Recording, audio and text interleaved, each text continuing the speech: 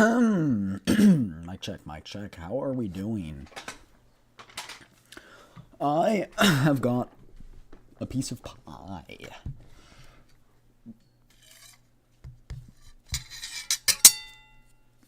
And I plan to eat it. Cheers.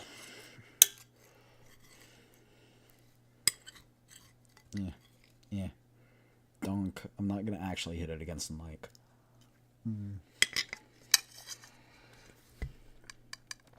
Tasty.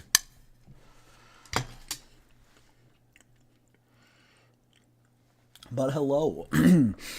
Hello, everyone. Today, we are playing Girls Frontline 2, Exilium.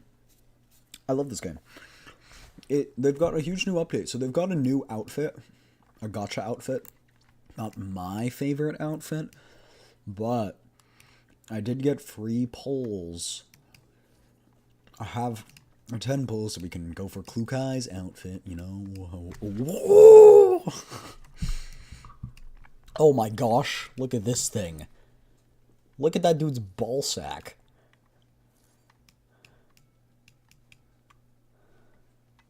I know that's not actually his ball sack, but still. I need it. I need the silver one too, actually. It's necessary. This is necessary. Already got this. I just want to get rid of these.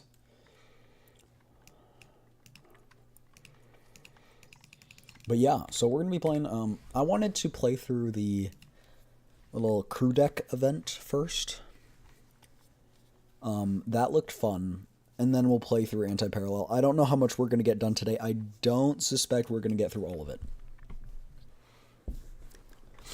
But I want to get through a decent amount. So,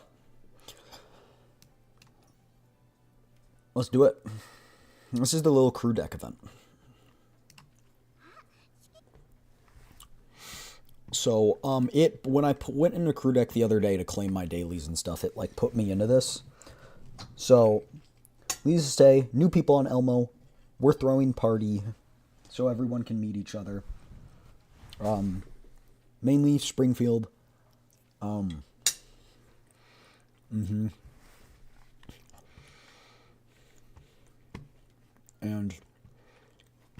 yo, it's Lena. Hello, Sleepy. I was about to contact Lena. You mean Leva?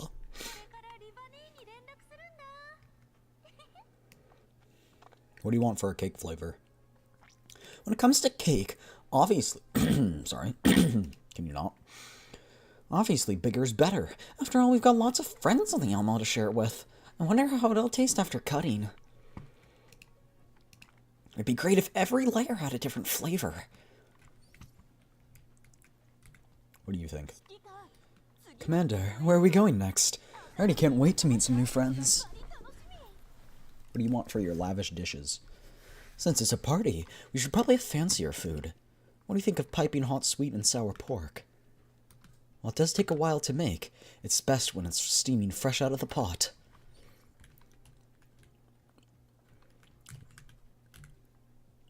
Groza? Your presence is welcome. Standing by for your orders, Commander. Preference probing. Given your tastes... I'm sorry, I'm not very clear about those. It feels you'll make anything I eat, no matter what it is. What kind of food do you like best? The answer to that question means a lot to me. She never worries about herself. Master, are you pleased with my recent work? Taste investigation. The salty camp and the sweet camp are almost evenly divided. I'm investigating everyone's tastes. Every flavor of dessert has an audience, and I intend to satisfy everyone's needs. As I thought, I should really make one of each flavor. That's a lot of cakes. Are there people everywhere? Does this make me leave the soiree? No. Fej, Dushnevnaya. Field. Oh no, it's Florence. Run the other direction. Run. Hide. Ulrid, how's it going? I was a little worried before I boarded the Elmo, but all my uneasiness vanished after meeting you. Help is always there. Do you really not need my help? You can ask me and my friends for help if you need it. We'll help you to the best of our ability.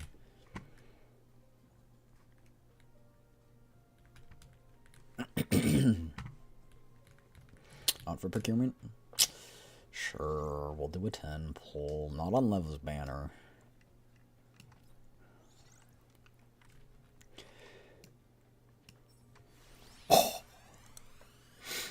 Nope. Nope. Oh, what did I get a statue of? Of Grows. Wait, that's so cute.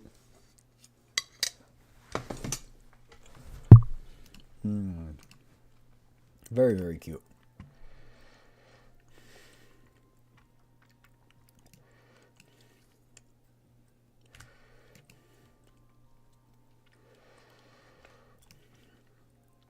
Yeah, no. We've pretty much got all of this. But I want to get the skin. Because it closes in half a year. Which you're like, oh my gosh. But this one has more time, so, you know.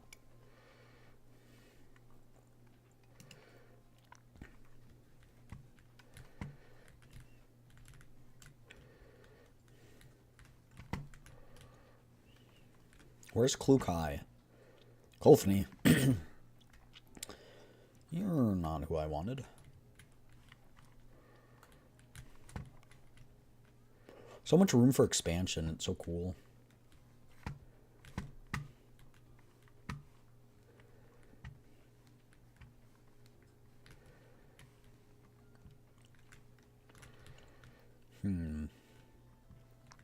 There is a new room that's unlocked. It's this room. It's a workout room. I haven't actually upgraded it. It's just upgraded for the sake of this event.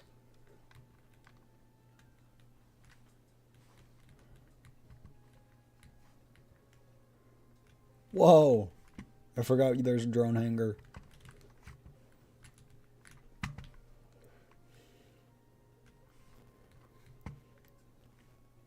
Well, guess we go to Macchiato now.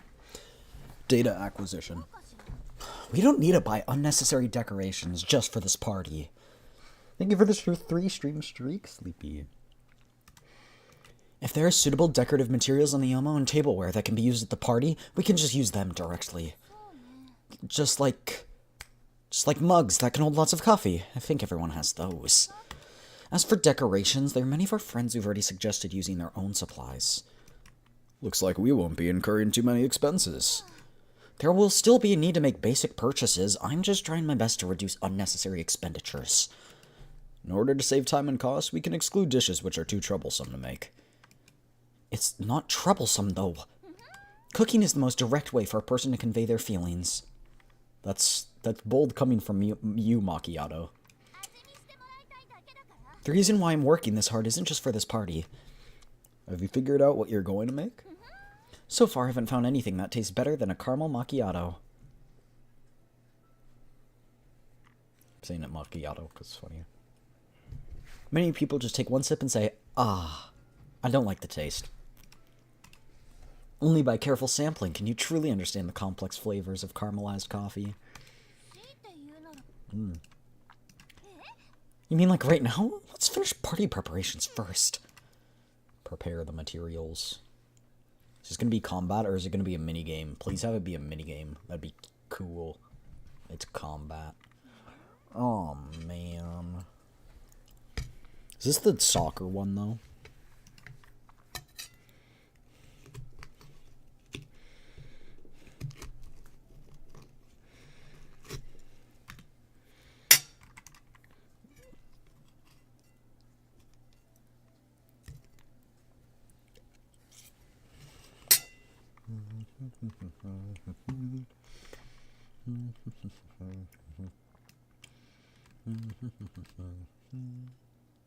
Oh no, this one's just eliminate all enemies. We'll go Macchiato just for for lore, then obviously Klukai, and Vormastina, and Springfield.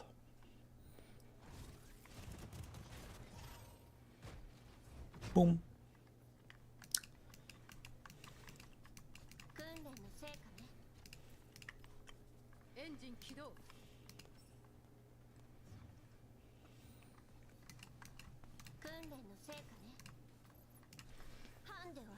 Boom.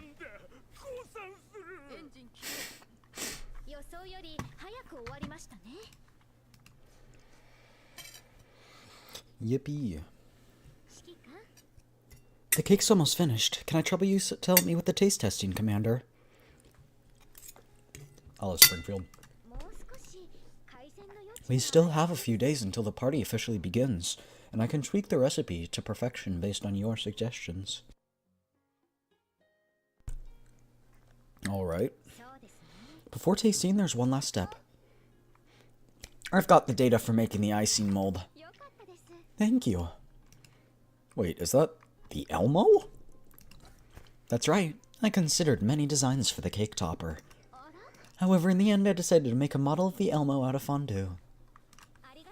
Is that fondue or fondant? I can't remember like the pronunciation. I don't know. All we need is the basic visual data for the Elmo, and then we can scale it down to make a perfect replica of the Elmo from icing. The model's proportions are all spot on. We'll be counting on you for the cake's appearance. This is just a test cake, so feel free to let your imagination run wild. You can change your design anytime if you're not happy with it. We still have a few days, and we'll use your design to bake the cake for it. Oh. Pog. Time to make a cake. Pog. Hey, Dr. Shin, how is it going? How's it going? I haven't seen you in a bit. What? I thought it was going to be a minigame. That's fine. That's fine. This is fine. What a surprising design. I expected nothing less of you, Commander. Now let's give it a taste. Wait, we just made it and you're cutting it up already? I've committed your decoration steps to memory, and I should be able to replicate your decoration scheme with a high degree of accuracy. I think it's just a bit of a shame. We went to so much effort to bake it, but it's already been cut to pieces right after being made. The charm of food lies in the moment of its tasting. Surely its maker would be happy to know that someone important was eating it. Commander, how does it taste? Not bad. Does it need to be sweeter? Not at all. Taste-wise, the sweetness of the fruit filling is enough. So you like the filling, then? I'll consider adding more fruit to it. Thank you for your feedback. Asked Chihuahua about the progress for the drinks for the catering. Where did she go? She was right there.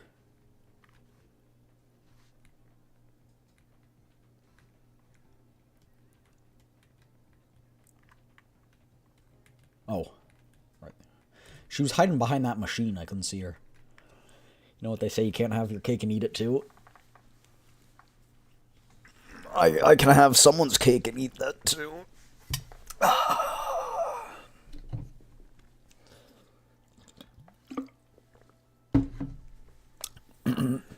I said what I meant. I said what I meant, and I meant what I said.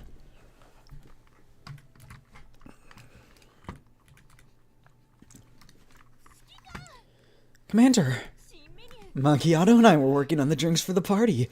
Come give us some suggestions. Do we really need to bother the commander about this sort of thing? You were trying to guess the commander's preferences, weren't you? Wouldn't it be faster if you just asked him directly? Commander, come try my drink. I guarantee it'll make your heart race. Oh.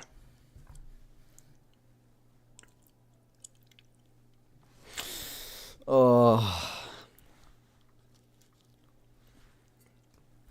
Who turned up the physics? The physics on this character makes sense because, like, that's not much support there. Anyway. Whose do we want to do? Because we can only experience one.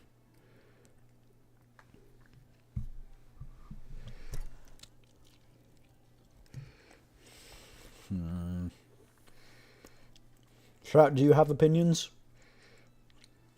Now's your chance.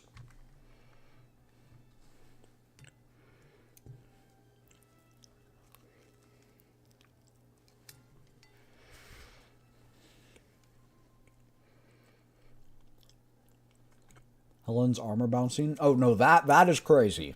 We're gonna see that later. Macchiato. Okay. I'd recommend you try the caramel macchiato. Of course it's not because I can't make anything else. Just that I have more confidence in making caramel macchiatos compared to other drinks. Please give me a caramel macchiato then. Curious what just what you'll make. Would you like yours a little sweeter or a little more bitter? Sweeter. A little sweeter. You hesitated for a moment, Commander. The smell of caramel and coffee is really relaxing. The first thing you taste is the bitterness of the coffee, and it's balanced by the sweetness of the caramel. Hang on, isn't this a bit too much caramel? Is it really okay to put so much caramel in your coffee? I was shocked to realize Helen has no offensive ability, just a basic attack. Oh, really? So she's a buffer. Interesting. Just try it, Commander. Alright. Are you sure it's not too sweet? Are you worried the drink I made won't taste good enough? Well, I might not be as good as the manager in making cakes. I'm pretty sure I can't go wrong with caramel macchiatos. It's good. I can understand why you like them so much. Started to like macchiato, too. You like me? What the heck? Why are you saying this all of a sudden? I simply didn't expect you to be so good at this. It's nothing. It's just that I studied up on a lot of caramel macchiatos. Making them wasn't hard or anything. If you'd like, I can teach you. I can safely say that I'm a pro. You should try making one, too. Handcraft a special blend. I know this is technically not it, but...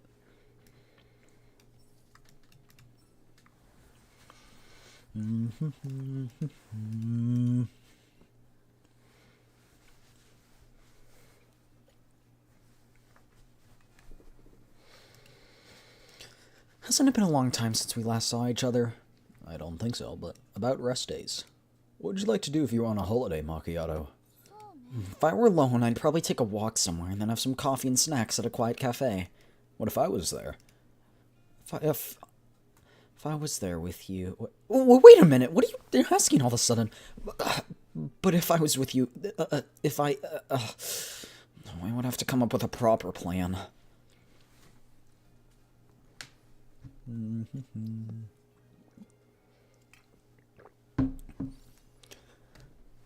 Sleepy, you're like, whoa, who turned up the jiggle physics? But, like, did you not see, like, these jiggle physics? Like... Also, I haven't seen the ult animation, because apparently there's a different ult animation. So that's cool. I wonder what that is. Maybe she's riding, like, a surfboard with explosives or something.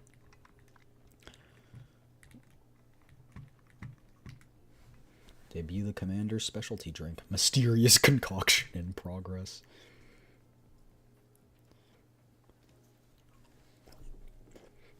That's a lot of drinks.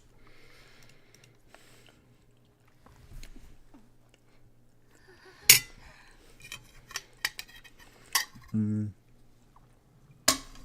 I was finishing my pie. So good. Commander, you're really good at this. Well, I had a recipe, so making a drink wasn't exactly difficult. It's not that simple. I can taste the feeling you put into it. When the party comes, we'll make the best dishes ever. We'll make sure our food and drinks will carry our feelings with them, too. Can't you click the movie icon at the bottom to view it? Probably.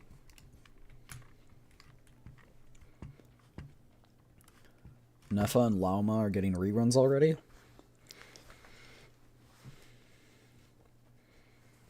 Oh, so it's a continuous thing. Okay, so this is... So this updates in 8 hour. Okay, and that's when it refreshes, I'm guessing? Okay, so that's all we can do for now. Okay. It makes sense. Like it really has been like a decent bit. Like it's not like that long. I mean, it's short compared to some other characters, but like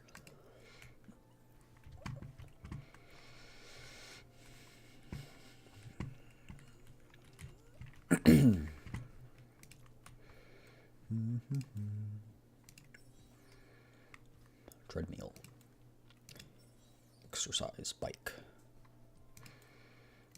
display window. What does that do? Don't ask me. Thingy. And I think there are no other ones.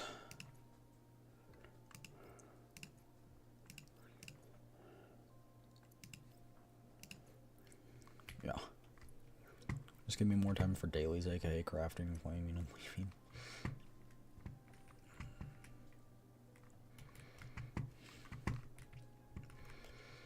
You can adjust the appearance of things. I think it's this. Yeah, okay, so... Yeah, okay, I wanted to see if there's any new things here. No? Okay, makes sense. I just got here. Yeah, what do you guys think? I'm in my beach outfit. Pretty dope, right? Pretty schmexy. Hi, Klukai. She's so cute.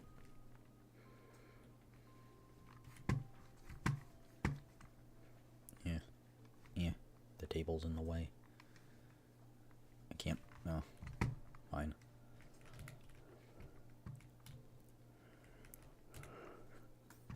Let's put the dude with the large nutsack here. Dang! The dude with the large nutsack doesn't fit! Wait, no. There you go. Boom. Large nutsack.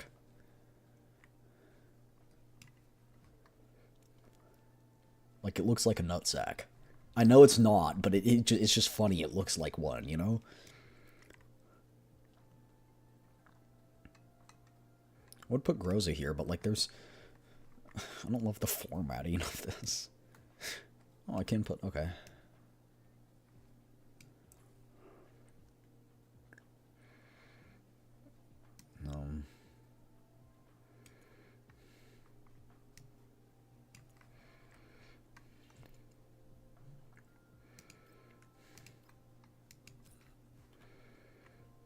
Mount all.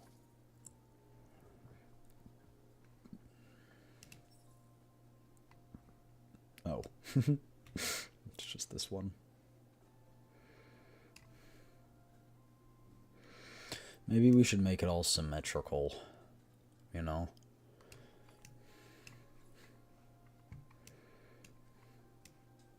Whoa, that's a big one. Okay, and then we'll do purple frog, purple frog. That girl, that girl.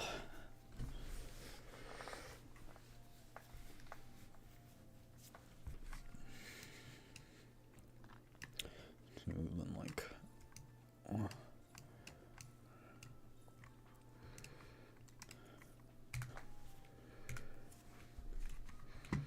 Yippee. So yeah, I don't have enough for more procurements, but alas, it is what it is. Can you watch movies? No, okay. I was like, it's like, huh?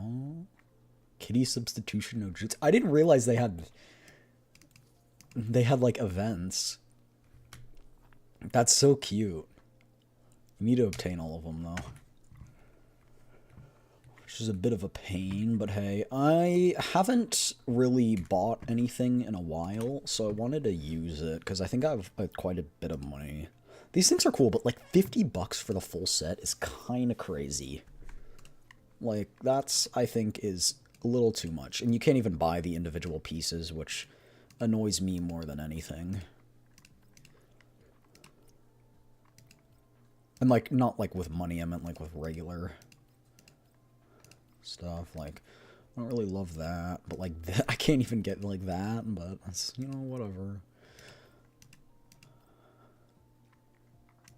This wood matches, and so I like it, but this wood is very nice.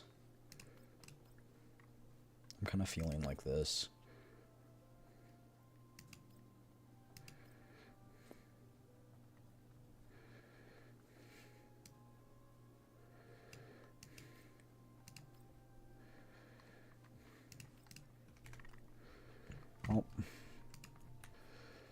It's a doll collector. I do pull for all of them. I just don't have the luck to get all of them.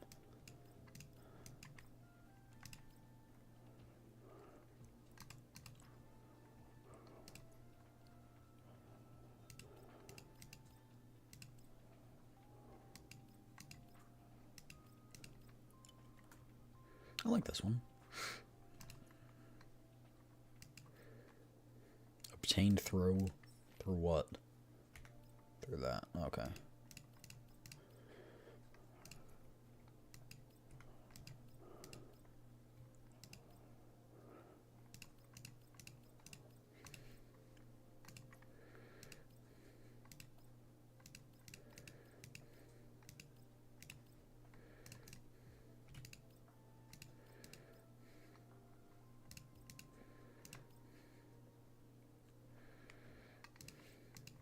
This is cool. I want this.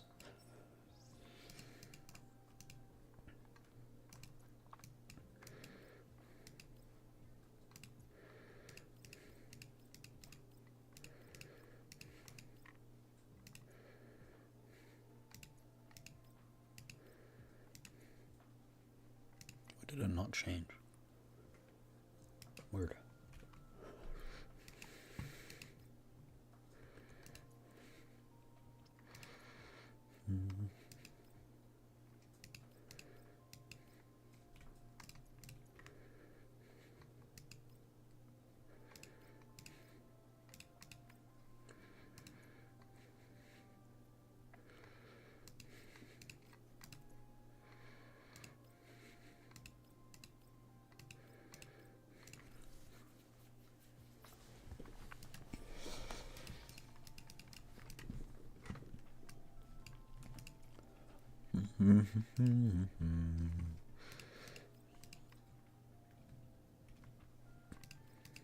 If those drawings weren't there, it'd be a really cute one, but... Oh yeah, we're keeping that. The pillows. I find the pillows funny. I think we're keeping those pillows.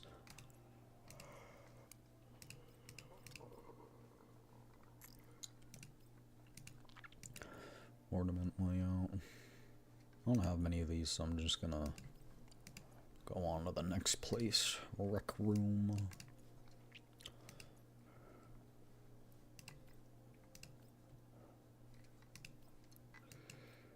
Is it bad that I kind of just like the default one?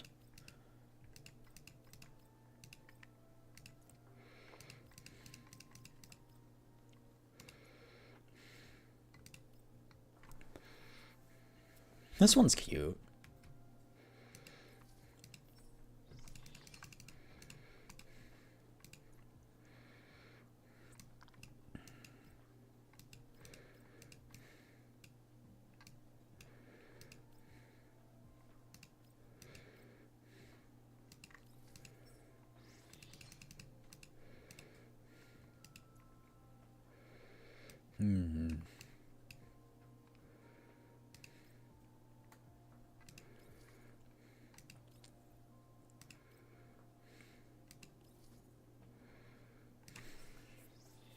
The customer is always right in matters of taste. That's the full quote. The full quote is in matters of taste. That is a terrible spot for a why is it in the middle of the freaking room? Campfire. Some of the things are so bizarre. I like this one. This one's cool.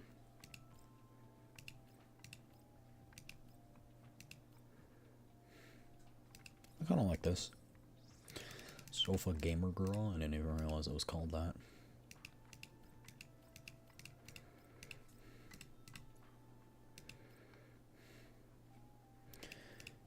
I don't really like any of those. Fish tank. I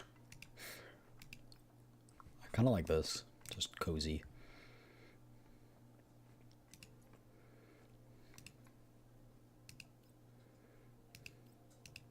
Ooh, I actually really like this.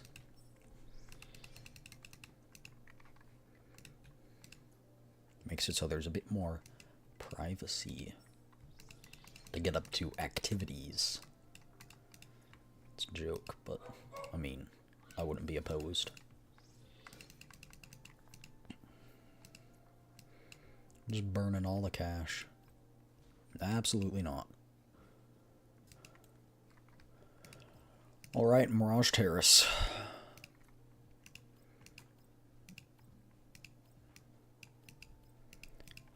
Okay, can't replace any of those, can't replace any of those, can't replace any of those. Can't replace any of those. Can't replace any of those. Can't replace any of those. Can't replace any of those. Can't replace any of those. Okay. Next. Armory. Oh, I'm out of money. But that's really cool, actually.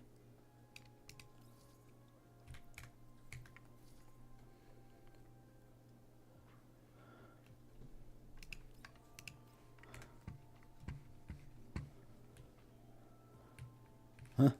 Decent. Anyway. That's crew deck event, I guess. Oh, yeah, the new event is really long. As far as I can tell. I also do have slightly a sore throat, so I don't know how much we're gonna do. We'll see. We'll see how I'm feeling.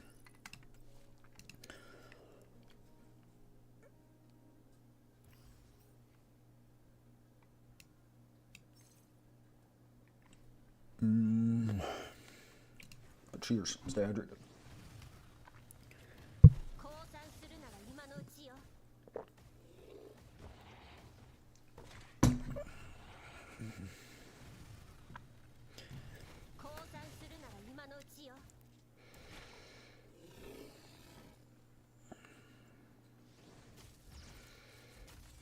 Bonk.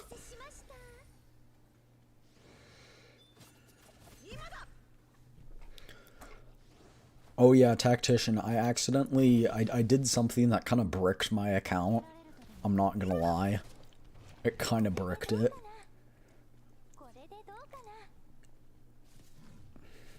I'm really embarrassed. What did you do? I'll show you. I'll show you. Well, I pulled... Who did I pull? I pulled Lena when I meant to pull for Leva, so I got another copy of Lena, but that's, you know, whatever, right? I pulled on the wrong banner, happens. But the worst of it is... I was dismantling attachments, but it defaulted to weapons, and I didn't look. And so I just did this, and then quick select and disassembled, and I disassembled all of my weapons.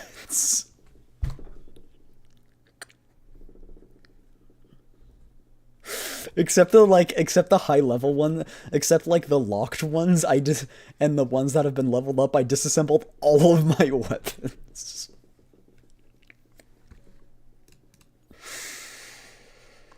I think I saw you tweet about it. I did tweet about it. I was like, no, I bricked my account!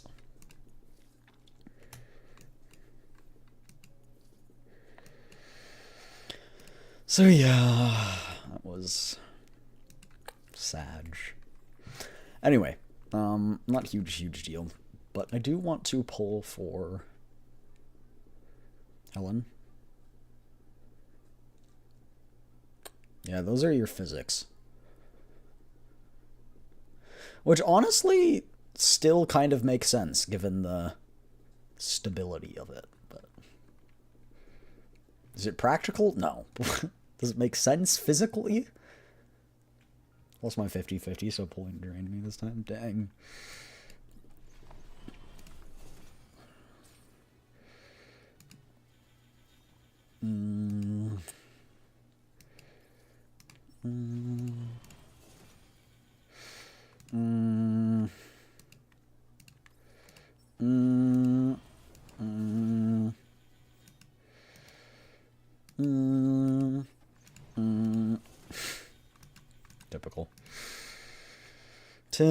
Typical.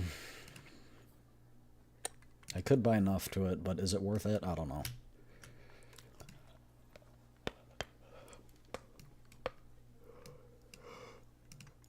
Oh. So yeah, I want to do that, but hey, I guess it is what it is. I have been building more characters, though.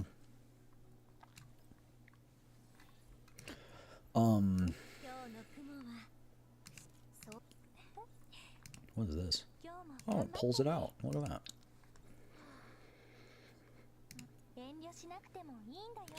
Outfit. Oh, right. I got the upgrades for accessories.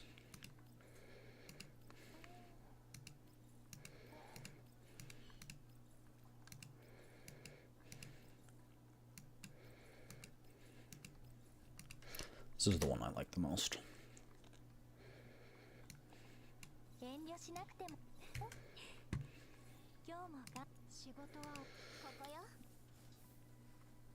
Was it Leva the one I...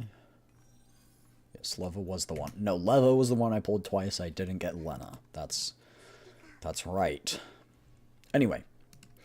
So, alas, that's where we're at, pretty much. What was this?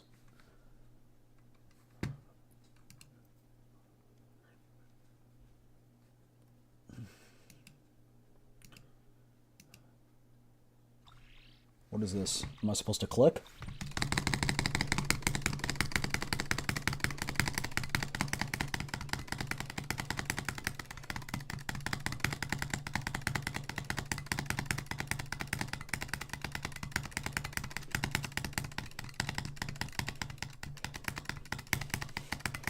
So I'm doing the mini game right now. It's basically just how fast can you click.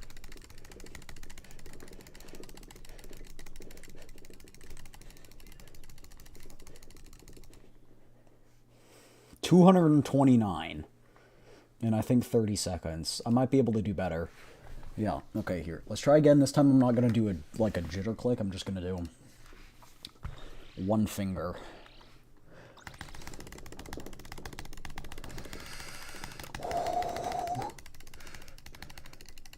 $50.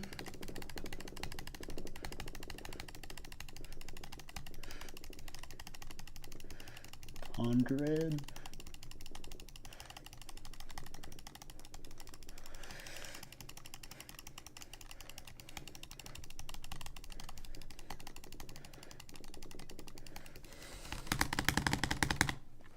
$187. That's only passing 95. Okay, wait, what if I auto-clicker it? I know you guys can't see this, sorry, but I'm curious. They've got... Don't I have an auto-clicker?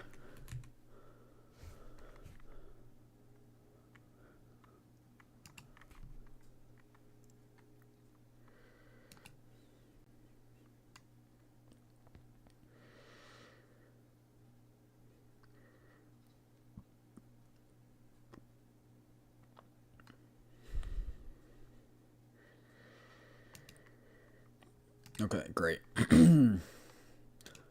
Auto clicker. Okay. Click interval every millisecond.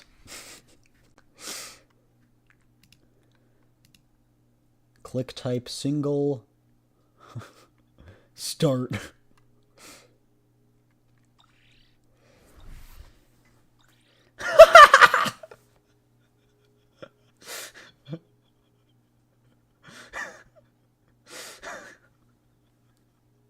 It's at 500. It's only been 10 seconds. No way this doesn't get, like, top 1%, right? Like...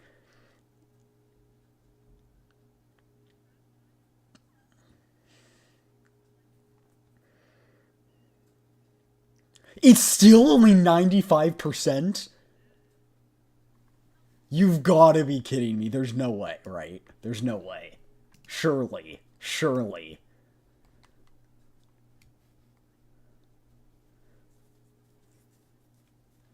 How did that still only be, like...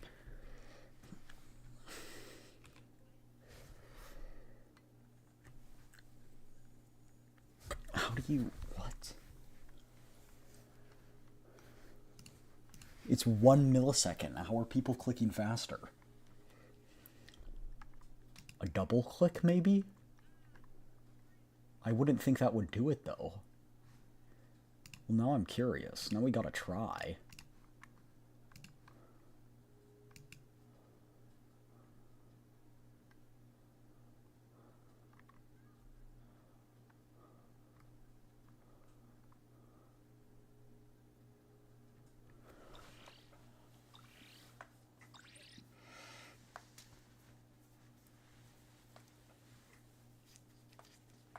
I don't think so.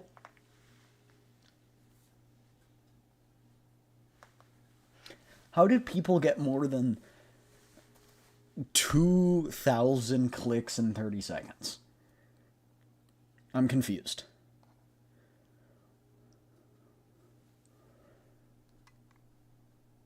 That was actually less. I surpassed 0% of players. What the freak's that supposed to mean? What's that supposed to mean? Okay, sorry. Sorry, I got distracted.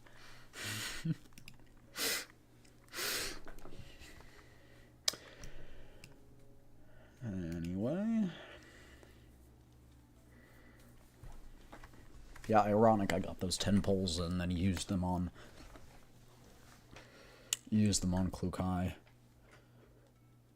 What are the chances?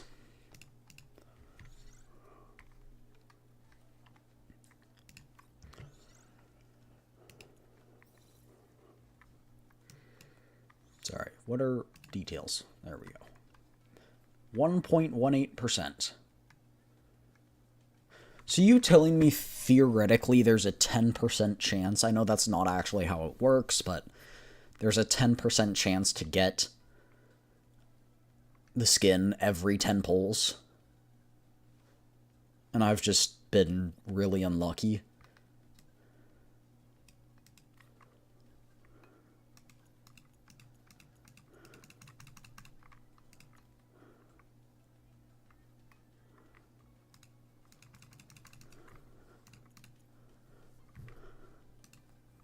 Whatever. Whatever. Okay. Time for the story. Time for my throat to disintegrate into ashes. And now all of my throat is left in endless desolation. Okay. Part 1. Yippee. Story. Wait, that doesn't actually seem that long. 1, 2, 3, 4, 5, 6, 7, 8, 9, 10, 11, 12, 13, 14, 15, 16. That's like normal length. Should it take 7 hours? I would hope not, but when I looked up someone playing through it, it took them 7 hours. 1 week after the explosion at Lviv, the Elmo continues its sprint through the desolate, empty wilds. We paid a bitter cost to break out from Lviv. In order to escape from the URNC's forces, we were forced to pass up several resupply opportunities. Instead, we had to move repeatedly between satellite cities. This back-and-forth movement continued until we finally shook off our pursuers. All maintenance work on the dolls had only just been completed today.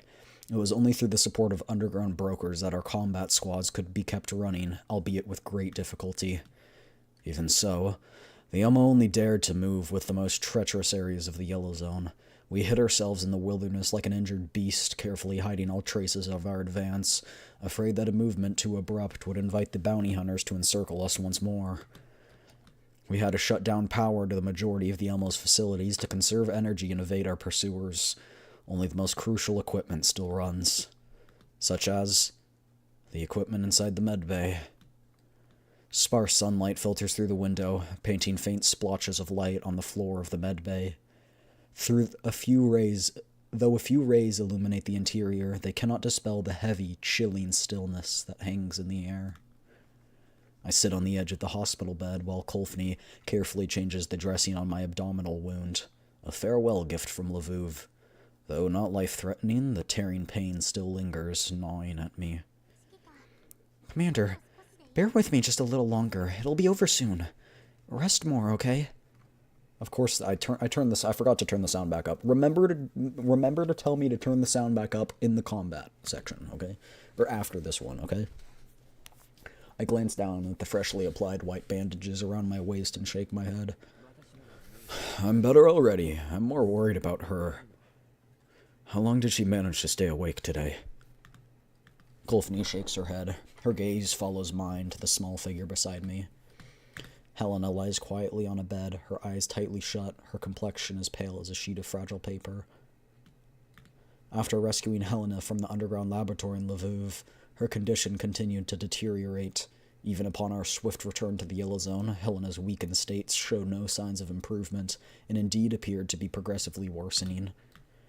Except for a brief period of lucidity on the day she returned to the Elmo, Helena keeps falling into a state of semi-consciousness, with her daily periods of deep sleep growing ever longer. I administered the nutrients solution to Helena this morning, but she still didn't wake up. Commander, if this goes on for too long... An almost imperceptible knocking sound, akin to the faint friction of fingertips against the door rather than an actual knock, interrupts Kolfney's anxious statements.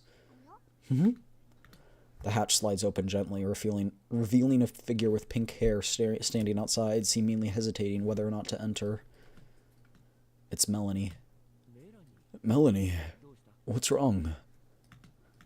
Melanie does not reply immediately. Her gaze, tinged with unease, passes right over me, fixated intently on the Helena in the hospital bed. If Helena blooms, I'm scared. What? Melanie clutches the hem of her skirt as though summoning the courage to reveal some secret. We occasionally experience this sensation in the lab, too. They said that the flower was siphoning. Melanie's words are disjointed, as if she's desperately piecing together concepts and terminology she does not fully grasp. I look at Melanie, who seems somewhat flustered, and try my best to understand what she meant. The flower siphons from within the laboratory? Kolfney tilts her head for a while before slamming her fist on her palm, seemingly having to come to some sort of conclusion. Could it be that Helena has now released all the nourishment she once absorbed, entering a withering phase akin to that of a flower? As though startled by our conversation, Helena stirs in her sleep and opens her eyes. Commander... Helena! Oh dear, Helena's finally awake. We were really worried about you. No worries.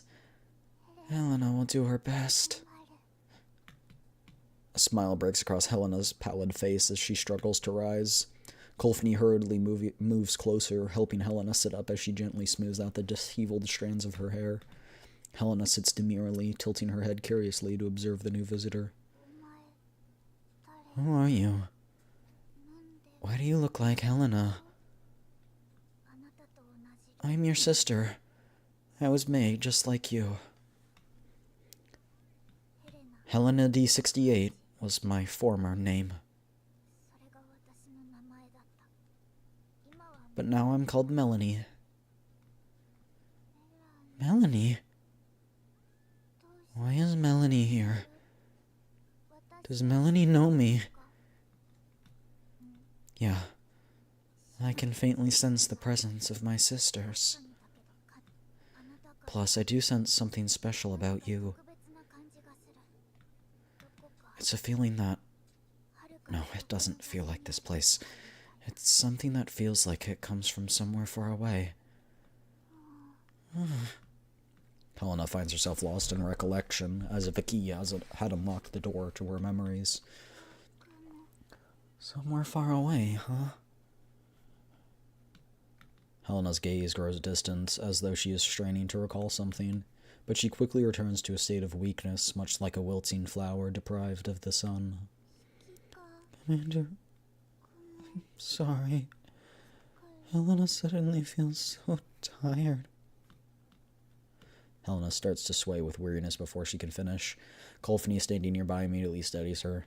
Helena closes her eyes and falls into slumber the moment Kolfni lays her upon the bed. The girl's complexion grows increasingly pallid. Her face is etched with pain as her irregular breathing becomes more apparent. Helena's recent moment of lucidity feels like a momentary illusion in the face of her current reality. I turn to Melanie. So what exactly were you talking about just now? Melanie steps back nervously, then continues to compose her response. This is just what I heard from them. The flowers require special nutrients. If a flower goes without those nutrients, the flower will wilt. We've already increased the dose of the nutrient solution given to Helena, though. Will it not work? Melanie shakes her head vigorously. They use something different. I think she needs the green type, maybe? Every Helena in the lab relied on the green stuff. Green? Kolfni, did the data collected by Groza mention any green fluid? Green? I remember now. The data that Leader Groza took from Chiliovog's lab did mention special high-concentration nutrient solution of unknown composition. It was used in the child-sized culture tanks. The report claims the special nutrient solution is capable of effectively stabilizing Helena. That's what Helena needs, right? You're telling me there's something that was reported to stabilize Helena and you just forgot about it? I feel like that'd be kind of important, but you know, whatever. Melanie nods. We don't really have the time to find the lab, though. Can we simply determine the composition of the nutrient solution? Sorry. The research reports we have so far do not specify anything about the composition. Besides, it'll be highly risky to formulate the nutrient solution through trial and error when we don't know how it was produced. Does that mean our best shot is to find and take the product directly from a Paradia space? I see. The girl on the sickbed is still deep in slumber. Her eyelashes flutter like a butterfly's wings. Yet one cannot help but worry if the next flutter would serve as the final beat. No, this isn't the time to think of such things. I shake my head to throw off the worrisome thoughts. I caress the girl's hair as I open my mouth to speak in a soft voice, as though I were making a promise. Helena, I'll be hiding off to find you what you need. You'll be well in no time. I'll make sure of it.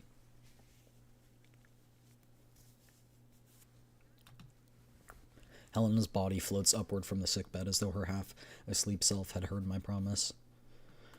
Her three spheres gradually disassemble themselves in an azure glow and surround her. They eventually coalesce into a blue glowing box with Helena contained within. Kolfni, Melanie, I'll leave Helena to you guys while I'm away. Worry not, Commander. Melanie and I will take good care of her. Melanie will help share the Commander's burdens. Helena will definitely get to wake up again. I leave the medbay and walk straight to the bridge. The anxiety in my heart burns like a raging fire, combusting any semblance of composure I have to ash. The real storm, it seems, is yet to pass. Groza has just finished downloading the latest list of bounty commissions from Brief through an encrypted network, and my name is prominently featured. It is certainly fortuitous that the picture used for my wanted poster only features a hastily taken blurry side profile. Even so, we still take measures to clamp all external comm channels. The Elmo alters its course once again, heading deeper into the yellow zone. As it stands, acting rashly would be unwise. We shouldn't risk drawing attention to us. But Helena can no longer wait. Quick, Groza. Display the Elmo's current route, then overlay it with a map of every known Paradius base in the Yellow Zone. Not just the ones we've gone to before, but also the ones we've heard from underground brokers. We're charting a new course of action, Commander? The special nutrient solution that Hela needs can only be found in Paradius labs. Her condition is deteriorating. We have to act now. We obviously can't go back to Lviv, nor can we go in and out of the green zones like we did before. Our best choice is to find the nutrient solution in the yellow zone bases. Understood. I'll sift through the relevant intel and mark every location that might contain the nutrient solution. We've put some distance between Lviv and us for a few days now, so we should be able to remain beyond the reach of our pursuers for some time. It would be most ideal if we could find a secluded spot soon. The Elmo needs a break.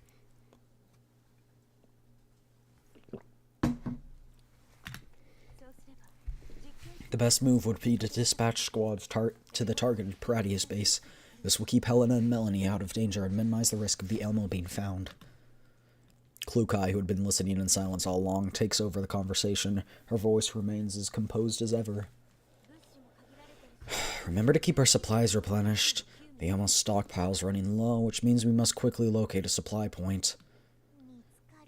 We'll finally get to rest if we find a supply point, right? It's no easy task to remain on alert for so long. Klukai ignores Mekti's complaints with seasoned ease. She turns to me. Commander, would you leave the matter of locating the supply points to 404? Sure. Just remember the density of underground brokers decreases the deeper we head into the yellow zone. The Emote itself needs a round of maintenance after running constantly for so long. We do need to find a spot to serve as a reliable temporary base soon. How are you gonna find that in the yellow zone? Pretty sure that the Elids and Paradius have already claimed the better spots.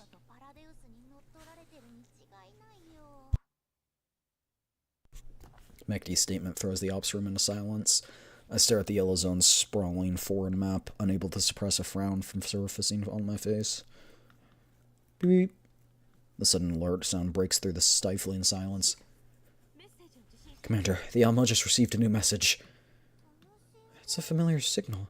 It's Suomi! Suomi? Why would she be calling? Never mind. Answer the call first. The call is put through. After a burst of crackling static, a familiar, anxious voice comes through. Commander, Suomi speaking. I'm terribly sorry to contact you, but I've really run out of options. Do you remember the doll community that I was staying in? Several days ago, the region got noticed by outsiders. Multiple human squads suddenly launched attacks. Sudden boom cuts off Suomi's voice. The ensuing footage grows intermittent amidst the smoke billowing everywhere.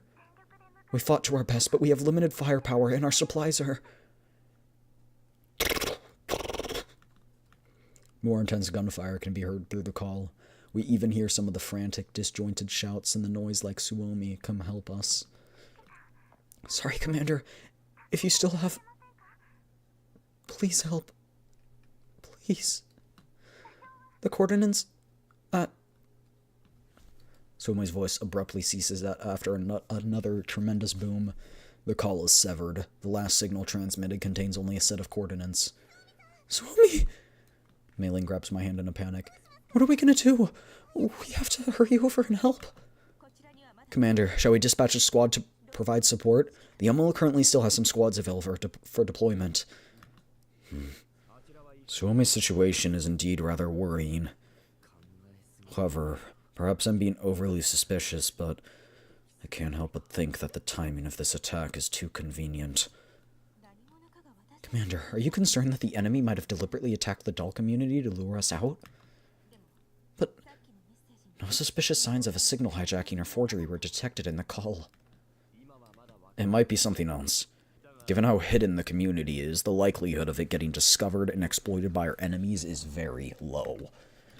Though to put it another way, the fact that Suomi was willing to risk the community getting exposed to seek our assistance must indicate that the situation is quite critical indeed. Greza, can you mark the coordinates Suomi gave us on the map? Greza swiftly marks a flashing red dot on the map. I study the set of coordinates marked on the map, weigh my options briefly, then issue my orders. All units, high alert. New objective, proceed immediately to the coordinates provided by Suomi. If our companions have called for us, it's only natural that we help them resolve their crisis. We will then use that as a springboard to locate the Paradius facilities. If a trap has been laid at our doorstep, we'll start by rescuing Suomi. Understood.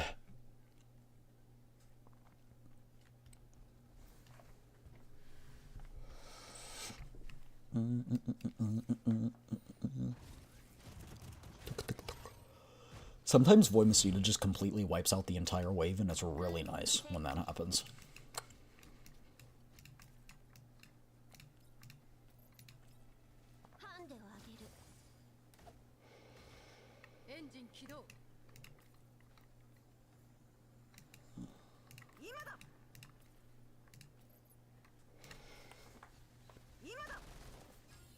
Oh, no, no, no, no. Oh, okay.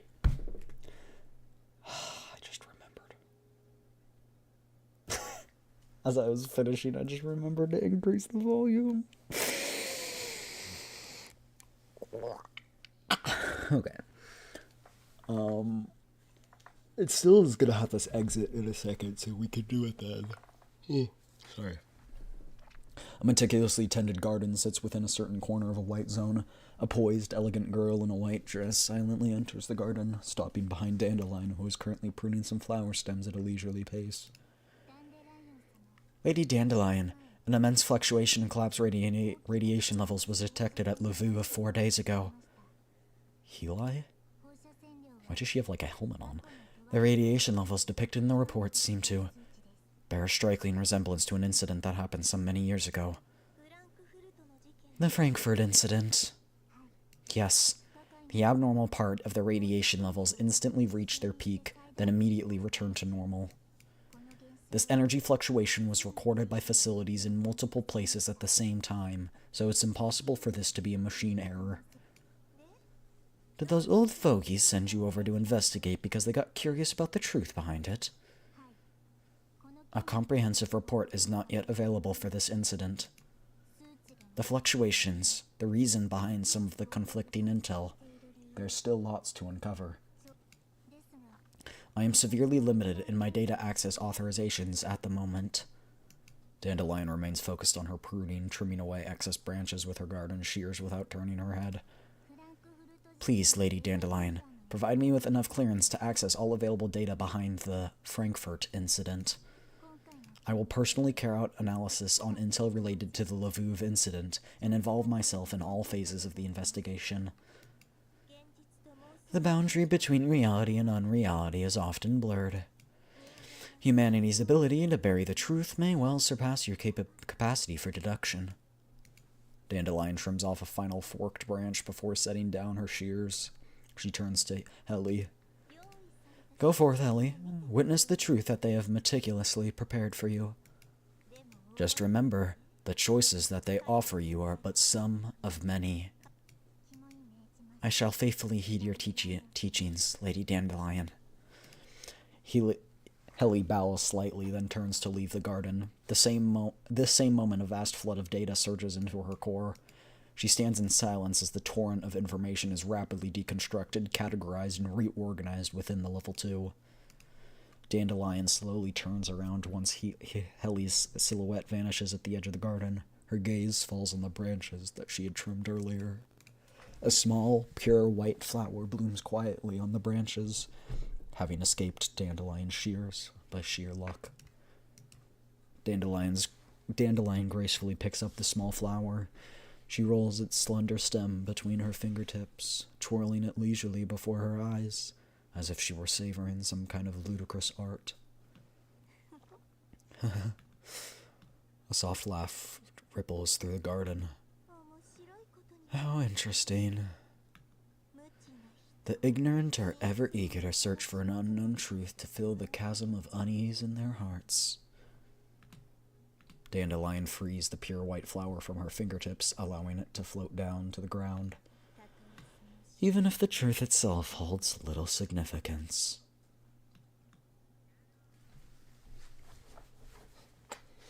Did Dandelion... I'm guessing Dandelion lost contact with us, or we told Dandelion to no, don't do it.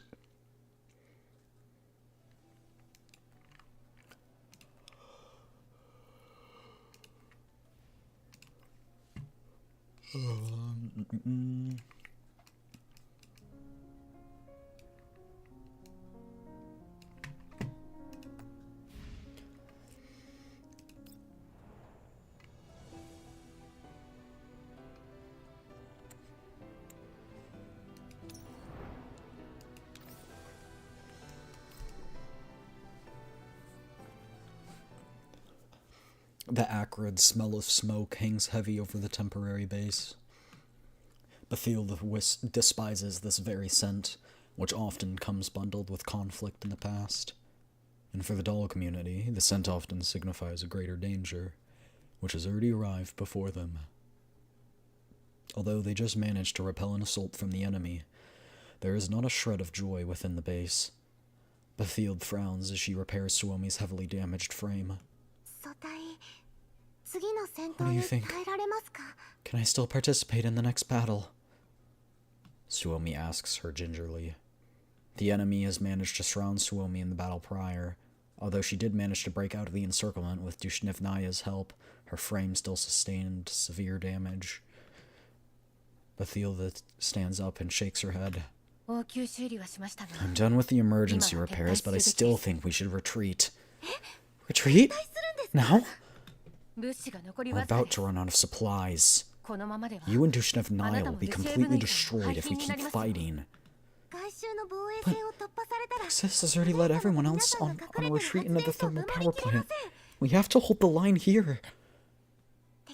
Our enemy left traces of the movements in various directions near the perimeter, if they were looking for something. If we retreat, the enemy will encroach on our positions and endanger the thermal power plant. They really should invest in heavily damaged art for the dolls. That would be cool, yeah. Our friends inside have been giving their all for the future. We have to do the same. I can flank the enemy with Dushnevnaya. You can help us bridge the manpower gap with your makeshift contraptions. The heroic guardians of this land shan't fear any wretched ne'er-doers as well. I don't think that'd be smart. They've been gaining on us for days now. If their objective is the power plant, holding our current position doesn't achieve anything. Besides, your frame is too battered to survive another battle. We have to return to the community now. Can't we just hold the line any longer? Our community is waiting for us to return, Suomi. Suomi looks to Bethiel with an expression borderline on pleading. I've already sent a distress message to the commander. We'll definitely get rout to the enemy once he arrives to help us. Bethiel's frown deepens when she hears the origin of Suomi's reinforcements. Will that commander of yours really come to help us? Her distrust is palpable. Helping the community out of this won't benefit anyone who tries. It'll only invite trouble. I don't believe that a human would go out of their way to help us just because a doll sent them a distress message, especially bounty hunters who prioritize profit over all. He's different. The commander would never ignore a call for help. Suomi's serious rebuttal makes Bethiel fall silent for a moment. I'm not going to let my guard down just because you trust him, Suomi. We've been backstabbed by a bounty hunter once. Letting them in just to help us fight these sods off is a risk we can't take.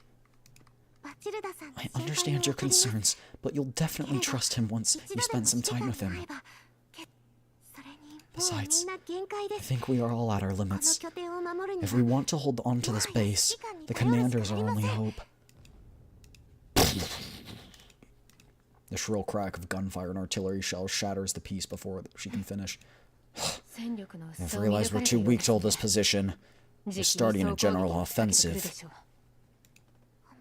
That's sooner than we thought. We have to come up with a strategy before they surround us. The hero shall cast thy gaze from the high tower and deliver fate's judgment from above. She's taking the high ground? Okay. I'll cover you while you snipe. Don't, Suomi. You won't be able to hold them off in your condition. We'd be better doing a fighting retreat with the help of the base's cover. But according to the commander's reply, he should be arriving shortly. Is there really no way for us to delay our retreat? If we keep retreating... I know what you mean, but... Bethiel grits her teeth, conflicted. Hold the line and wait for this commander whom Suomi trusts so much? Or abandon the position, break out of the encirclement and retreat? Just as Bethiel is about to make the decision. Please say we actually get here on time to help them. Beep, beep, beep.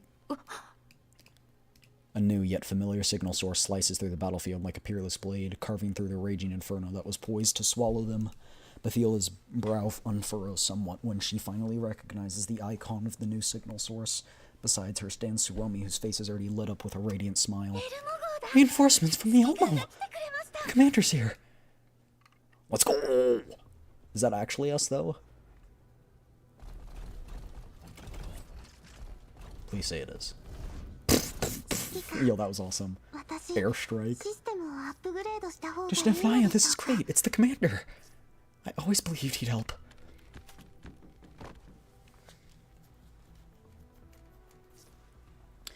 Reorganize and regroup. We need to hold out a little longer. The hero who will turn the tides has arrived. Oh, Tactician, I'm playing in a modded Minecraft server, an SMP, and I got their guns in it, so I got an HK416 and named it Cloakai. I'm planning to collect one for all the other dolls as well.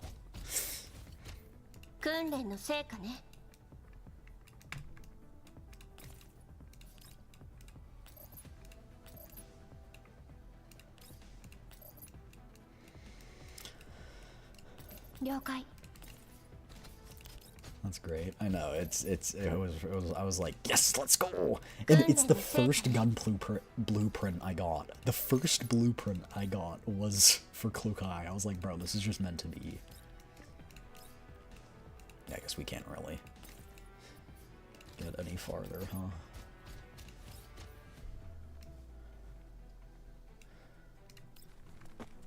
Engine kidou. 了解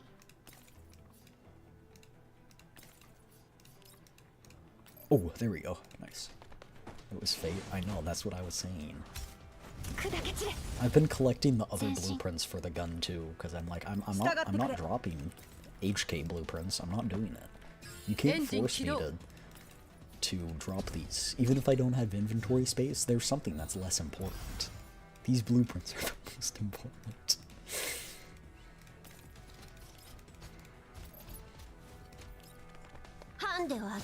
I don't think we'll finish early enough today to play, but if we do, we can play.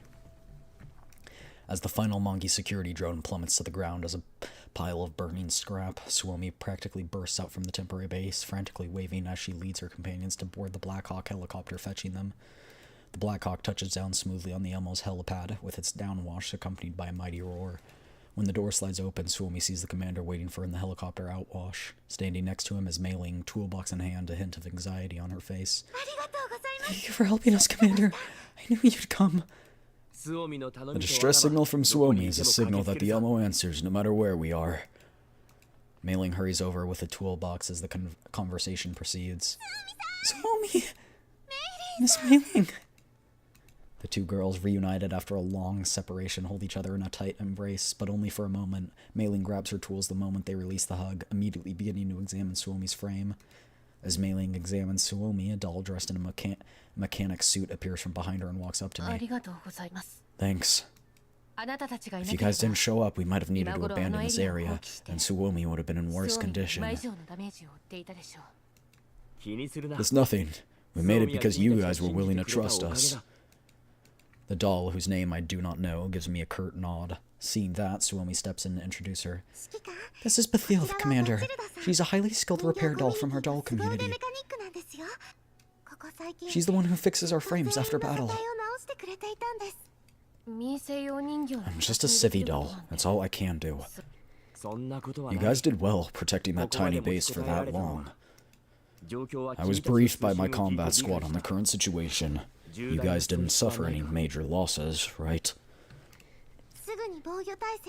We began our defense of the base as soon as we could, Commander. Our frames have all sustained damage, but not a single companion was lost. I prefer this fit than the one she gets. Yeah, the one she gets is weird. I nod. But I also just don't like Bethilde. I don't like her. I haven't liked her from the moment we've met her, but yeah, she's just... She's very tsundere with trust issues and just, you know, yeah. Like, there's a difference between tsundere and trust issues, and she just has all of them, you know? Like, and it's just,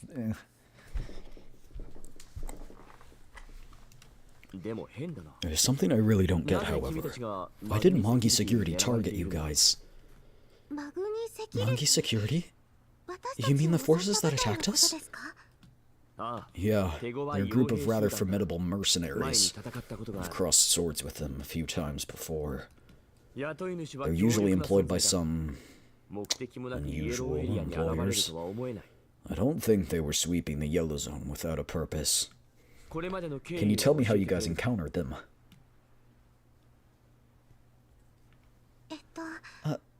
We found them near one of the doll community's scouting spots a few days back. They seem to be searching for something, always delving into the wilds near our community while wiping out everything in their path. At first, Big Sis tried to make contact by sending someone over, but not only did they refuse to communicate, they responded by launching an attack. We never found out what their actual objectives were. They showed no mercy. Felt like they wanted to purge the entire region. They're after us. They're definitely after us. Big Sis was worried about the community getting discovered if the enemy kept advancing, so she led the others on a retreat into the thermal power plant. Our squad was left to hold the perimeter. To my knowledge, this region is known to be rather inhospitable, which is why it remained uninhabited. I wouldn't have believed that they would venture here. If Suomi didn't send me the coordinates showing me exactly that. What are they even looking for in a desolate region such as this? You have no idea either. I hope they're not looking for the power plant. They're looking for us. The thermal power plant? Is that the one you mentioned before? It's an abandoned thermal power plant. We were... Bathild gives Suomi a tug, shaking her head. To that, Suomi beams her a soft smile. It's alright, relax, Bathild. Melee and the commander are worthy of our trust. We've only mapped out a part of the periphery so far. According to Litara, agriculture experiments used to be conducted there. However, the researchers seem to have abandoned the power plant after failing the experiments. The creepy doll we met was probably its final remaining guardian. An experimental farm. That does sound suspicious. If that is indeed related to the plants in the Lviv lab, I can understand why Mongi would have their eyes on it. Suomi, do you recall finding anything Parades related when you first explored the plant's underground levels with the others? Huh? Parades is still around? I thought you totally destroyed them a decade ago. Yeah, that's what I thought too, but we found signs of their activity not long ago. They're still active in the Yellow Zones, just in secret. They even reached into Lviv and caused a catastrophe there. No way. Do you suspect a link between the thermal plant and Parades? The thing is, we didn't find any Parades related until when we last explored it. Besides, humans are hardly ever seen near the community. Commander, if a Parades base really did exist, it has remained inactive for a very long time now. Is that so? I think back to the time I visited Orphalune's research base. Crops were not exactly in abundance there. Maybe it really is a coincidence. A sudden comms ringtone interrupts my train of thought. Big Sis is calling. Suomi, are you alright? I received your message. Is everyone okay? Yeah, we managed to repel the Mongi security squad thanks to the commander's reinforcements. We're having a bit of R&R on the Elmo now. Oh, that's good. Ended well. Good. The caller pauses for a moment right before we hear a flurry of discordant noises mixed with some muffled murmuring. Calm down. You have to keep yourself calm, Ulrid. You represent the community, so act as a leader should. Big Sis? Okay. Somi, do you mind passing the call to the commander? Somi nods and passes the terminal to me. A distinctive dashing doll appears on the screen before me. Hello, Commander. Pleased to make your acquaintance. I'm Ulrid, the leader of the community. Hello, you must be Suomi's sister, right? She mentions you quite often. Really? Same to you, Commander. Suomi mentions you quite often. The doll on the other side of the comm scratches her head as she laughs nervously, but quickly withdraws her hands and stands up straight as if she just realized something. Well, I wanted to talk about how Suomi once received your assistance, which enabled her to bring back valuable supplies for the community. This time, too, it was Suomi's idea to ask you for help.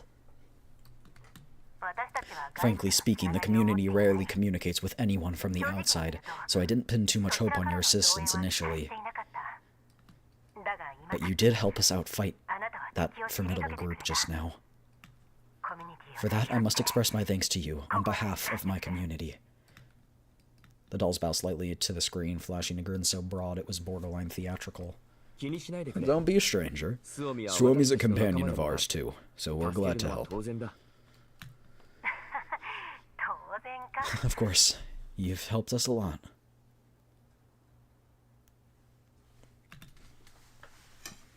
The laughing doll pauses and looks at me with an expression more hesitant than before.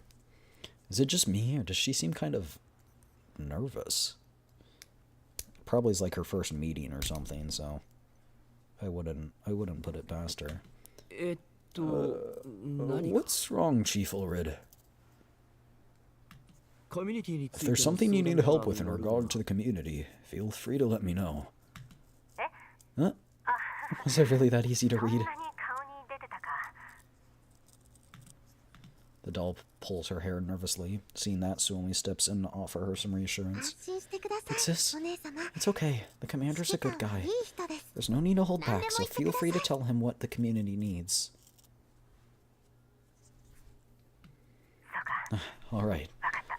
I'll just come out and say it since you put it like that. To be honest, our frames have been worn down over the past few battles.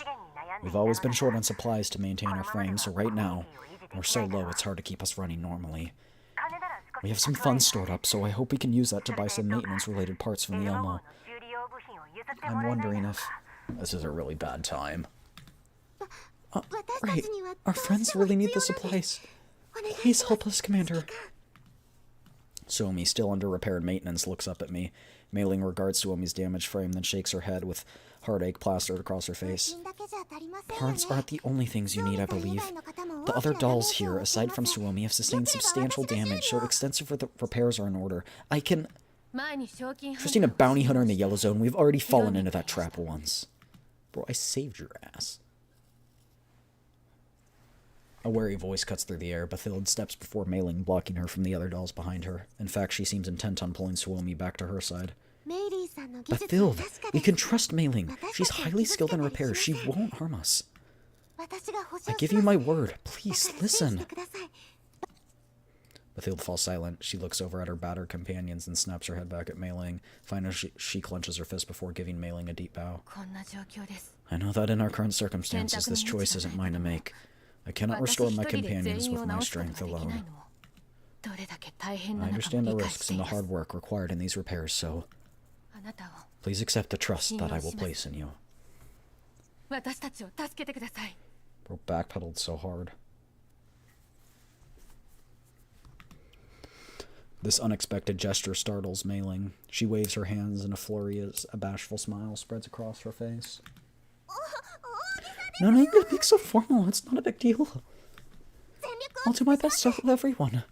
If there is any trouble, let Mei-Ling and me know. We'll do our best to help you all. Really? Thank you so much.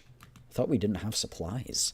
The doll nods at me. Finally, she seems to relax, producing a bright smile that feels much more natural than before.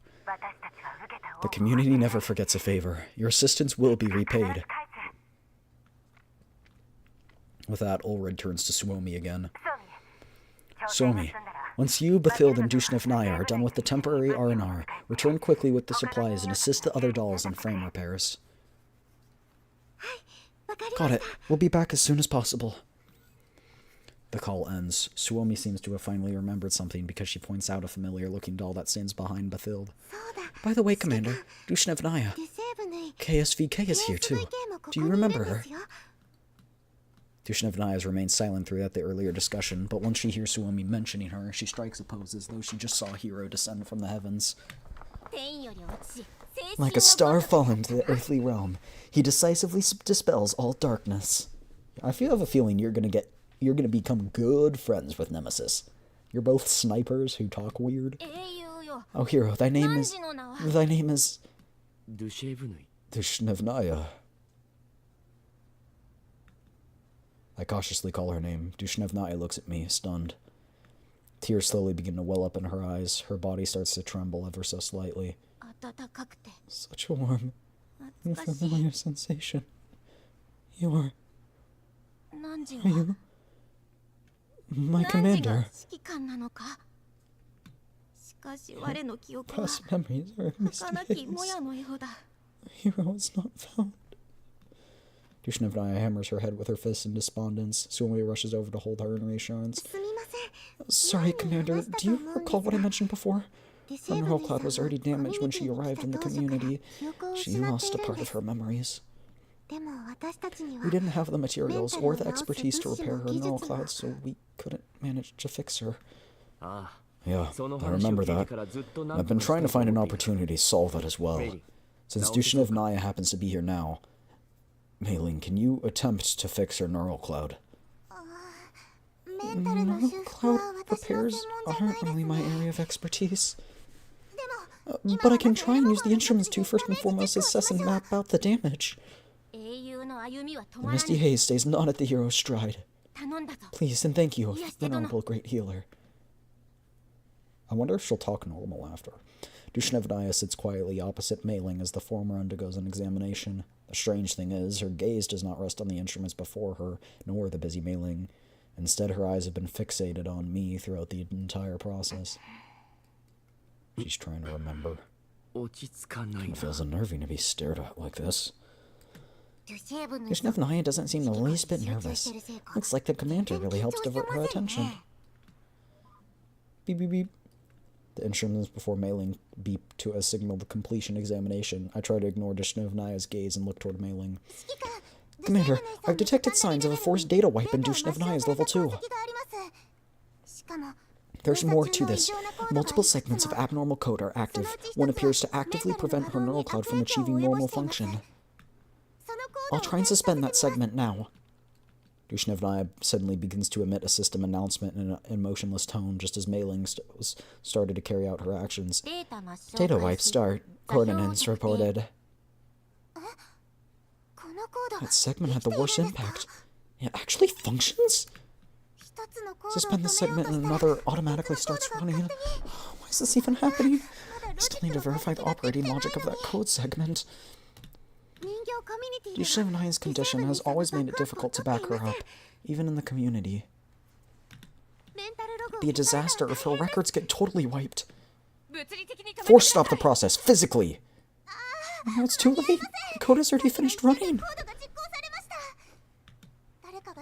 Someone implanted tracking code in Dushnevnaya's level 2. It automatically uploads her current coordinates whenever she engages in deep neural cloud processing. This is probably why she is unable to process the contents of her cloud. It is to prevent them from accidentally uploading her current coordinates. Commander, for everyone's safety, we have to relocate the Elmo now to prevent the enemy from finding what's in this region. What a familiar segment of code. Dandelion's voice comes from the diner gate beside me, her tone reminiscent of someone recalling an interesting event. Relax, Mei-Ling. Your course of action was without fault. The child's coordinates are automatically sent to those who have command permissions over whenever she processes her neural cloud. It appears that her neural data hasn't been synced to the cloud for a very long time. The segment of code is simply a basic one used for the transmission of the coordinates. Usually used in Doll's dispatch on missions, it facilitates their retrieval by logistics personnel. This kind of approach is rather Griffin style. Griffin style? A way for me to describe something as pedantic and antiquated. Hold on, I need to respond to this.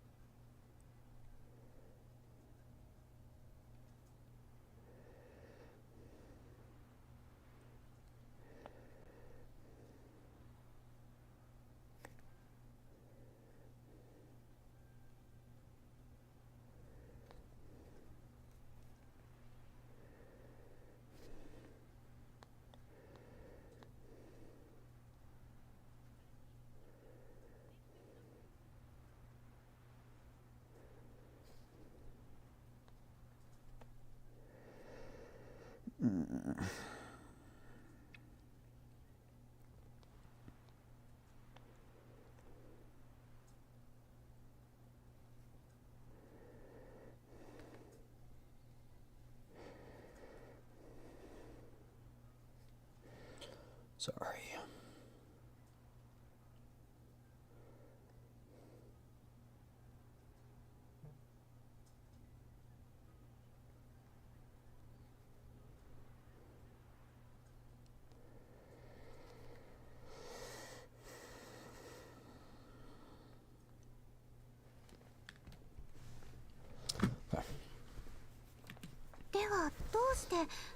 But why would Tushno Naya's neural cloud have those segments of code? So many of us left Griffin back then. Indeed, most of the dolls were sent to a variety of different organizations, thus the same goes for some of the data and classified information held within them.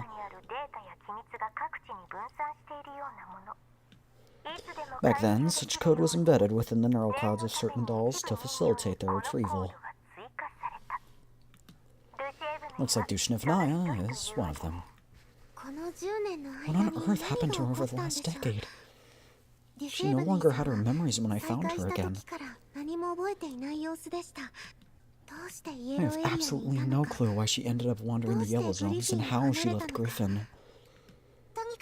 In any case, I'll go back up her cloud right now. We'll decide our next course of action after that. Truth be told, what comes next is already known. Dandelion pauses, as if finding amusement and interest in what she just discovered. I've tracked down the destination of the sent coordinates. Their priority destination is Mongi Security. Huh? That's why they had the location. Mongi Security. Isn't that the group that attacked us? Dushnevnaya's eyes widen at this revelation. Did our friends from the community get attacked because of me? No way. It just says coincidence, right? Dushnevnaya's been with us for a long time. Mongi Security would have come knocking way earlier if this really was her fault. But the thing is, I do not remember the past. Dushnevnaya curls up into a ball, somewhat dejected. Maybe I lost my old records because of Mongi Security. Maybe I should have just been destroyed by Mongi, yet I escaped.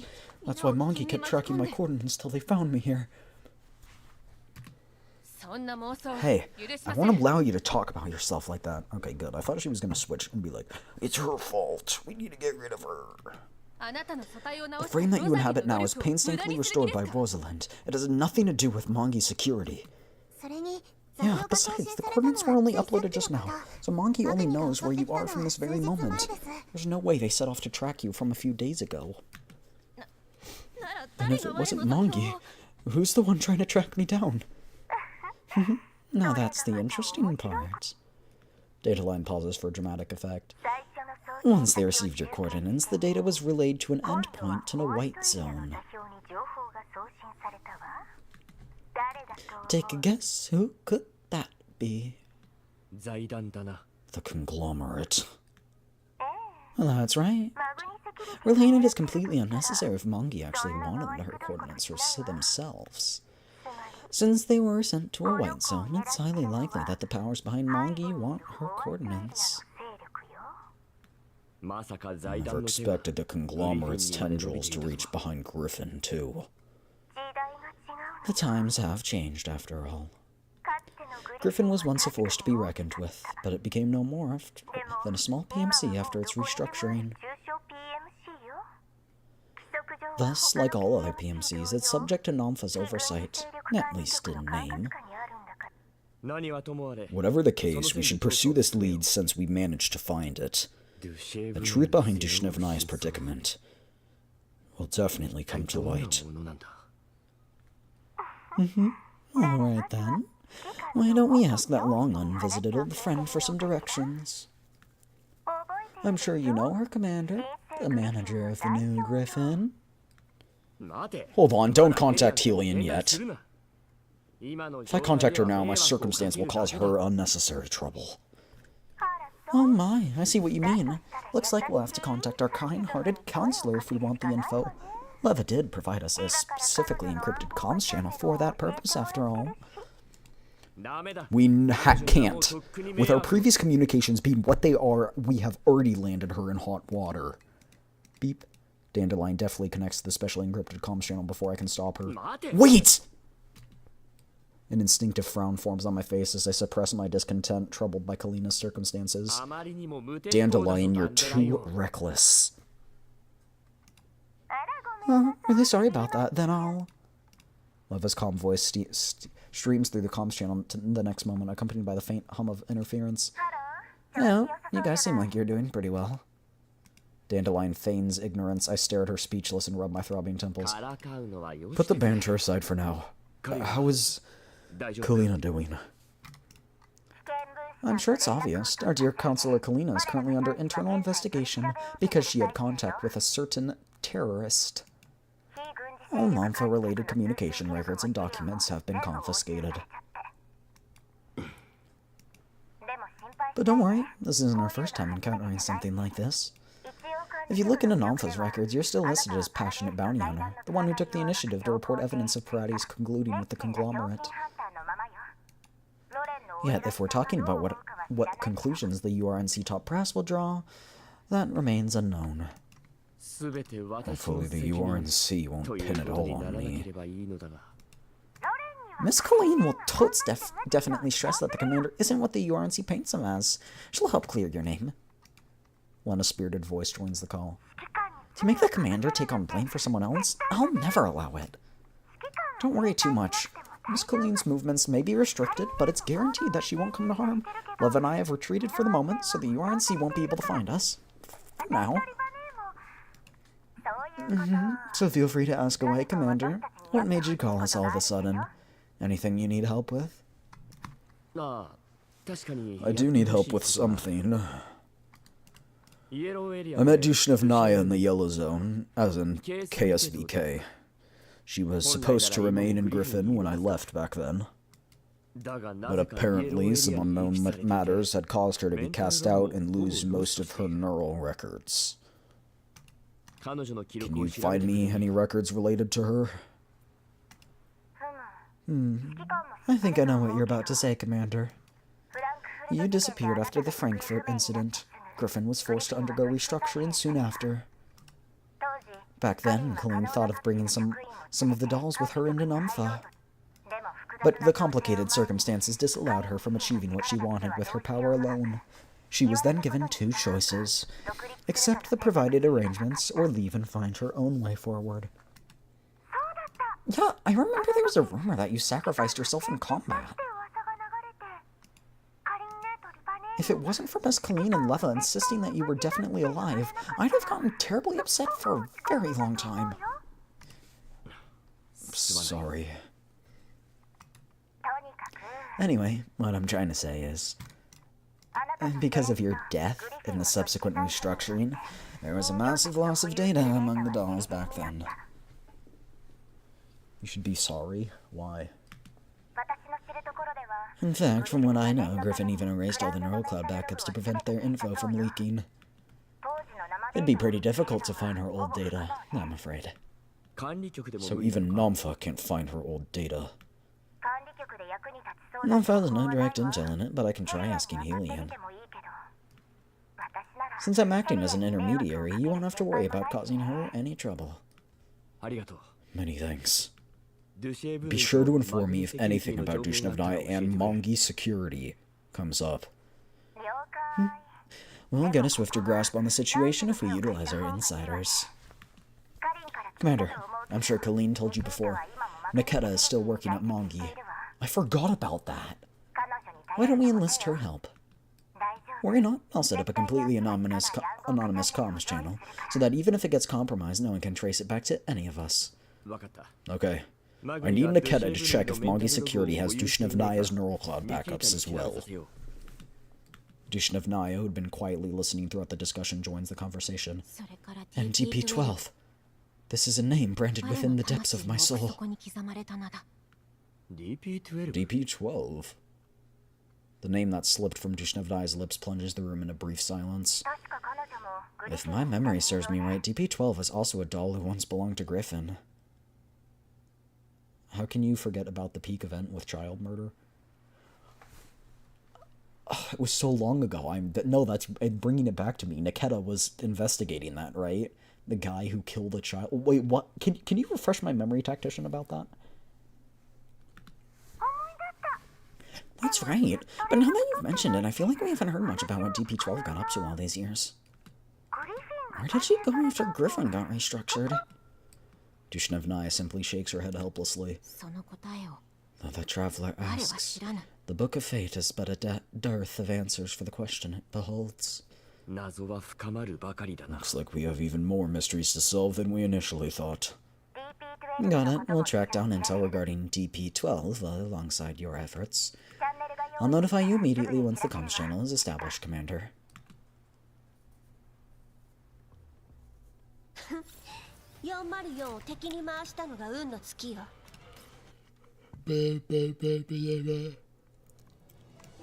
That's 2 events finished in 1 hour, which would put us on our current pace.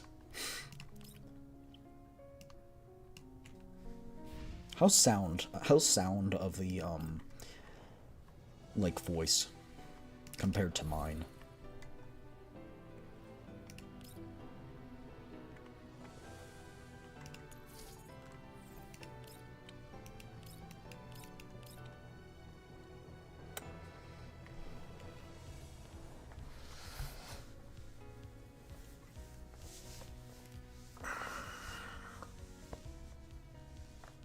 Cheers. Stay hydrated.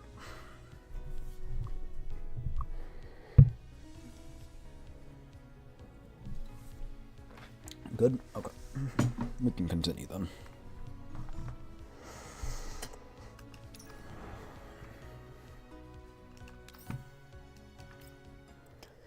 Much like a falling stone ripples a lake, the repercussions from the Lviv explosion continue to reverberate through the White Zone to this day. Various major factions endeavor to uncover the truth behind the Lviv incident amidst a peculiar sense of discord. Investigations of intel pertaining to the radiation in the conglomerate's lab personnel are performed one by one in quick succession.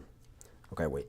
The event posed itself about Nikita getting framed for a crime she didn't commit, but throws it away immediately when a woman telling her it was a ploy for her to join Mongi security and be a mole, but the woman's adopted daughter was held a prisoner until they found out she was actually murdered and was actually the main lead that started the whole investigation. It started the investigation for Nikita being framed. And wait, why did she join Mongi? An odd sense of tension now looms over the once bustling white streets.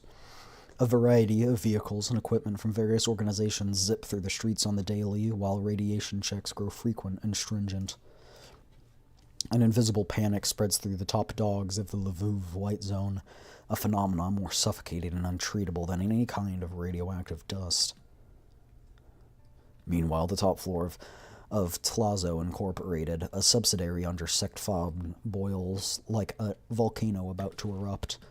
Smack! Berryfield slams the stack of files onto the table. She leaves her desk, pacing back and forth upon the luxuriously expensive carpet beneath her feet. There is no trace of the elegance and grace that she once showed. A smiling woman stands before her in stark contrast, watching the fury build up within Berryfield with an utterly unfazed expression. Pleased to make your acquaintance, Lady Berryfield. Not this Turd again. Cocoon bows slightly. Her voice is as smooth as silk, yet no trace of respect can be found within. As a representative of Czech Fob, I shall provide you with any assistance you need from this day onward. This is all in accordance with Mr. Zimmerman's request. Assistance? It's an old lady. Berryfield stops in her tracks abruptly. The volcano, poised to erupt, finally reaches the point of no return. Her pent-up fury has found a target to lay waste to. You're offering your assistance now? What will happen with that explosion? Aren't you all done with processing the intel yet? The major factions are all eyeing Lviv now. Some more time for investigation is needed.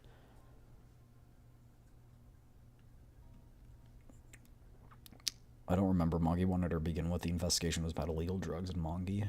Okay. Cocoon's tone remains apathetically calm in the face of the erupting volcano. Still speaking in a perfectly proper manner, she provides no stray strands for any opponent to grasp. Of course, there have been some unexpected occurrences that did increase the difficulty of our investigations. Difficulty? Berryfield's voice sharpens with anger. We still don't have the Chiliovog's whereabouts. Her lab made such a huge mess that the URNC government came knocking. That's going to implicate my Tlazo. She must be found. So why did Chiliovog not get erased from existence, but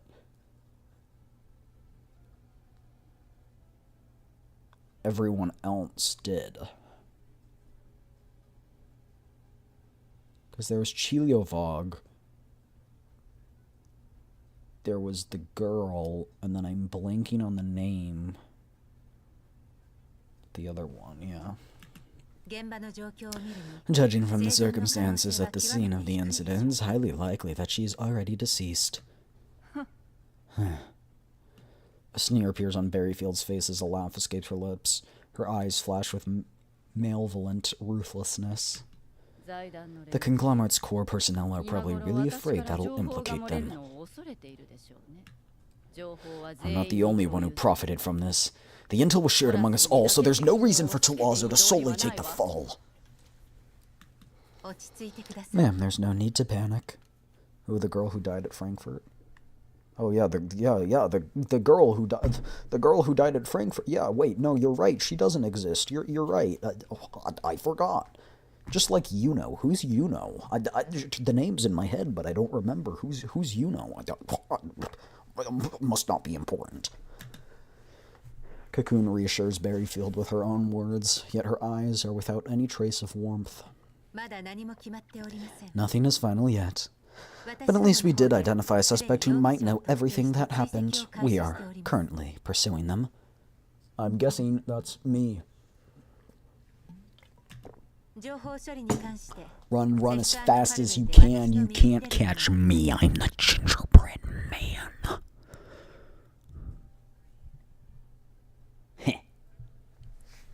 Who's you know? I don't know. The name is just, it's just in my head. I don't know.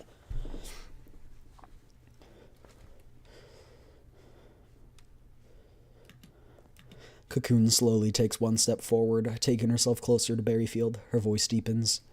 Chiliovog's laboratory was indeed listed under your corporation's name.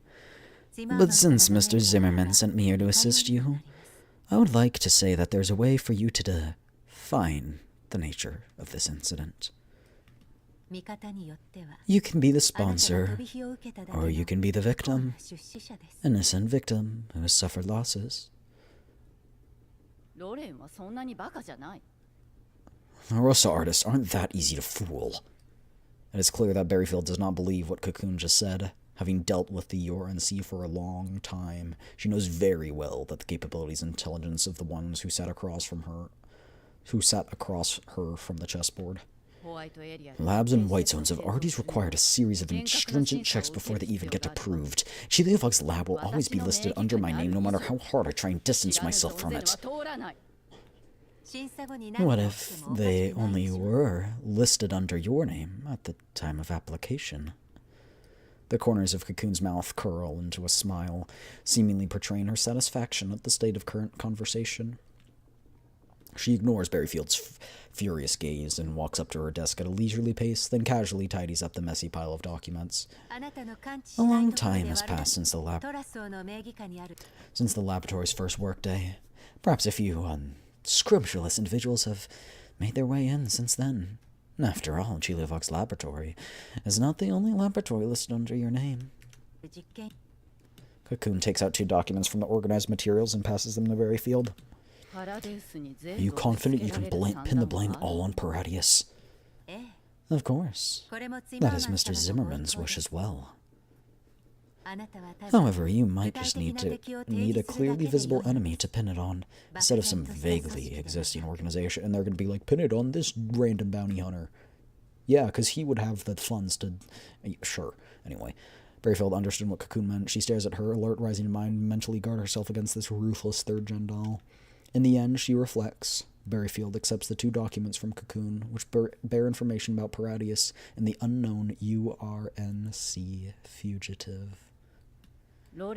About this fugitive, how much info do we have on them? Worry not, for I will search and pursue all leads on your behalf. Hopefully we kill Cocoon in this event. I have a feeling she'll be the next target. But before that can happen, I would like to request full intel access to everything regarding to Chiliovog's laboratory. Berryfield falls silent. She feels as if she were but a mere instinct that had stepped into a spiderweb meticulously woven by the third-gen doll standing before her. Feeling the hesitation within her prey, Cocoon reminds Berryfield again in a soft voice. We don't have much time left before our guests from the URNC arrive. The sentence proves decisive. For even if a trap lie before her, Berryfield has no other option but to step into it. Fine.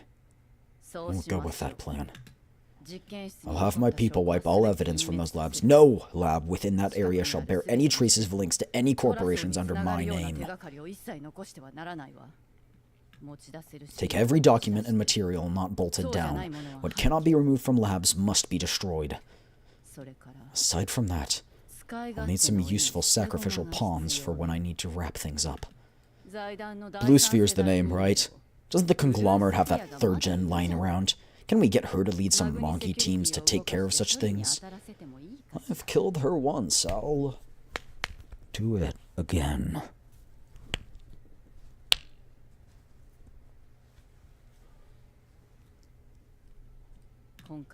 All evidence must be wiped clean from the earth to ensure that nothing can implicate my corporation.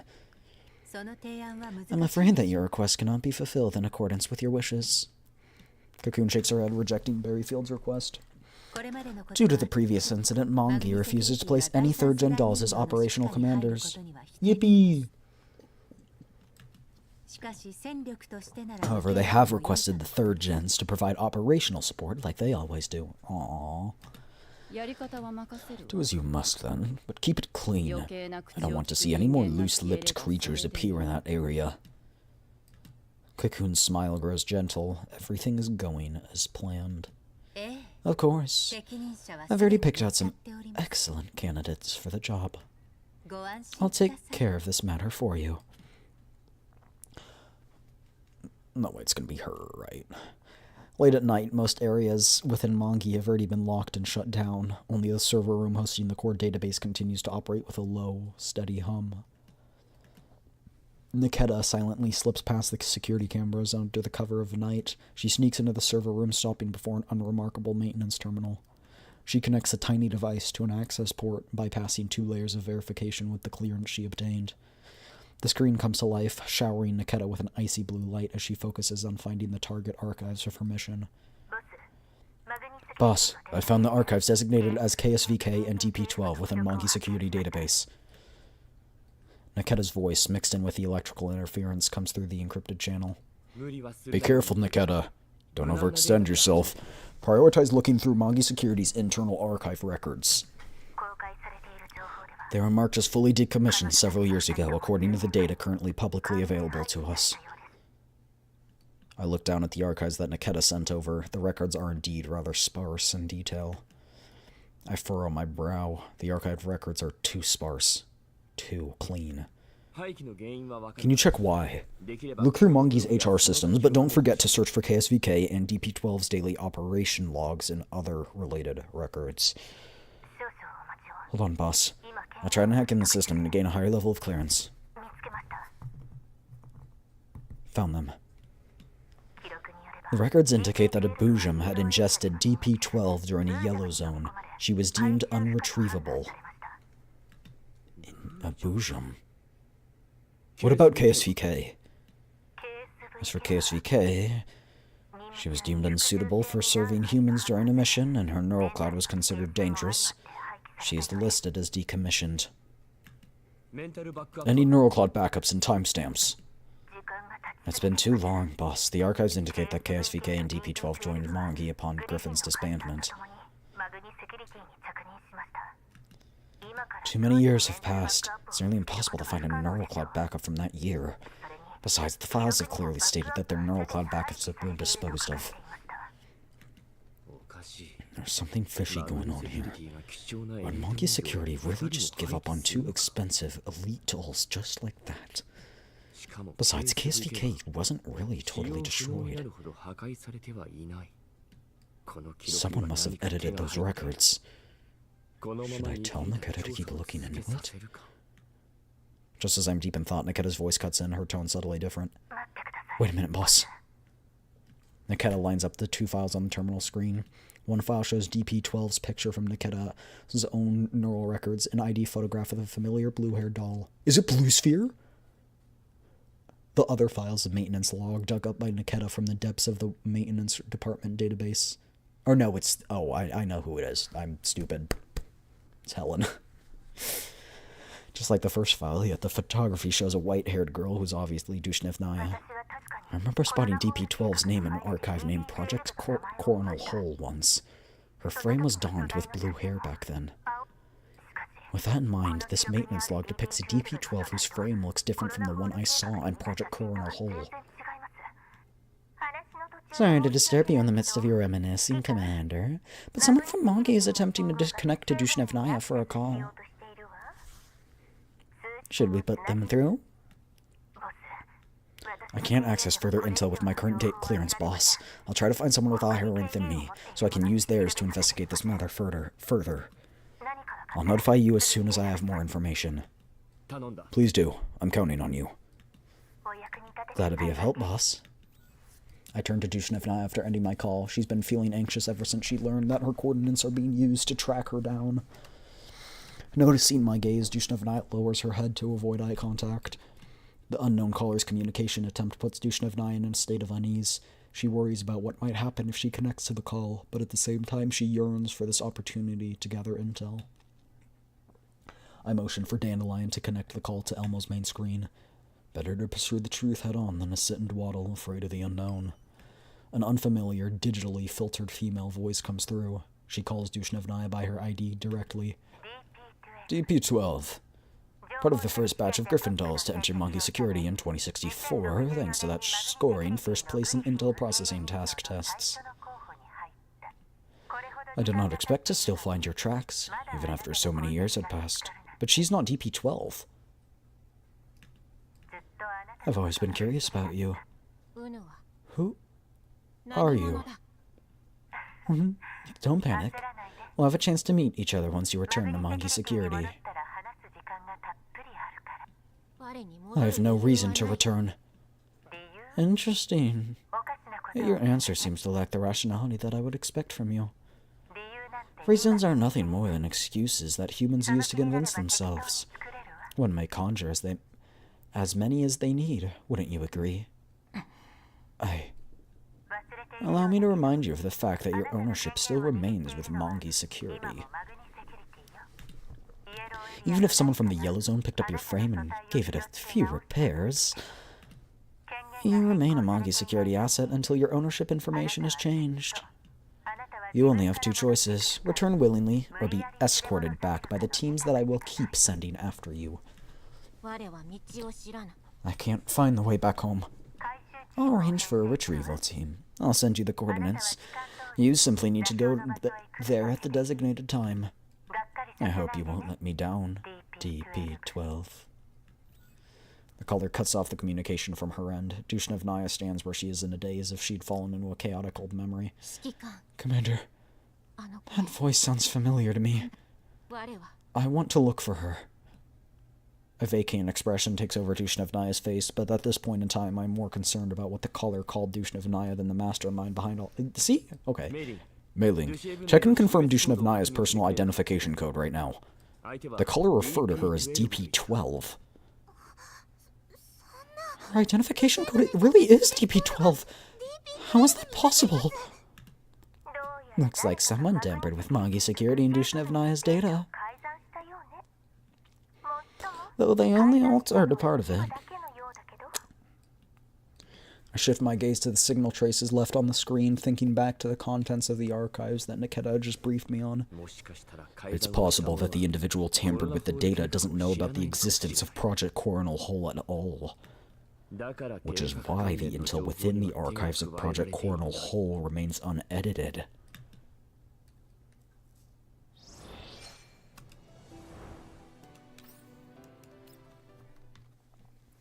2064, Griffin Base.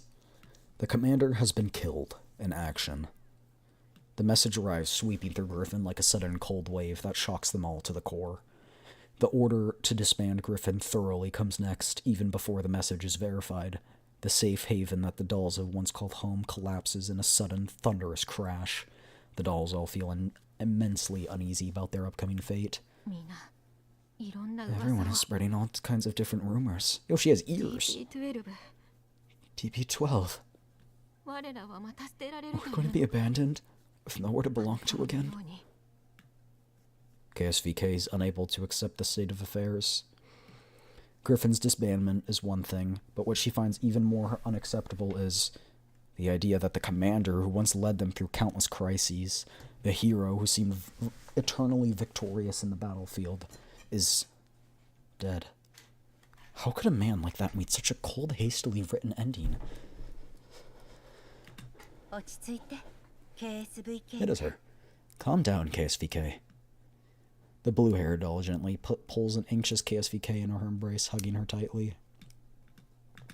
She tenderly strokes KSVK's head, combing through her hair with her fingers, patting her back, hoping to convey a sense of comfort through her actions. I'm still by your side, KSVK. You're not alone. And in reality, she was more scared than anyone else. But the commander... I think a piece of intel like that is unlikely to be something you and I would believe, right? Thank you for believing in me. So let's just wait patiently. I believe that he will be back, as long as he is alive. Okay. DP-12 senses that KSVK has managed to calm down in her embrace. She pauses, then changes the topic. Her tone, however, now carries a sense of helplessness. Griffin's disbandment and restructuring is a truth we cannot change, though, no matter what we do. Intel that we have managed to gather suggests that the order comes from above, from the military. The glory that Griffin has created in the past enables it to continuously attract a variety of excellent talent. This was how Griffin eventually grew into a behemoth of a faction. It was bound to be dismantled before it could become a threat to the currently entrenched political establishment.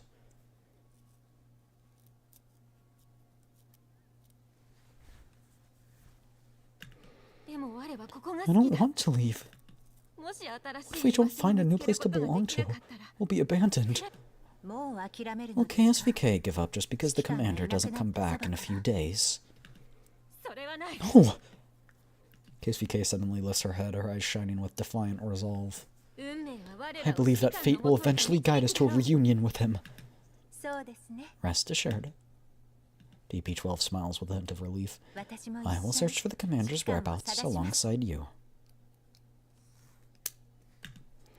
A simple promise, yet like the sparks that remain within smoldering embers, it sustains the hope of warmth throughout a harsh winter.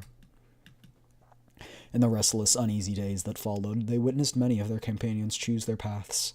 Some dolls chose to leave Griffin in pursuit of their own ambitions, while others chose to wait for further orders in Griffin.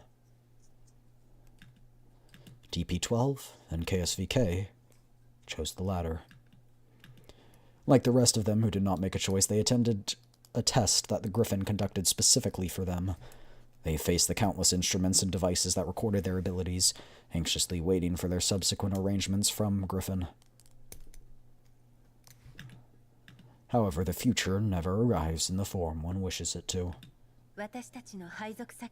Griffin has made its decision in regards to our arrangements. DP-12 looks at the finalized allocations, trying to organize her thoughts in the best way possible. We applied to Namfa, but we've been assigned to a corporation never heard of before. Why? But we worked so hard. Do you remember our scores, KSVK? We were placed in the top batch. An organization capable of recruiting talented dolls from Griffin is no ordinary entity. It's very likely that we have become part of some kind of trade. That's disgusting. Trading.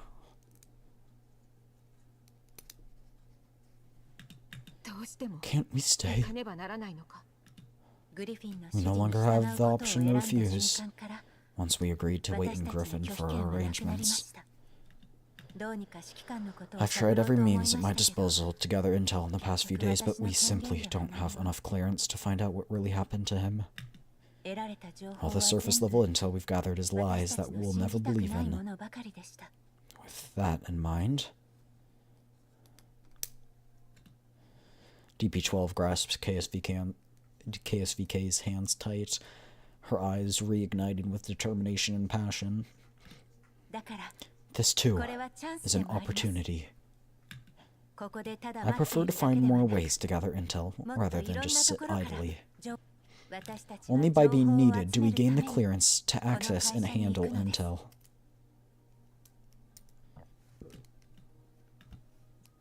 DP-12 looks straight into KSVK's eyes as she spells out her intent, word by word. Shall we make yet another promise? Oh. Let us encourage each other and never give up before we find his whereabouts. We haven't been abandoned. Right. DP-12. Correct. DP-12 answers, gentle yet firm. She blinks and her voice shifts, teasing now to cut the tension. I'll have to give the commander a bit of punishment once we find him. He made KSVK and me miss him for so long. Maybe we'll need to play somewhat of a wicked prank on him. KSVK finally relaxes after finding her long-awaited sense of security in DP-12. She opens the pendant hanging on her chest and looks at the cherished photo within, a picture taken when the commander was still with them. KSVK had specially invited the commander and DP-12 to take this photo together. The photo depicts DP-12 and the commander around KSVK, bearing gentle, reassuring smiles. We'll meet again, Commander. Let's take a new picture together once we see him again. He probably won't be wearing a Griffin uniform then. Should we prepare a set of clothing that fits his measurements? What kind of outfit would you like to see him in, KSVK? You can request anything. Pretty sure that the commander won't agree to have his picture taken in a strange outfit. Then we'll first get him to agree to a picture. As for the outfit, leave it to me. DP-12 and KSVK are soon plunged into a series of endless missions upon joining Mongi Security. Unlike what they experienced in Griffin, Mongi Security, they were treated like machines for high-intensity workloads. Unable to access high-level intelligence, unable to get close to any human commanders while constantly getting worn down by never-ending grunt work missions. You're back, KSVK. How did today's mission go? Aye. KSVK walks through the cramped quarters of their employee dorm and sits down on the bed, burying her head in her hands. Sensing her emotions, DP-12 approaches KSVK and gently strokes her hair. You're back earlier than I expected. Let me try and guess. The mission went smoothly? KSVK nods, then starts to lean on DP-12's shoulder. The enemy was just a group of mercenaries who hastily banded together. They weren't much of a threat. The mission went smoothly. If that's the case, did something else make KSVK sad? DP-12 gently pats KSVK on her back, coaxing the downcast doll to lean in closer. It feels as if the weight of her frame is gradually being shared by the doll next to her. KSVK, leaning on DP-12's shoulder, slowly regains her strength. DP-12. How long do we have to do this? Every day we listen to orders, fighting for them day after day without rest. We're not allowed to ask anything unrelated to the mission, nor are we able to check on any data outside of our clearance level. If this goes on, when will we find his whereabouts? If ever. DP-12 gives her a reassuring smile. She fixes her warm gaze on KSVK as she gently pinches her cheeks. Don't worry. We'll manage to think of something as long as we keep enduring.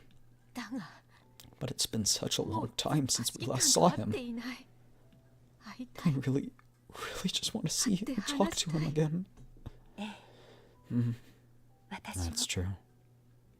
DP12 falls into silence, deep in thought. Then she wipes out a data cable, handing it to KSVK with a mischievous smile. Try connecting to this. What's this? DP12 offers no answer. She simply smiles as she connects her neural cloud to KSVK's data port. An unexpected scene appears before KSVK. A cozy, homely-looking little apartment. The apartment is adorned with a complete set of furniture, all gently washed by the sands of time. A comforting, soft light spills from above, filling every nook and cranny of the room with warm illumination. In the center of a cozy-feeling room sits a certain silhouette familiar to the two dolls. He rests on the sofa, flipping through a novel quietly.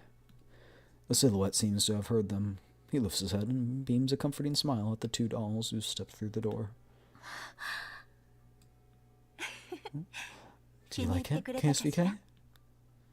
This is a scene that I managed to simulate within my neural cloud. KSVK walks over to the nearby table in disbelief, then picks up the picture frame sitting on it.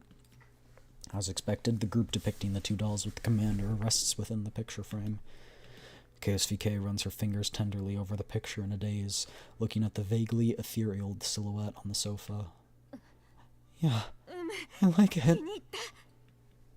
Being able to gaze at the commander's silhouette makes me happy. Indeed. That helps, even if it is just a virtual simulation. DP12 ruffles KSVK's hair, then gently squeezes her hand. Let's treat this place as our secret home from now on, okay? Even though it only exists within our neural clouds. One day, I say one day, we'll turn it into reality. KSVK clasps DP's 12 hands tight, giving her a serious nod. DP12 strokes KSVK's hair again, then looks toward the sofa. Her eyes are filled with determination as she watches the soft light gently illuminate the silhouette. Please wait for us, Commander. This won't take long. From that day forward, DP12 starts to work toward breaking out of their conundrum. She uses every opportunity to access intel at work to the fullest extent, searching for every possible trace regarding the commander whenever she can. Till the day she sees a certain individual in a corridor within Mongi's security headquarters. I once saw you in Griffin, ma'am. DP12 stops in her tracks to strike up a conversation with the woman in front of her. The young woman stops upon hearing that. She gestures for her entourage to go on before turning around to study the doll that called for her. Well then, what do you want from me? Lentine. It's her. Good day, Lady Lentine. No need to address me like that. Lentine's tone carries a hint of annoyance. She stares at the unfamiliar doll with a cold expression. When did you see me in Griffin? I saw you at the memorial service for heroes of the Frankfurt incident.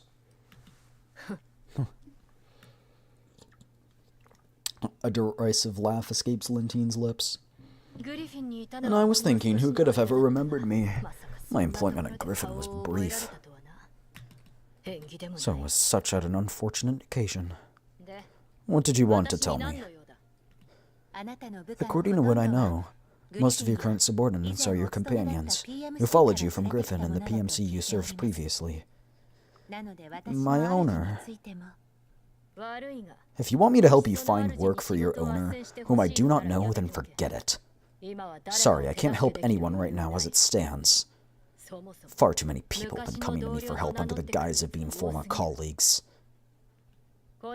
Since your owner was able to enter Mongi, they should be able to do fine through hard work. What's going on that necessitates dolls passing messages to me? Even if there's some sideline logistics personnel, it's not like they wouldn't have a place in Mongi.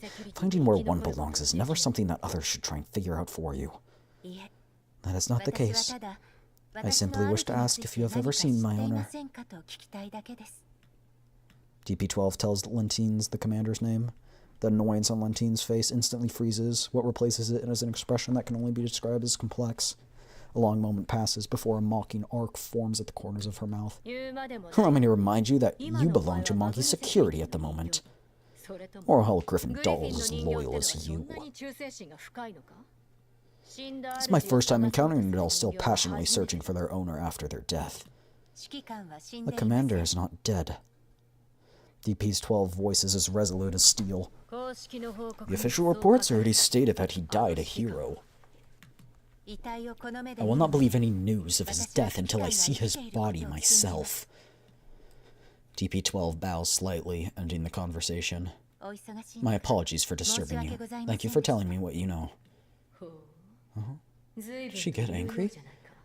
I don't think it's just my imagination. Did we kill her? Is she dead? Hey, tactician, if you're still here, is she dead? Did we kill her? I can't remember. Or is she still alive?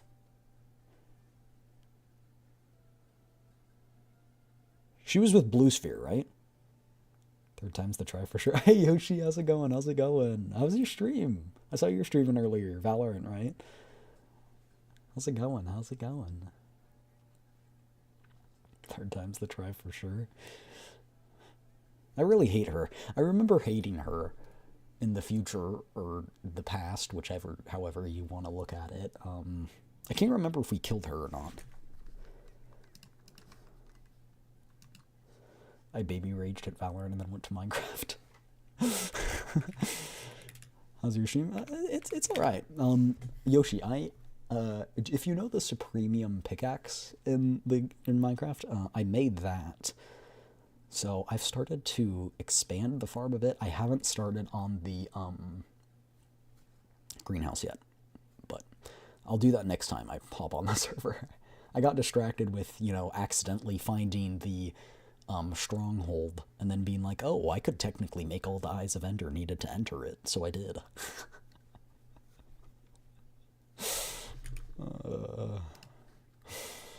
So yeah. Did anyone ever say something to that? I don't think they did. No. It's okay, I made a map for where I want everything because the baby rage was too strong. Sorry, you didn't have fun. Yeah, Valorant's such a hit or miss, I swear. But that's good. If you want to send that map over to me, I can start with greenhouse. I'm gonna do a dirt outline first and then transform everything. I think I work a little bit better that way. But yeah. So we're playing GFL 2. It's Girls Frontline 2. It's one of my favorite games. If you know, this is the game where HK416, my gun, is from. The gun I use in Minecraft is that's why I named the gun Clue Kai, because the girl's name in this game, whose name is also HK416, is named Clue Kai. So this is the game she's from. Is Lentine dead? GFL 2. Yeah, okay, so she was the Omen Special Security Forces, acting as a recurring antagonist in 2074, actively pursuing us. She commanded the cleanup operation in the underground Paradius lab, where her forces suffered heavy casualties against us. Later, she initiated a punishing attack, but was ultimately forced to retreat after our return. She is alive, but we did kind of put her into Monkey's grave. Cheers. Sorry,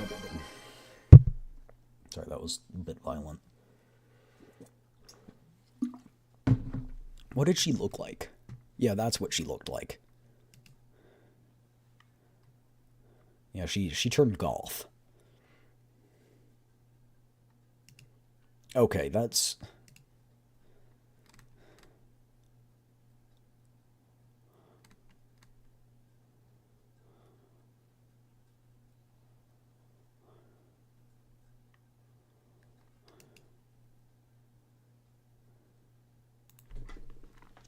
And if I remember correctly, she made us, or we made her, or she blamed everyone.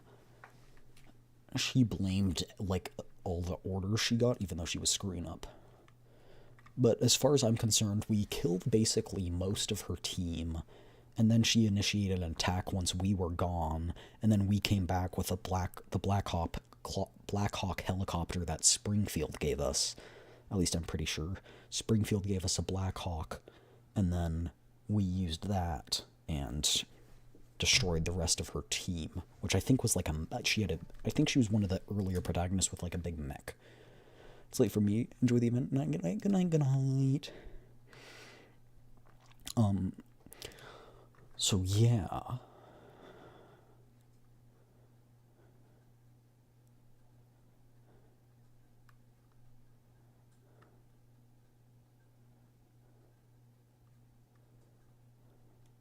She's kicking me out, chat. She's kicking me out. I'm looking at the map. She's kicking me out. That's crazy. I'm just kidding. Yoshi, I was going to make a dragon steel forge. So to be honest, I think I'm gonna put off the greenhouse and then work on the smith, because you can't move the forge as far as I know. Like once you place it, you can't move it. So I think I'm gonna work on that forge, finish that forge so I can place that, place the thing, and then I'll get work on the greenhouse, if that's all right with you.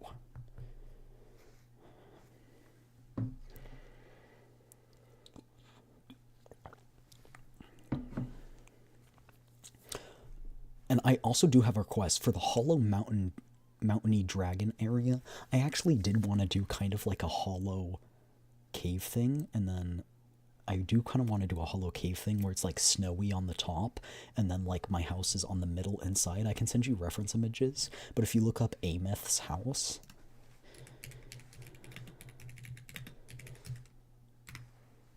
that's what I want to replicate.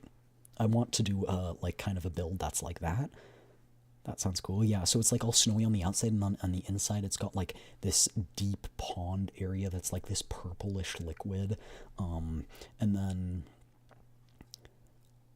so I wanted to do that. So if I could do that there, I would. I think that's behind my house. It does. I don't know if this will get done. We'll just see. I will take care of that whole mountain region if you allow me to. Of course, I don't want to do it without your permission, because I'm going to do it, and then, like, it's going to be a huge terraforming project to basically put some mountainous regions there. But, so do whatever you want? Alright. Well, we know what we're working on, chat. We have a pickaxe. Yoshi, I'm going, because I started mass producing Inferium, I now almost have enough to produce a, what is it? It's not in Supremium. It's the one after Insanium Paxel, which is the best mining weapon in the game. It has like 32 attack damage and doesn't have durability, has infinite durability, and basically mines everything at the same level as an efficiency 5 diamond pick. And that's without enchantments. So once I get myself that, I'll craft one for you. Because I'll need to go mining for some more stuff. But anyway, it'll take me a little bit for the stuff to farm, but that's why I expanded the barrels. I'll keep expanding them a bit more, but anyway, just wanted to update you on that.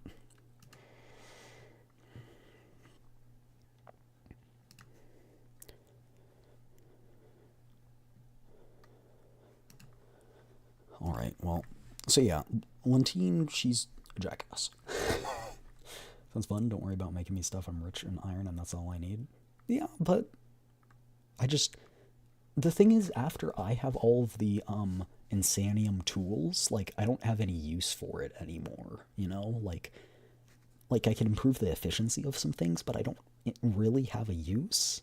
And so I'm just saying, the byproduct of it, I'll slowly craft you it. I won't go like out of my way to make it for you, but I'll check in every once in a while, make sure that the chests are draining and stuff, and so that once we have enough materials, I can craft it for you, because, like, it's just, like, I have an abundance of it, so,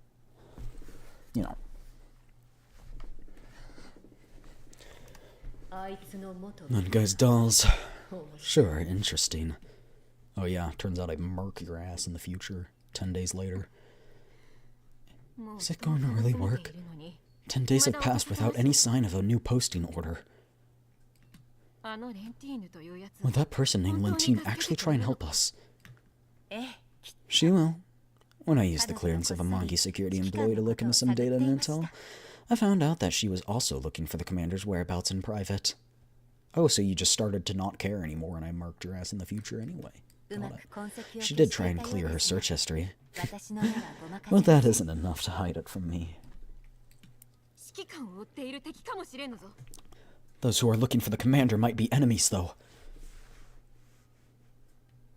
Why are you doing slash or cover, Sleepy? And a look at her CV in Mangi. If she really is an enemy, transferring to Griffin from her PMC would have been completely unnecessary. Not only that, there would be no reason for her to look into the commander's whereabouts using Monkey Security's capabilities after the announcement of his death. So she's someone who admires him? You can't be sure just yet. We have a new work assignment. The commander for this mission is... Lentine? Our ownership information has changed as well. Carmen Ignacio. That's not Lentine. Carmen Ignacio is one of Monkey Security's founders, a core figure within management. If we can gain Carmen's trust in the use of her clearance level, we'll be able to gather more intel. The commander's reputation is a lot more useful than I thought. This does make me feel somewhat conflicted. Thank you very much for your help. KSVK and I will do my best to cooperate with you through your endeavors. I kind of liked her previous look better, to be honest. Thing is, what I want is not mere cooperation. I want true collaboration.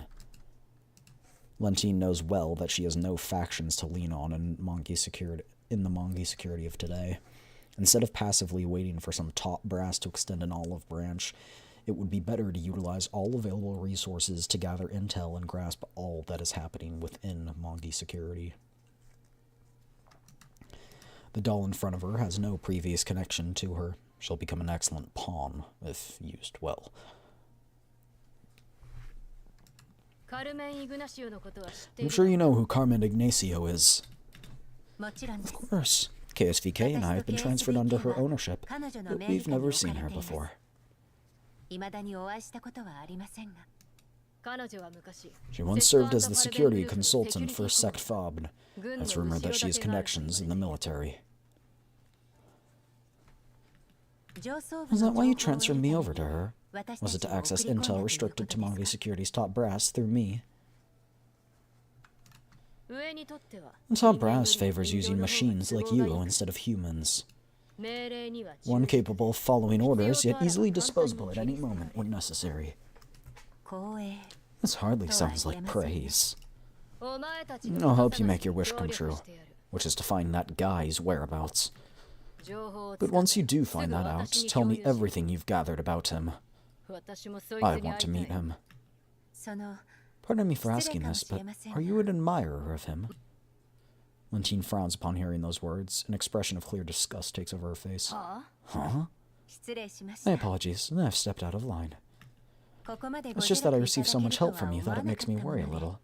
I couldn't help but overthink things. You're Monkey Security's best intel processing. Carmen Ignacio needs you. That's all. As for the commander you mentioned, I once regarded him as a rival to surpass before I joined Griffin. Oh, and I murked your ass, so now you're mad? I'm not you, but I don't want someone like that to die such a trivial death either. Oh, so she's a tsundere rival or whatever. Makes me look some kind of third-rate weakling. A rival to surpass. That's an interesting dynamic. I think the commander would love to meet you. Lentine shoots DP-12 a glare, somewhat displeased. You're just looking forward to seeing some kind of spectacle, huh? Aren't you scared that I'll attack him right away when I see him? Well, from what I know about the commander, I think you two might actually get along in certain ways. Shut it. No one but me would ever willingly request intel support dolls. If you want to leave Monkey Security to go out on field missions to gather more intel, you'll need my help. This is a collaboration that can only happen between you and me. You won't find a more suitable collaborator than me. I hope you can see that. Yes, I shall keep that firmly in mind. DP-12 and KSVK received numerous field assignments after temporarily joining Lentine's team. Most of the assignments involved escorting the conglomerate's top brass within green and white zones. They complete the missions without any fuss and collect intel when they can. Everything seemed to be going smoothly in a productive direction. Until that fateful day. KSVK did nothing wrong. Why does she have to be decommissioned just because of a complaint from the client? DP12 uses her usual calm for the first time in front of Lentine. The approval processes are almost complete. I'm simply informing you of the current situation. Neither you nor I have any power to interfere. Sorry, but please tell me their reason for doing this, no matter what. The frame model KSVK was deemed unsuitable for use in security duties during an ongoing mission. In order to safeguard information security for the client, we request that the neural cloud to be wiped and for the frame to be decommissioned. It's a request from the client, that's all. I cannot accept this. I've told you this before. Be careful and prudent. Do not overstep your bounds. The two of you have been working very closely with the core of the conglomerate. While this provides you with great intel, you're also more likely to be discovered acquiring information that you shouldn't be possessing. Looks like she heard something that she shouldn't have heard, ahead of you. KSVK is a pre-mission neural cloud backup. If they just want to destroy her current frame, then I might still be able to. They completely destroyed her backup within Mongi security the moment the relevant procedure passed. The relevant slams squarely into DP12's heart like a heavy hammer. Where is she now? DP's 12 voice is as cold as ice. Don't you get it? I was able to learn of this because her cloud got erased. Her secondment to my team was also brought to an end. Give me KSVK's current location. I have no reason to do that. You still need me, don't you? DP12 walks up to Lentine with her voice lowered. A smile is worn on her face, but does not reach her eyes. The sheer proximity makes Lentine instinctively place her hand on her weapon.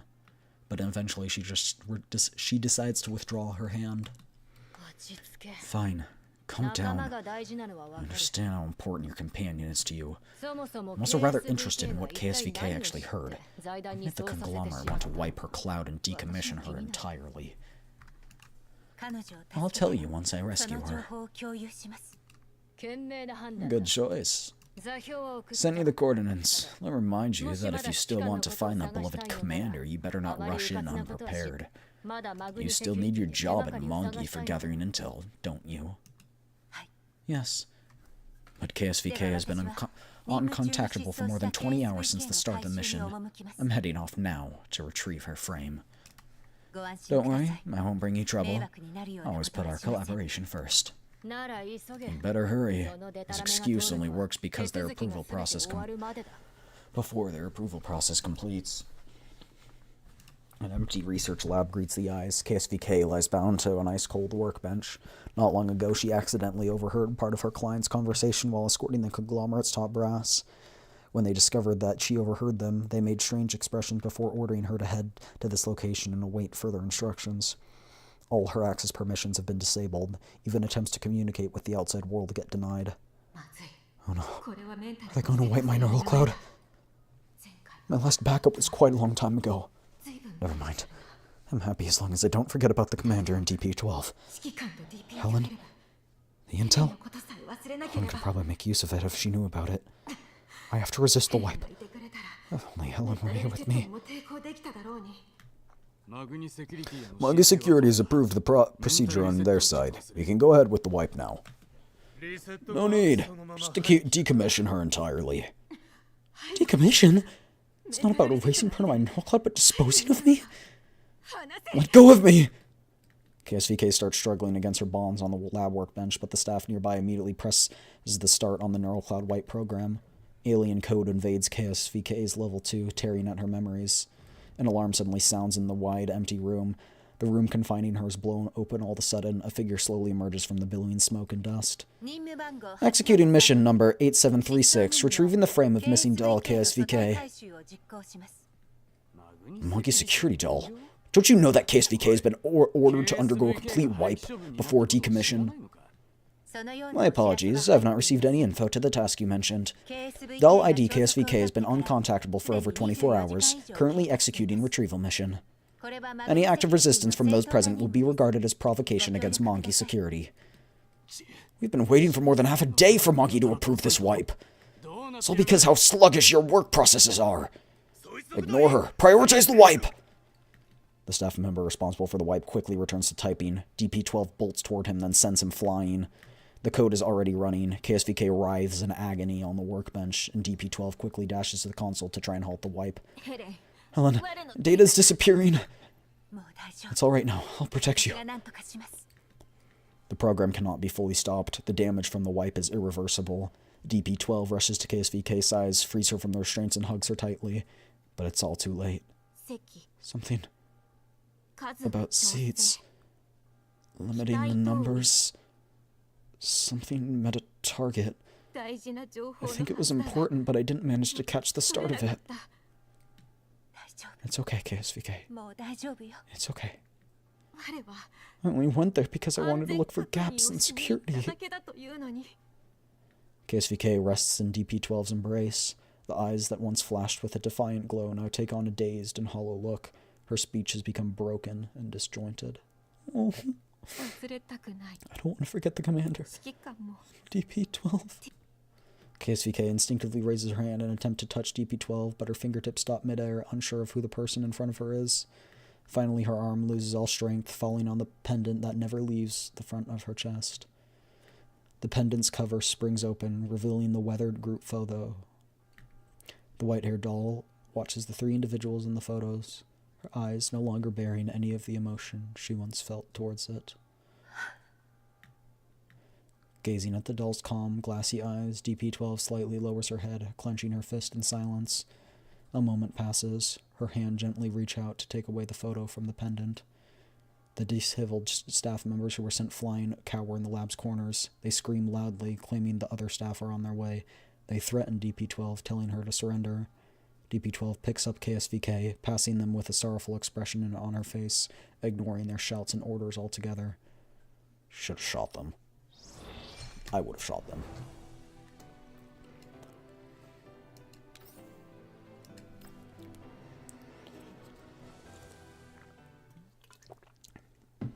The preliminary process of Dushnevnaya's chaotic neural cloud is finally complete, thanks to Mailing and Dandelion's hard work. What follows is a neural cloud backup to the Elmos servers after a sorting process. So does she remember all of this? Note that all these neural records that we can... these are just the neural records that we can back up in her current state. Mailing breathes a sigh of relief when the progress bar for the backup reaches 100%. But now that we have this backup, I can perform deep neural cloud processing for her with greater peace of mind. Suomi, Bathilde. Dushnevnaya suddenly turns to the two companions by her side, filled with determination.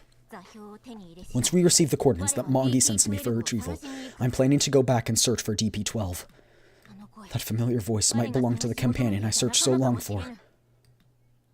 No way! It's too dangerous! A hero fears not the peril that lines their path.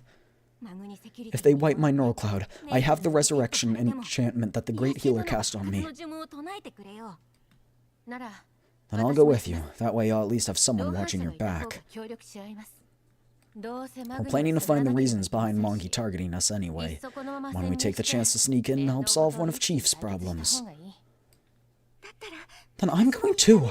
There's no way Dushnevnaya and Bathilde can win against Mongi by themselves.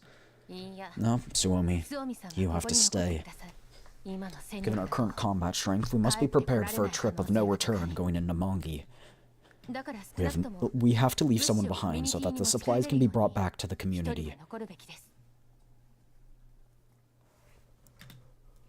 But Rosalind and I do most of the community repair work. My frame is just basic civilian model that can be easily replaced.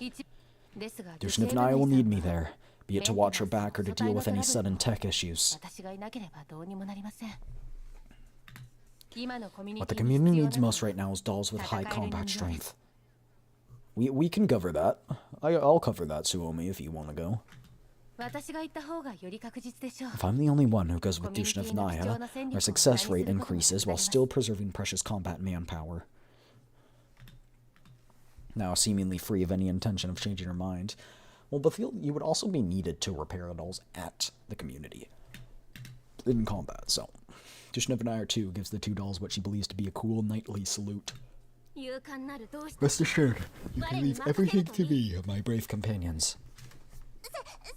Then bring the tracking device at least. We'll be able to check your real-time coordinates this way. Mei-Ling takes out 2 hidden snap buttons from a toolbox and gives them to the tool dolls. Both of you have backups now. You can go on your missions at ease, knowing there's a new frame waiting for you in the worst-case scenario. But remember, it's fine to retreat if you run into something really dangerous. Don't push yourselves, okay? If you don't cherish your frames just because we have replacements, I have the right to refuse repairing you. I'll send out a squad to back you guys up when the time comes.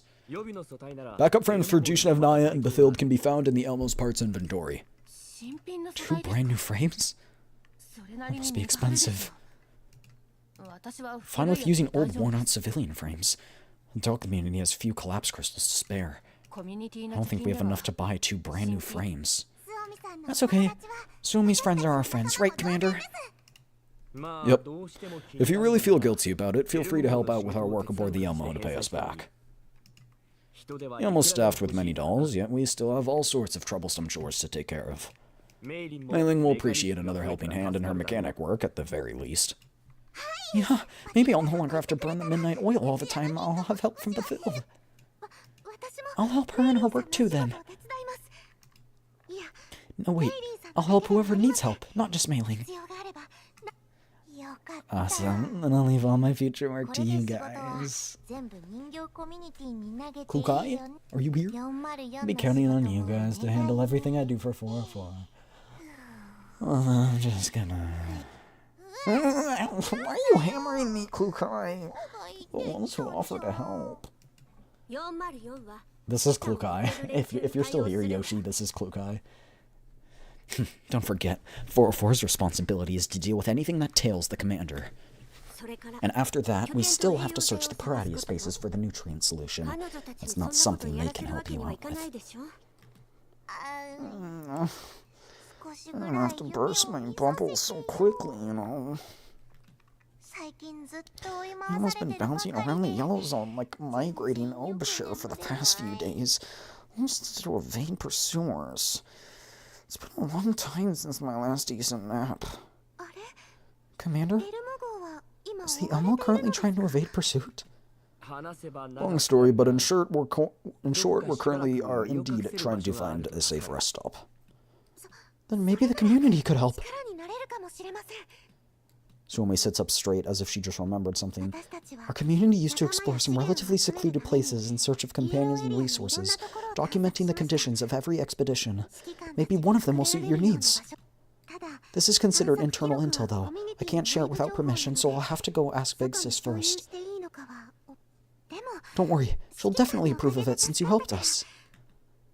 Sounds good. I'm counting on you then, Suomi. Suomi and the others quickly finish discussing their infiltration plan for Mongi. Right before they depart, Mei-Ling approaches Bathild, insisting on giving her a frame checkup like she did with the others. Dushnevnaya and I go to the Elmo's rooftop helipad as we wait for Bathild to be serviced. She gazes into the distance in silence. Billowing dust obscures the horizon, making it as blurry as our unknown, swaying fate. Commander, dost thou believe in the fate's guiding hand? Dushnevnaya speaks softly without turning to face me. Even stars far apart as some might be will eventually intersect in the sky one day. Fate, huh? The moment I remembered the name of DP-12, I felt a call from the realms unknown. That call entranced me once more as I saw thee. My past voyages are but a blur, yet I knew that you were an important figure in my life. Your name is engraved in the depths of my memory, somewhere. Dushnevnaya turns to face me, her crystal-clear eyes fixed intently on mine. So, couldst thou share some tales about our time in Griffin? Memories of a distant past come surging to my mind, unearthed. The first to surface, unfortunately, are memories of all the political power struggles that I detest the most. I let out a long sigh on an instinct to suppress the negative thoughts. Those in power remained in power despite Griffin's restructuring. They merely shifted from a decadent system into another complex, colossal monstrosity. Commander, 嫌な場所だったのか were you unhappy in Griffin? いや、 I wouldn't put it that way. I shake my head to throw off my extraneous thoughts, allowing my voice to take on a more relaxed tone. いい思い出もいっ I ぱい had あ many る。 good memories from my time in Griffin. It's just that それも全部 my companions 遠 back い then, 昔のことだ I。managed to reunite with some of them, たとえ仲間 but たち some と of 再会で others き have been estranged.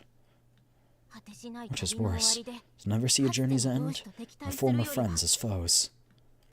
Dushnevnaya tilts her head, seemingly remembering something. Her expression turns alarmed. まずい I think I know what the worst case scenario is. マグニセキュリティ Monkey Security is your enemy. Could it be that I'm actually a fated enemy of the commander? 錯綜する Destiny has gone awry. A chaotic conclusion. 考 Whoa, え whoa, すぎ whoa. だ。 No need to overthink it. I interrupt her wild rambling with a lighthearted laugh. 私たちは仲 We're 間だ。 companions. The same goes for DP-12, of course. DP12 も I look toward the faraway skies, then sit down with Dushnevnaya. We watch the sunset on the horizon together. 時代の変化なんて The march of time has 予想できない。 changed things in ways I never anticipated. 私はとっくに知っていたはずだ。 Perhaps I ought to have known. グリフィンにいた頃、 We were already pawns in Griffin, 私たちはあく after まで all. も盤上の駒だった。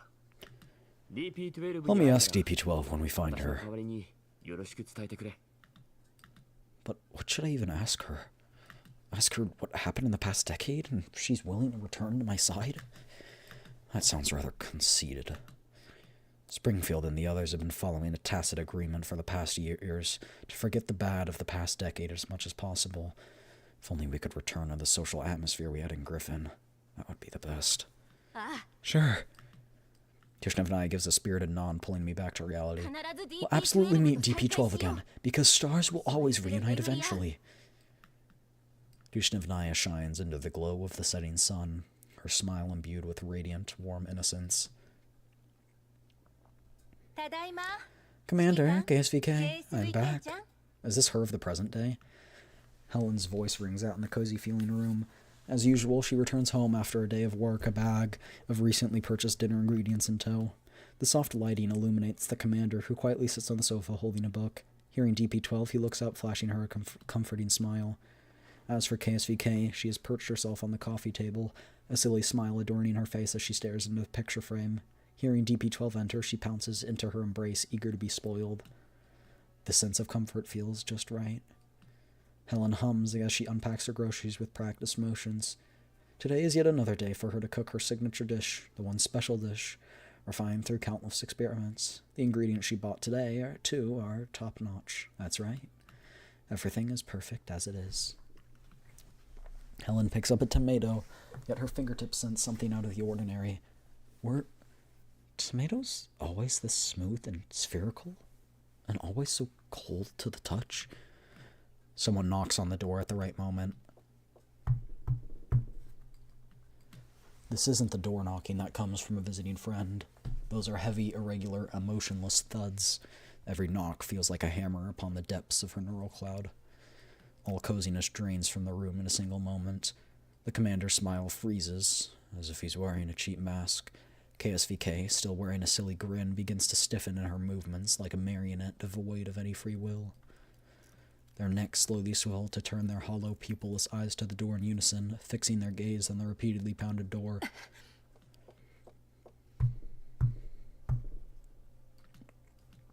As the knocking grows louder and louder, the cozy wallpaper begins to peel, revealing the ice-cold metal wall beneath. Gaps on the walls leak with black, petroleum-like liquid data. The overhead lamp emits a few clicks before going dark completely. Only the ominous red light leaking through the gap of the door remains in this world. Helen crushes the tomato in her fist. It breaks, but what comes out isn't tomato juice, but a number of tiny metallic diner gates. They crawl out of the cracks rapidly before turning into alien code in an instant, vanishing from the world. The grocery bags fall from the table. The items within scatter across the floor, turning into more diner gates who all swarm all over the place, invading everything. The commander and KSVK dissolve into specks of visual noise before disappearing entirely. What remains is the picture frame that the diner gates have knocked over. The photo within depicts Helen, KSVK, and the commander smiling as they stand together for a picture. Helen picks up the new picks up the broken picture frame, staring at the commander and KSVK as their faces burn, as though consumed by flame.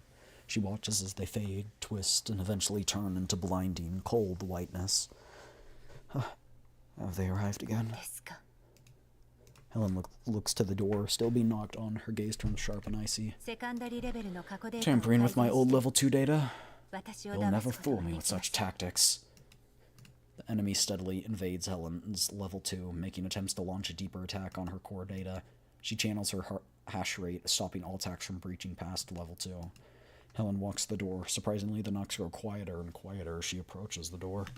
You shall take nothing from this place. Nothing.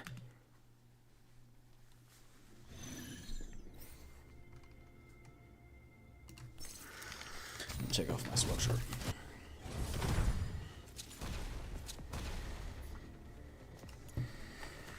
Not those big enemies. I freaking hate those.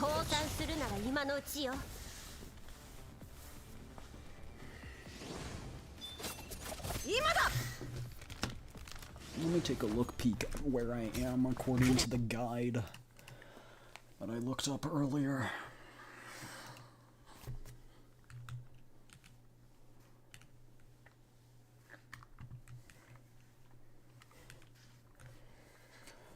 Okay.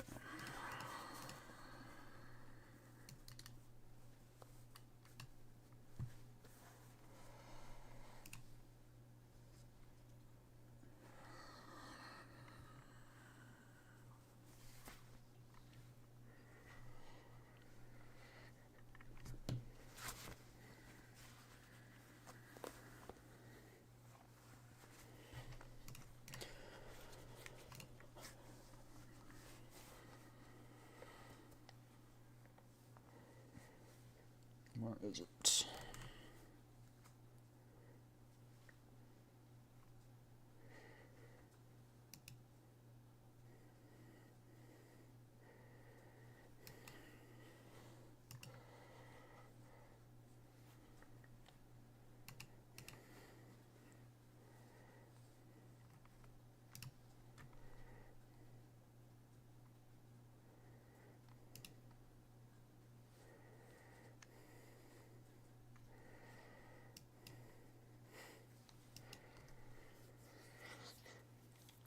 We are not far in at all.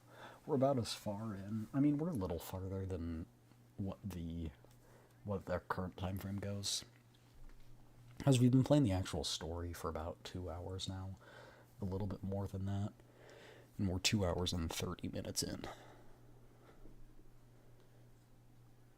Out of eight.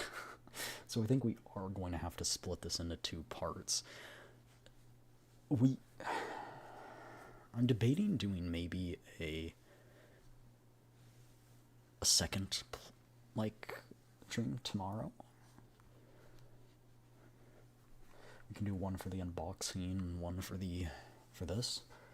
I don't know how well that would work. By the way, on this next ad break, I'm going to go to the bathroom, because one will be approaching in, a few minutes. But yeah, so...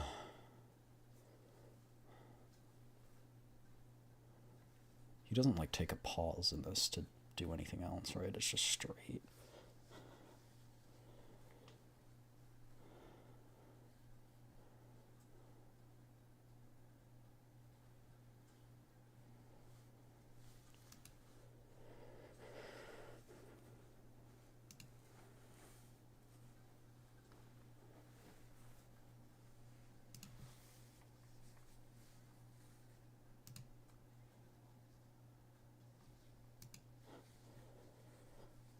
Okay.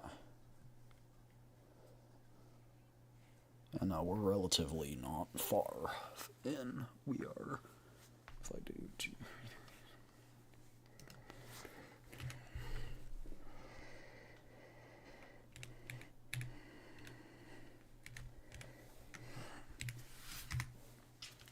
We're 30% way through. Well, we'll see. We'll see. We'll go until maybe 12 or 1, see where we're at, and then decide from there if we want to try and finish it, that or not. Yeah, so. A cold, emotionless, mechanical voice cuts through the chaos.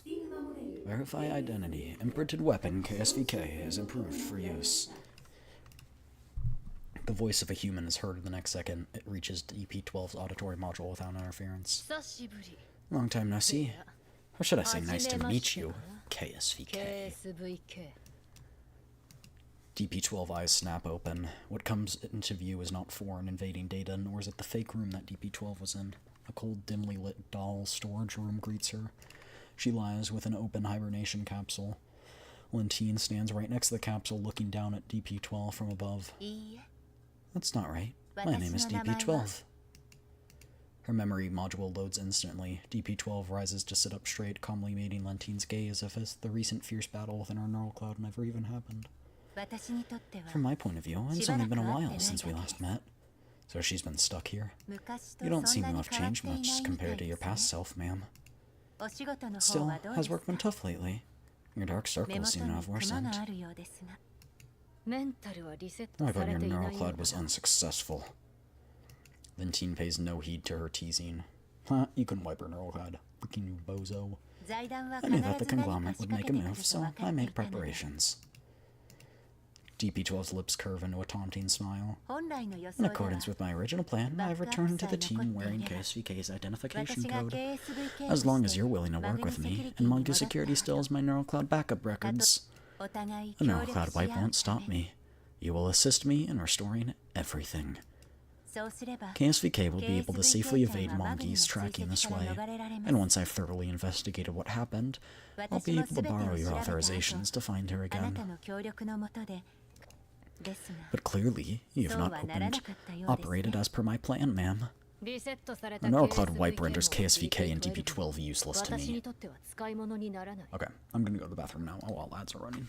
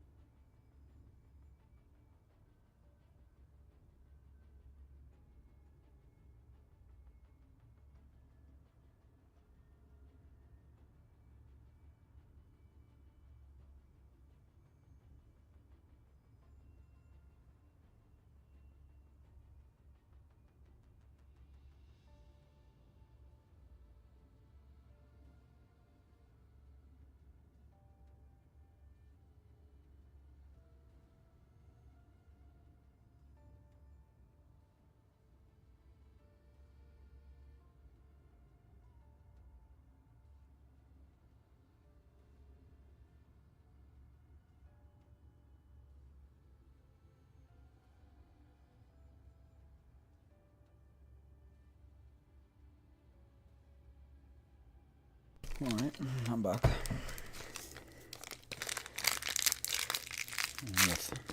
mean, this was already in my room, but a little snack of Sour Patch Kids. Okay.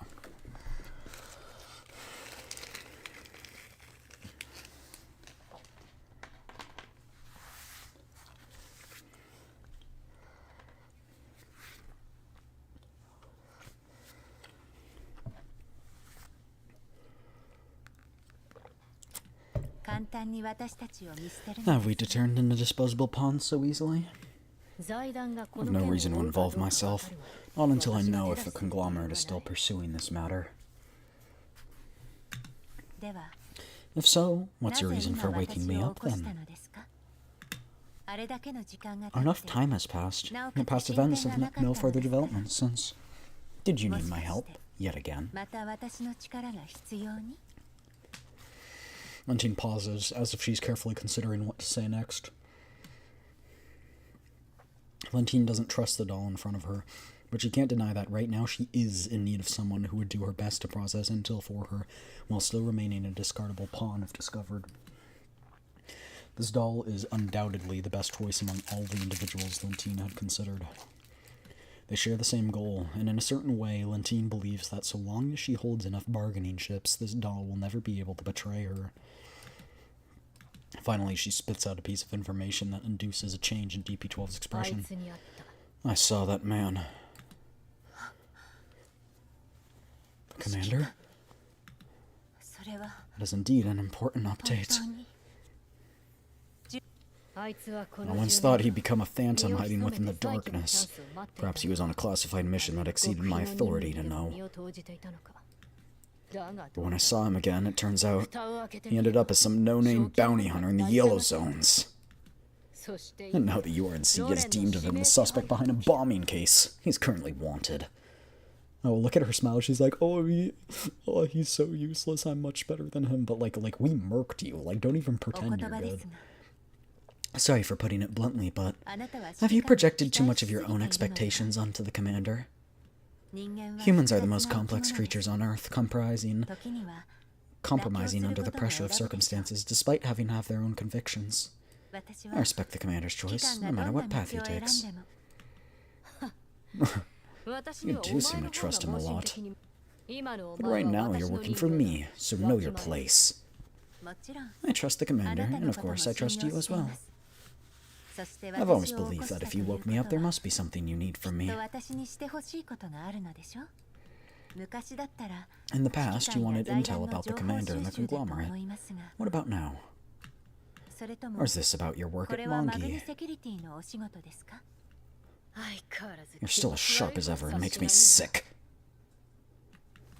I received a set of cleanup missions, but it's pretty clear they've hidden some details about them.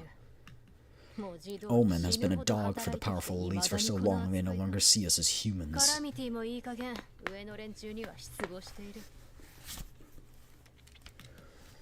Looks like you're looking for a way to break the deadlock, which is why you woke me up. I'm glad you have so much faith in me.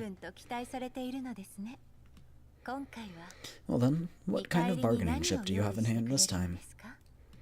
If you only ever have the commander's whereabouts, I'm afraid it's not enough. Before KSVK's NeuroCloud backup got destroyed, I secretly made a copy. I did not upload it to the cloud anywhere. Oh. Now that's a move I'd expect you to make. If you want her backup, solve my problem. Of course.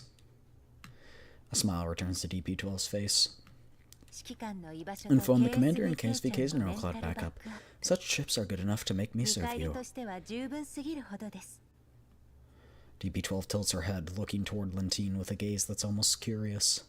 Allow me to ask one more question. What will you ask the commander if you do meet him?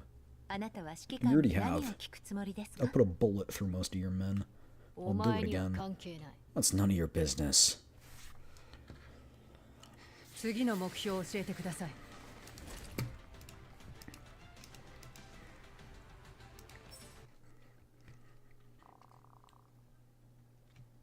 Scorching sunlight bakes the earth, the air twisting and distorting ever so slightly from the usual heat. Among the collapsed factory buildings stand Dushnevnaya and Bathild, whose figures seem tiny against the backdrop of the massive steel graveyard. The whirling winds whip up sand and dust, howling mournfully through the ruins as though lamenting the fate of the desolate buildings. We've reached the periphery of the coordinates that Mongi Security provided. We can already see them. There's a significant increase in their numbers as opposed to the enemy force that attacked our base. Bathild reports their observations through an encrypted comms channel, her voice slightly distorted by interference. Suomi hides within the shadows of an abandoned building positioned at a safe distance behind Bathild. She watches Mongi Security's every move through a shared drone camera feed. Suomi zooms in on them. A team of well-armed soldiers wait quietly at the retrieval coordinates, the cold steel muzzles of their guns reflecting the blinding sunlight. Every single one of them pridefully bears on their armor an abbreviation of the company name, Mongi Security. That's a lot of reinforcements. Are they really only here to bring back Dushnevnaya? Whatever the case is, there's no running from it now. Bathild, hidden behind cover, speaks in a lowered voice. In the past, I always watched helplessly as my companions fell into stasis one by one because we lacked parts and energy. I've had enough! This time I will help her infiltrate Mongi and help find out their goals. The path of thorns shall plant no fear in my heart. Dushnevnaya joins the conversation, proclaiming her determination in a tone different than Bathild. We, who bear the name of heroes, have already prepared ourselves for sacrifice before the journey's start. Remain calm, Dushnevnaya and Bathild. Avoid meaningless sacrifices. Your objective is to gain their trust. That's all. For the sake of collecting intel.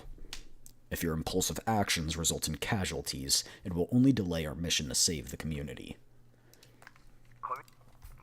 Mongi Security is an enemy of mine, as much as they are to you. If anything goes wrong, I'll send a squad over to rescue guys when necessary. That won't be necessary. I don't intend to require any rescue. If we have to win their trust, we should do our best to avoid a fight with them altogether. I'll try and communicate nicely, like how the chief attempted to last time. Even if I can't go with them, I'll consider it a success if we manage to make them trust Dushnevnaya. Alright, then let's proceed as per our plan. If the talks end badly, we'll create an opportunity. A squad leader in full combat gear hurries to the command room within Mongi Security's encampment. He salutes a man studying a map before a sand table. Adjutant Lonnie, 2 suspicious dolls have entered our defensive perimeter. Are they from the group we fought earlier? Just take them out, don't waste my fucking time. Not this dude again. We're here to clear the area, not to collect scrap. The young squad leader looks toward the entrance with apparent hesitation.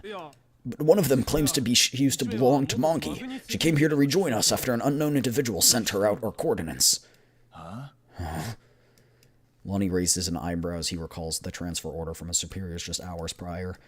The conglomerate woman, Cocoon, had temporarily appointed his team as reinforcements under the pretext of recovering some lost doll. He doesn't really understand why she'd be interested in some long-lost doll, but right now he really just wants this mission to be over and has no intention to dig deeper into this. Have you confirmed the doll's identity?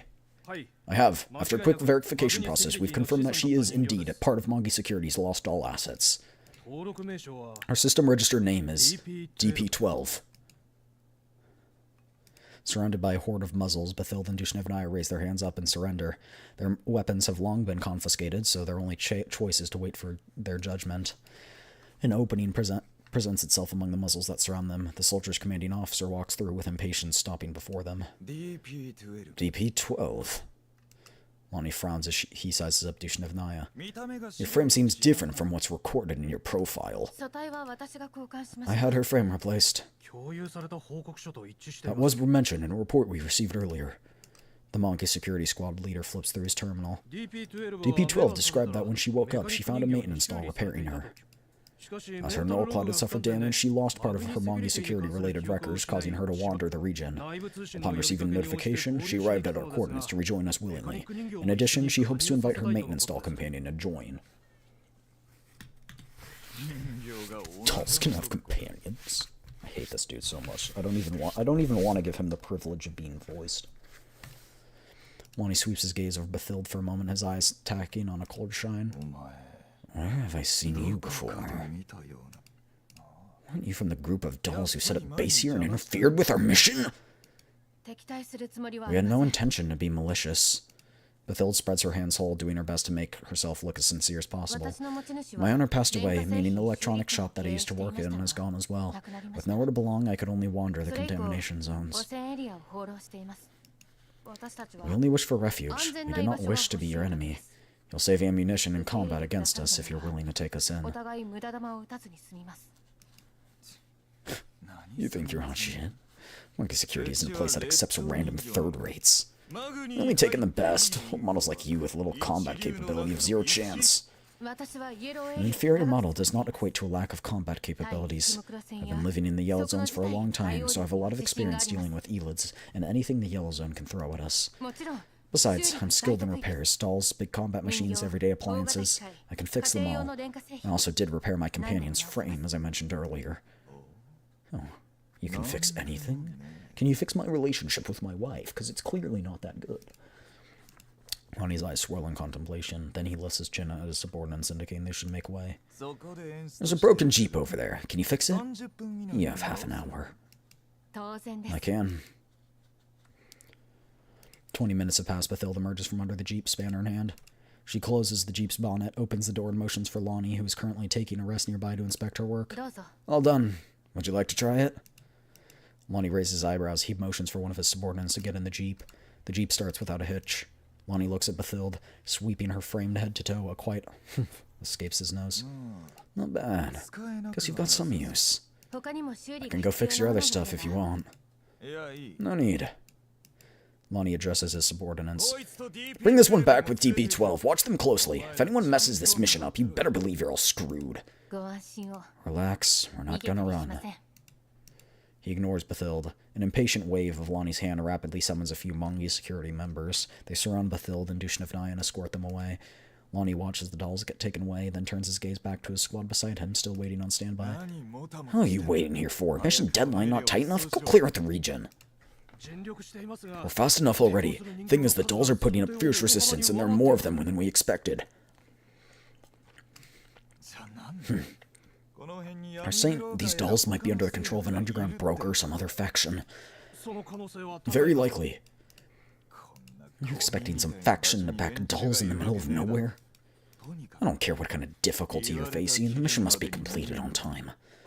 Understood. And we proceed to launch an attack on the next cleanup area.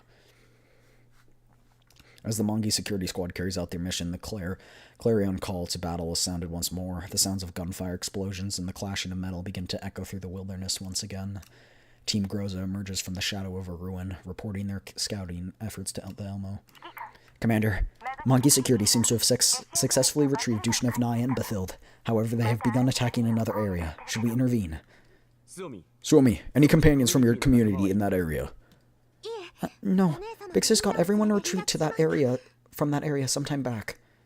But still, I'm worried that if they might run into them, if they keep going further.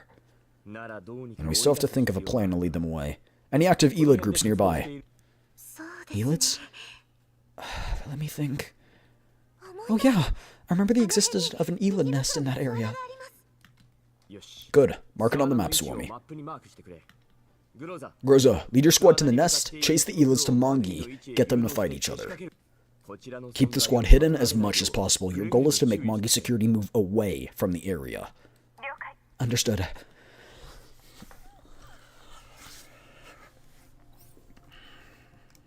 Get them to fight each other. It's a smart plan.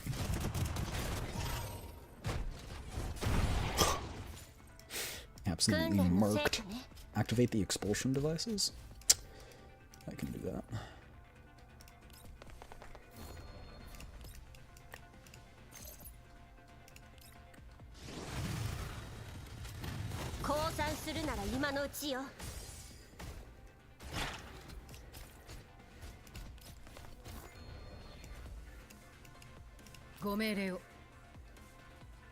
Oh. 了解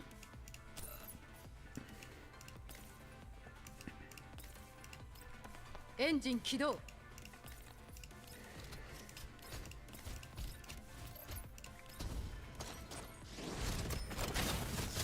ターミネーター最大出力前進そのまま消えて了解 How does she go upstairs? Oh, she kind of just jetpacks up there. The Elmo soon receives a report of success from Groza. Commander, we've successfully lured the two groups into each other. The Elids have inflicted significant casualties on Monkey Security's squad. They appear to be in urgent need of resupply and are currently withdrawing in an orderly fashion. What about their encampment? The Linjushnevnai sent a message in. They say Mongi's imprisoned them in a small room. They're waiting to get back to headquarters. That's great. Our plan's a success. The most dangerous part of the plan is not yet, though. Suomi jumps down, up and down in excitement, hugging Mailing, who happened to be nearby. Thank you so much, Miss Mailing. And Commander and Miss Graza. No. The rest is up to them. But I'm still kind of worried. Her frame is still damaged. Jushnevnai has been missing for a long time, too. What if Mongi doesn't believe them? Don't worry. Things are already going much better than we expected. Yeah, at least they didn't force a neural cloud wipe on them. So, let's believe in them. I pat Mailing on the shoulder. We're all doing it for Jushnevnai, and, of course, for the future of the community. I hope everything goes well. We'll have to leave the investigation up to them. But never forget, no matter what, that the Elmo will always be their safety net. Got it. Thank you so much. You've done us a huge favor. Suomi bows deeply to me, then straightens her body before looking into my eyes intently. I'll explain everything to Big Sis once we're back. If you need other resources in addition to intel on possible hiding spots, I'll talk it out. Alright, I look forward to hearing from you then. Returning to Mongi, Lonnie immediately reports the completion of the retrieval. He receives the following order: stand by and await a notification from the conglomerate, who will be dispatching dedicated personnel to collect the doll. What's going on in management lately? It's one thing to not equip us with third gens, but why on earth are they recovering these obsolete old models? Commission from Tlazo Incorporated. Don't pry. Oh, subsidiary. Is this something the conglomerate dumped on them? Speaking of which, that incident at Lviv has been causing quite the stir lately. Rumors are plenty. For example, a rumor that the Lviv White Zone has been conducting high-risk radiation experiments all along. Who knows what those eggheads are scheming about? Lonnie shrugs, seemingly unwilling to say more on the topic. Finish your work. Pussyfoot round. There are more bases that need to be checked than we imagined. Plus, we encountered those strange dolls. It'll be appropriate to request reinforcements in this situation. I don't think Omen has been busy. We can dump this mess on her. That woman isn't as easy to manipulate as you might imagine. Be careful. Don't get tricked by her. But still, they are good at dealing with troublesome missions. Such remarks are a blight on my ears. Lentine, who had appeared near them at some point, leans against the doorframe with her arms crossed, her eyes amid a cold shine. Well, I've already submitted a request for reinforcements to management. It's waiting for approval, but still, I will appreciate your help. The Mongi security squad leader shoots Lonnie an awkward look, but Lonnie deliberately turns his head away from the gaze of his colleagues. This is exactly what I've come to talk to you about. Lentine walks in, stopping by in front of the squad leader, acting as if Lonnie were invisible. My hands are full with work. Can't spare time to help you. It's just some yellow zone cleanup. It won't take long. Cleanup work? I don't think it's as simple as you make it sound. Lentine's lips curl into a mocking smile as she slowly turns her head towards Lonnie. The Higher-Up's still trying to suppress experimental research after the explosion at Lviv. Oh, alright. I'll accept your reinforcements request. Really? Then I'll send you the coordinates that we haven't checked yet. Lentine changes the subject before the squad leader can finish a sentence. However, the work that I have on hand has to be passed on to someone else. Want to swap? That's be someone kind of unpleasant work, isn't it? The squad leader shoots a pleading look at Lonnie. This time Lonnie responds by closing his eyes, clearly unwilling to offer it. Not really. Just a mission about cleaning out some special bases that have already been marked. Remember, it's also in the yellow zone. This is unfinished work just outside of our search area. Alright, so take a guess. Why haven't I set out yet? The squad leader's face turns deathly pale. So, complete your mission quickly. Of course, like I said, we can swap missions, if you want. Might not be a good idea to delay a mission from the higher-ups. What do you think? A knock comes from the office door right at that moment. A woman of calm demeanor walks in. Oh, cocoon. A gentle smile is worn on the doll before her. Yet the smile does not reach her eyes. Greetings, everyone. I represent Tlazo Incorporated and its parent company, Check Fob. I'm here to check in on mission progress. Lentine's eyes instinctively narrow at the unknown doll who just arrived. Her seemingly harmless expression does not lower Lentine's guard, not one bit. Any doll who can barge into Mongi security by herself as a representative of a conglomerate is likely to be a third gen. Recalling what past intel explained about third gens, Lentine senses Cocoon's arrival will inevitably stir trouble. I'm gonna go because I feel lightheaded. Okay, take care of yourself. Take care. A third gen? Why here? Lonnie finally turns his head back and looks directly at Cocoon. He reports on mission progress. Cheers. The additional mission assigned today has been completed. The retrieval target registration code DP12 has been placed in warehouse number 19. Feel free to collect at any time. Thank you for your cooperation. I shall personally supervise and confirm her neural cloud wipe. Lentine takes a small step forward, such that she is now walking in front of Cocoon. Perfect timing. I'll take you there. Adjutant Lentine, right? Thank you for your assistance. From what I know, DP-12 has been abandoned. Mongi did receive her coordinates by accident recently, but I don't think the conglomerate was informed about it. How did the conglomerate know about DP-12? And how did they know enough to issue a retrieval commission? Oh, such matters, I'm afraid, are also outside of what I'm privy to. Oh, act dumb, okay. A faultless answer from Cocoon with not even the slightest flicker of emotion. I'm only here to execute Lady Berryfield's orders. Oh, now I'm interested. How did a doll long abandoned attract the attention of Tlazo's director? Or could it be that the doll is an object of interest to even the conglomerate's top brass? Please keep your pointless curiosity to yourself. What Lady Berryfield takes interest in is none of our concern. Not yours, not mine.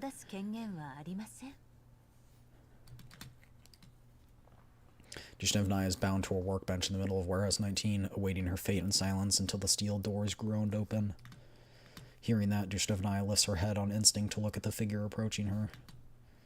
A doll with pink hair. Dushnevnaya knows that she has never seen this doll before. Fragmented records within her neural cloud surge into Dushnevnaya's mind the very next moment. The blurry scenes of a blown-open research lab overlap with the warehouse before her eyes. A blurry figure lifts her from the fiery ruins. She keeps yelling something. The image of a blurry figure keeps superimposing and intertwining with the smiling woman in front of her. No, that doesn't feel right. The pink-haired doll's gaze, which, with those impassive eyes, reflects absolute malevolence and coldness. This is not the gaze of the individual. But all she needs is the name. As long as she reads out the name she's yearned to confirm day and night, she'll be able to set everything straight. Is Cocoon gonna manipulate it? I swear.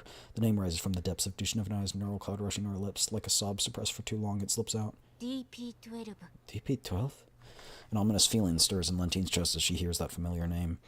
Lentine makes a move to stop Cocoon from hearing too much. She raises her eyebrows, walks in front of Cocoon to block her out of sight, and disrupts Dushnevnaya. Huh? You changed your frame already. It's different from what you had before. Indeed. I'll need to check and confirm her identification code. My ID is DP-12.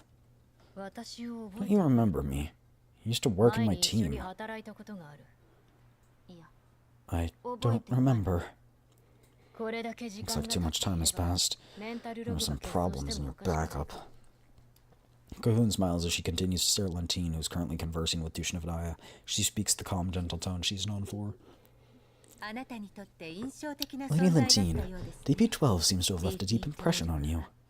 I remember every companion that I've ever worked with. Only the interesting ones, of course. So that's how it is. My intel suggests that DP-12 once achieved a remarkably high score in Griffin's intel processing tests, and that's why Mongi Security chose to take her in. Looks like DP-12's scores were excellent enough for you to remember. Such a pity DP-12 was swallowed by a bosom during a Yellow Zone mission. She was never retrieved. So that's the cover story. I'm sure you must have felt a great sense of loss. For an old obsolete doll? It matters little if she's gone. So why did Tlazo want her back after 10 years? He even sent out a direct request for her retrieval. Is the reason something that matters? You're just an adjutant, yet you seem quite curious about the conglomerate's affairs. Are you perhaps looking to pursue a career within the conglomerate? Thanks for the praise. Understanding our employers helps us complete missions better, and that's our responsibility. Lentine answers Cocoon fearlessly. Ignoring Lentine's attitude, Cocoon smiles and takes a few steps forward. She turns her gaze to the workbench behind Lentine, examining it with great interest. Yo. Dushnevnaya returns Cocoon's appraising gaze with a look of perplexion. Cocoon only takes a moment to look at Dushnevnaya's eyes and frame. A red glow lights up with her visual module the next second, signifying the completion of a long-range scan. Lentine watches Cocoon closely, but she does not intervene like she did before. Requesting another confirmation of ID and ownership information. ID, DP-12, owner, Mangi Security. Cocoon crosses her arms, fingers tapping rhythmically on her forearm. She cocks her head in doubt, but her uncertainty only lasts a second before disappearing in thin air. Cocoon puts away her smile and turns away, calmly walking back to Lentine's side as if she has lost all interest in Dushnevnaya. In any case, I thank Mangi Security for completing this additional mission. However, DP-12 was recorded having joint missions with the decommissioned doll KSVK. I'll need to ensure her neural cloud is wiped clean for security reasons. She's currently an asset of Mangi. If you want a neural cloud wipe protocol to start, you must provide a reason and go through proper procedures. Flosso's Incorporated mission clearly specified a request for her neural cloud to be wiped. Cocoon intentionally presses emphasis on the word clearly. Requests are requests. Protocol is protocol. Proper procedure and protocol must be followed before a neural cloud wipe can be executed. Things have always been this way. Cocoon turns her smile to Lentine, yet Lentine does not back down at all. A moment of silence passes. Cocoon turns to leave. I'll be back once the paperwork is complete. Sounds of her rhythmic footsteps move away from the warehouse, growing quiet. Dushnevnaya still stares blankly into the direction that Cocoon had left, as if something within her neural cloud just got pieced together before disappearing into thin air again. It doesn't matter where you came from or how you managed to arrive at this place. Just heed these words. Your neural cloud has already been wiped. Lentine's icy voice drags Dushnevnaya out of her daze. Your real ID is KSVK. Your file was secretly switched with DP-12s within Mangi Security's database. Don't get your own identity wrong, and don't share this with just anyone. Where's DP-12? Dushnevnaya's voice is hoarse to the extent she is unable to keep up with her unusual way of speaking. Was she the doll just now? I felt something familiar. Did she undergo a wipe in my place and turn into that one? That's absolutely not the DP-12 you're looking for. Lentine interrupts Dushnevnaya's train of thought without any hesitation. Salazzo would never value a doll that highly. Unless someone else values DP-12. Lentine looks in the direction that Cocoon left and falls into a bout of contemplation. Could it be her? She does happen to be a doll with a rather tenacious drive to win. Dushnevnaya suddenly speaks, interrupting Lentine's thoughts. I want to find my companion. Lentine shoots an icy gaze at the determined doll for a moment and then nods subtly. I'm a collaborator of DP-12. If you want to see the real DP-12, listen to my instructions. Enter standby. Don't say what you shouldn't. Don't do what you shouldn't. What you should do is wait quietly. Everything is going as Lentine predicted. With DP-12 as bait, she manages to make Dushnevnaya wait obediently in an environment alien to her, following her instructions. Finding KSVK undoubtedly means having an extra bargaining chip in her dealings with DP-12.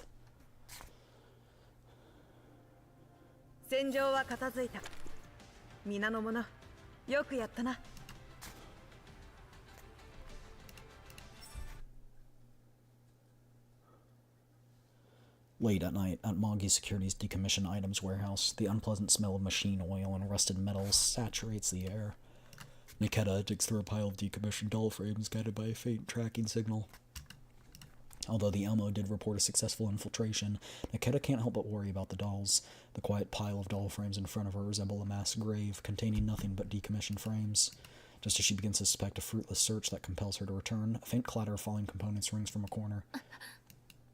Niketa instantly goes on high alert. She quickly points her weapon in the direction. A doll carefully emerges from behind the pile of doll frames that hit her, illuminated by dim lighting. A huge gash is present on her waist. Her limbs seem to have sustained varying degrees of damage. Niketa confronts the doll with her gun.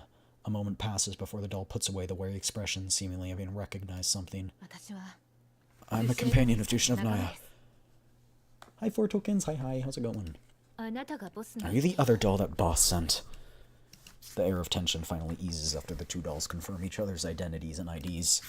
Niketa looks at Bathild's battered frame and frowns. I rushed over here to find you guys the moment Boss notified me. According to Boss's description, the infiltration was successful for both of you. Why have you ended up in the warehouse alone? Where's Jushin of Naya? A bitter laugh escapes Bathild's lips as she recalls what happened. When we arrived at Mongi, their leader took Jushin of Naya away for receiving some sort of order. I asked to go, but the retrieval squad ignored me completely. They then shot me and threw me here. They shot her? They were probably thinking that a civilian doll like me only had a place in a warehouse with junk. Well, at least this helps us act with more freedom. Your frame has sustained considerable damage from your successful infiltration. We better get your frame repaired before we proceed. Bathild gives her neck a good stretch. She shows Niketa the tool she has on hand. Parts and components are plenty here. I've compiled all the critical repairs on myself already. Bathild's voice sounds hoarse and distorted due to her damaged vocalization module. She notices Niketa's worried expression and shakes her head. Don't worry, my mobility isn't affected. The frame never had much combat ability to begin with, but I can keep all the necessary functions maintained. I've been prepared to lose this frame ever since I arrived in this place. Should something unexpected happen, feel free to discard this frame. Facing Bathild's calm expression, Niketa does not speak further on the matter. Instead, she changes the topic to the mission. Did you see where they took Jushin of Naya? Bathild shakes her head, her voice brimming with helplessness. No clue. Communications got cut off once she got taken away. Couldn't track her down. Right now, I'm worried she'll get her null cloud wiped before she can even find DP-12. It won't happen this early. If Mongi Security retrieved her frame, then KSVK's neural cloud might actually contain something of interest to them. As long as we find her before the conglomerate stop Brass does, it'll be fine. Then do you know how to find her? She was retrieved as DP-12, so we'll know who's looking for her if we follow that lead. Let's start by thinking about the matter of DP-12 and KSVK swapping identification codes. If that's been confirmed, then the real DP-12 has probably already been put into active service. Because KSVK's identification code within the archives has been changed from decommissioned to officially in active service, she's also currently under Lentine's ownership. So we'll get the chance to check on Jushin of Naya if we manage to contact Lentine? I'm against rushing to make contact with her before we can confirm the situation. I understand your concern, but I want to confirm her safety as soon as possible, no matter what. I've encountered many decommissioned dolls throughout the Yellow Zone. I don't think Jushin of Naya's retrieval bodes well for her at all. Alright, I'll try and get into the database again. However, Mongi Security does InfoSec as well. My clearance is limited, so higher level info can only be obtained through decrypting the permissions required. Is it risky? Risks are manageable. Besides, Boss has arranged for Level to provide us with electronic warfare support. Yo, Level's coming in clutch with the EW. Niketa connects to Mongi Security's database once again, skillfully hacking into and bypassing the defense systems. She quickly makes a discovery while browsing through the archives. KSVK's retrieval was a task commissioned by Tlazo Incorporated. But the workflow for this mission was very simple and involved few people. Feels like they didn't want too many people to know about this at all. There's reason to suspect that it might be a faked mission. The Elmo received that call of unknown origin pretty close to the time this mission got sent out. Does that mean The original DP-12 issued the mission, disguising herself as the conglomerate. Is she trying to find Dushnevnaya? That would make sense considering Dushnevnaya does recognize the voice. Not very likely. From what I know, DP-12's owner is Lentine, who is known to be rather sharp and capable. She's some all-talk, no-bite paper tiger. Maybe it isn't, I don't know. Although I've never been directly under her command, that squad that she leads, Omen, has always been renowned. To her, dolls are simply tools, means to an end. It's unlikely she would let the original DP-12 try such a thing. Then, is someone who knows of DP-12 survival trying to find the original DP-12? That is probably more likely. Perhaps our enemy had been targeting the original DP-12 all along. That is indeed possible. Thing is, DP-12 had been missing for a long time now. In addition, her fate has already been recorded in the archives. So if someone has seen her after all that, they must be deeply connected to DP-12. When Nikita tries to make a further attempt at decrypting the mission client's info, the terminal screen suddenly turns red, error alerts popping without end. The level 2 of both dolls gets instantly invaded through the connecting interface. Careful. We've been spotted. The endless malicious code segments weave into a gigantic net, completely locking down the neural space of both dolls.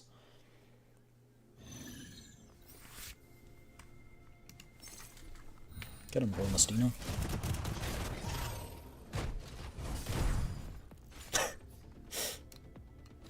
Obliterated.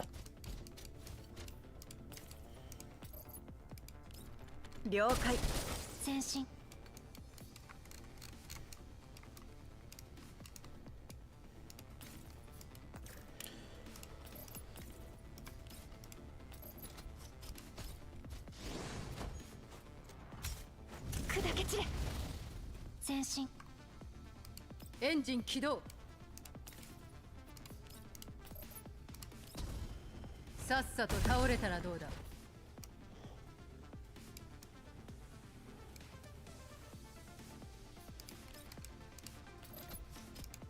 ハンデをあげる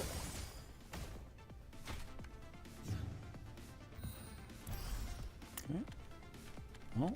制圧します Yo! DP-12.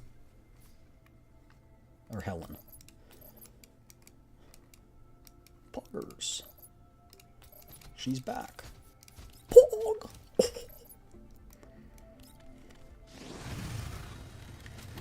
降参するなら今のうちよ目標沈黙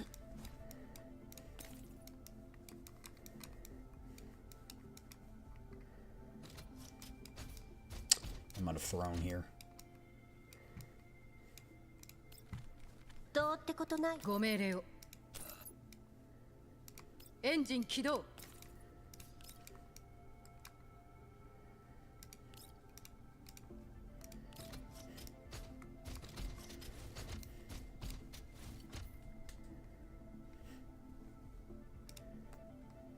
Okay, hear me out. We're ulting on nothing to get an extra turn. Wait, what? It's it? Oh, I guess it's only if it hits. Okay, that doesn't work. Maybe Vector can get there, right? Yeah, no. Okay.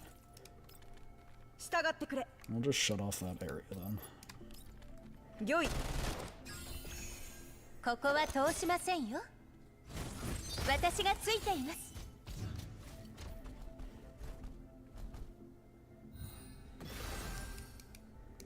Hello, sir.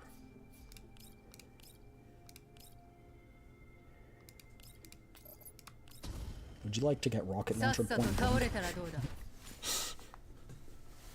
Just as Nikita and Bathilde are about to be consumed by the malicious data, another data stream, obviously different from everything else, appears. It does not fight against the data-woven net. Instead, it aims for the interface that connects the attackers to the database, severing the link. The alarms stop immediately. Nikita and Bathilde receive a notification soon after, informing them about a location in great detail. You managed to fend off the attack, thanks to the reinforcements. Was it Leva, whom the commander mentioned? It didn't feel like Leva's handiwork. Not only did they help us fight off the external link, they also revealed Dushnevnaya's current location. Can't be sure whether an enemy or an ally, but 手がかりが We 欲 have し to い go if we want more clues. そこ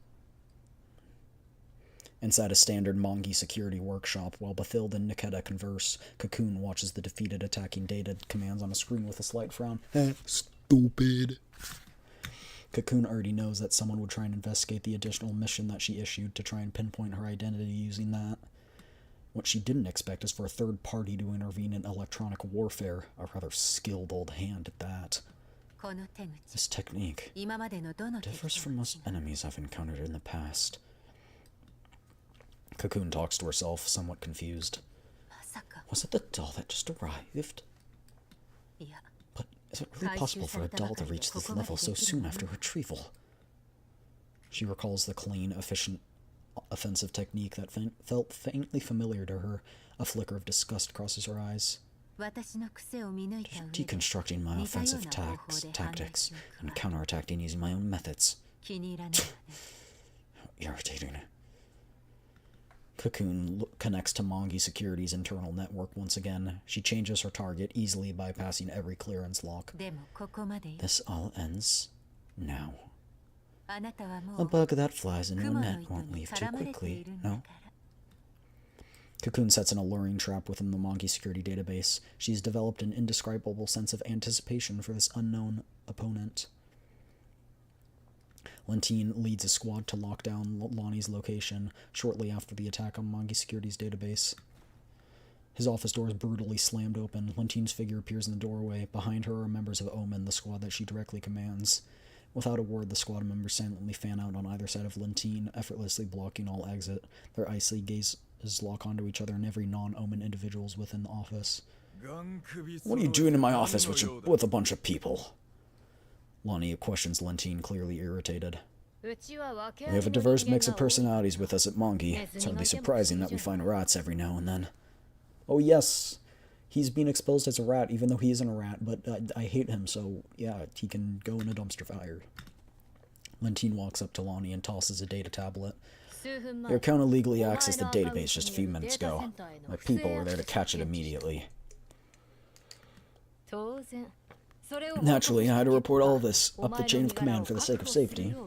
I came here to impose a lockdown of order for the same reason. You're telling me that I illegally accessed the database? Lonnie bulges his eyes wide as if he just heard something ridiculous. Why would I need to access it illegally with my level of clearance? I'm just stating the facts. Mongi Security's database suffered an attack some minutes ago. The enemy tried to look through data on me, then tried to tamper with some of the intel. The evidence left behind is the clearance permissions from your account. I didn't even open our data system within the time frame. There's no use saying all that to me. You'll have to undergo a round of investigation for the sake of information security. Still, like you said, nothing to worry about if you're not guilty. Right. After all, I'm pretty sure you wouldn't want someone doing whatever they want in the company through your clearance. Take him in for questioning. Lonnie's protests appear futile and under silent, oppressive pressure of the Omen squad. He's eventually escorted away by 2 Omen members on each side. Just you wait. Hear me out. Okay, so we get HP, we take out Cocoon, and then she takes out him and he takes out her, and then all of our ops are dead within Mongi. Just kidding. That would be best case scenario. I think best he's going to get booted from Mongi. Cocoon's going to die probably in part 2, hopefully. I'm purely guessworking. That is just me projecting my hopes and dreams onto it. After watching Lonnie get taken away, Lentine makes her way to a well-hidden room where DP-12 awaits. Thanks for the intel just now. But who's the real intruder? The intruder was likely someone from Tlazo. Cocoon, 3rd gen. Her current identity is that of an intel agent working for Tlazo as a liaison to Mongi. Quite a disadvantage for me if she discovers the matter of you swapping identification codes with KSVK. So many years have passed since then. I don't think KSVK will attract any attention from the top brass. Besides, I edited her identification code already. Tlazo commissioned Lonnie to retrieve DP-12, so their real target would be me, by right. We still don't know what their real goal is, but I did stop Cocoon from wiping that doll's neural cloud just temporarily. Thank you for your help. Don't let your guard down just because of that. It's only temporary. The UNC has already dispatched their investigation officers. We don't have time to waste. The higher-ups pressed me to take care of these coordinates several times. They pressured me so frequently at this point in time. Even an idiot who will realize they have some terrible work lined up. Lentine lets out a bitter chuckle. Maybe it'll end up being like what happened in that cleanup mission from before. The one where we entered a Paradius base and crawled out with huge losses. Are you worried that this mission will be about Paradius again? I hope not. I'm just considering the worst case scenario. Oh yeah, when we beat your ass. I'm sorry, when we beat your ass. I'm sorry, when I beat your ass. Sorry, when we beat your ass. Sorry, when we, you lost to us? After all, in the eyes of these higher-ups, Omen exists for the very purpose of taking on such missions. Omen is not a name of glory, but rather an unfortunate label that your colleagues have given you. Our squad may have taken on an endless number of dirty jobs, yet remain prone to a future of being regarded as disposable. I'm not self-loathing as you think. I will not face that kind of future, and I will not let that happen to me. Only by grasping enough leverage can we earn our bargaining chips. You and I both know the importance of intel. Does this mission really involve Paradius? What are some pieces of important intel we can leverage? I believe that you can find me some solid answers to that. Of course. I shall perform further investigations to pay you back for protecting KSVK. Must get such trouble things out of the way early. I didn't want to end up like your commander after all. Lentine changes the subject, lacing her voice with a hint of mockery. That man has gotten worse and worse over the course of a decade. I would have expected that he'd blow up Lviv. That's a white zone. UNC won't let this go easily. You and I both know that the commander would never do such a thing. Available evidence suggests he's most suited to be the conglomerate's scapegoat. Exactly. Scapegoat. Scapegoat implies that they're not actually the person who did it.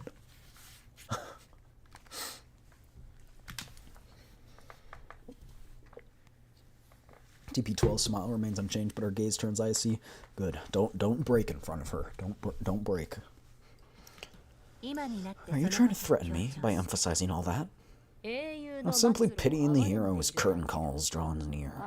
For men like him, dying in combat would be a best outcome. Far better fate than becoming a chess piece to be toyed by with those in power. What's the difference between you and the commander, then? Omen's squad is also a chess piece of Mongi Security's top brass. Do not compare me with that person. I already know what I have to do. I'm just lacking some effective tools. Tools? I'm probably considered one of your tools, aren't I? Partnership based on mutual benefit is the most stable kind. I believe we don't think of each other as companions. In other words, I constantly have to be on guard against your possible betrayal. How cold. And here I thought that after KSVK and the Lullaby Project, we'd at least considered each other accomplices. I've never believed in doll loyalty, not even in third gens. Last time Blue Sphere third gen served as commander, her squad casualty rate was 100%. Dolls are just tools. To a tool, the only thing that matters is the task. Tools have no companions. As expected, you're indeed deeply wary of dolls, quite unlike the commander. But it's okay to trust us a little, since you do want to work with us, you know. There's no need to try cozying up to me. I know very well that to protect KSVK, I must acquire sufficient power, and right now you're the only individual I can trust in Mongi Security. If I didn't have your help back then, I would have never been able to save KSVK in time, much less help her escape Mongi Security. Although you did not wake me up as per our arrangement, I do not harbor any resentment. Boring. I'm no coward. If they want to send me to my death, they better be prepared to go down with me.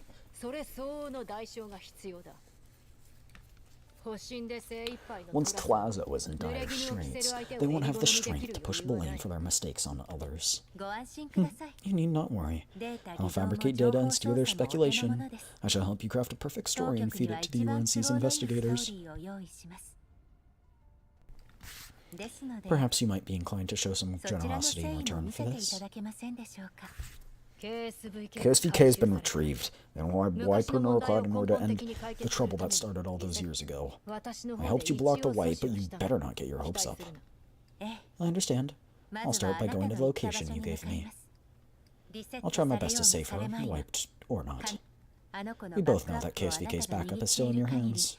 I'll do my best to cooperate with you for the sake of that child.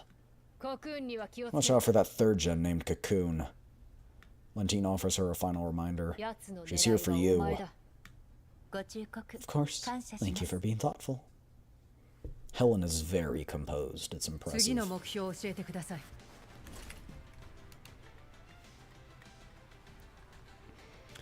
How tall is Voimastina? Let's take a quick look-see as a little break. See if it's listed in her information. 1, 2, 3, 4, 5, 6, 7, 8, 9. Still not even halfway done. 1, 2, 3, 4, 5, 6, 7. Yeah, I don't think we're finishing this today.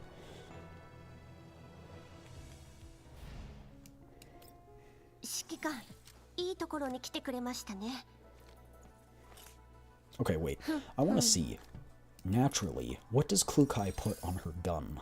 I think she uses a... Sorry. This. Hold on. I just need to check this off. It bothers me when there's... Okay. Like, what's her natural gun? I want to see. Because, like, what I prefer, I want to see. Attachments. Okay, wait, no, like, what's the natural look of it? Appearance. It's not that. I can tell you that much. Is it Golden Melody?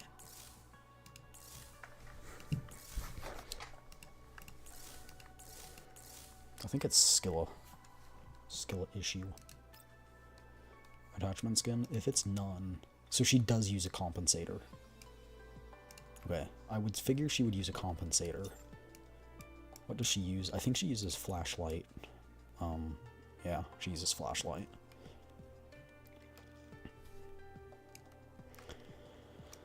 In terms of her scope, I think she would use probably like a 2 to 3.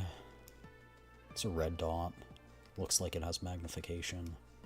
I don't know though. And then for grip, she probably goes horizontal or vertical. I prefer horizontal, to be honest.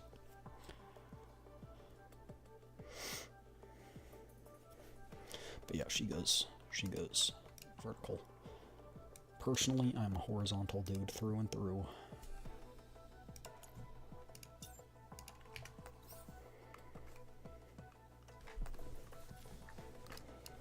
Anyway, that's not what we're here for. You are here for Voimastina. But she's tall. Friend ID, Task Force Defy. Outfit CG? What's this? Oh, you can switch her outfit.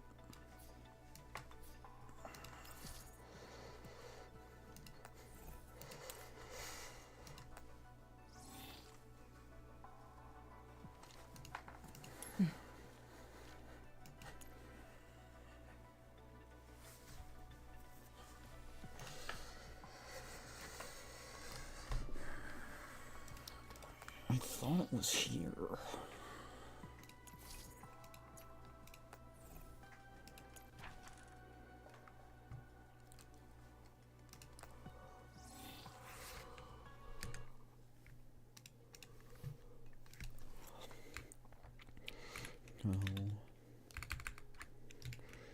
How tall is Voice?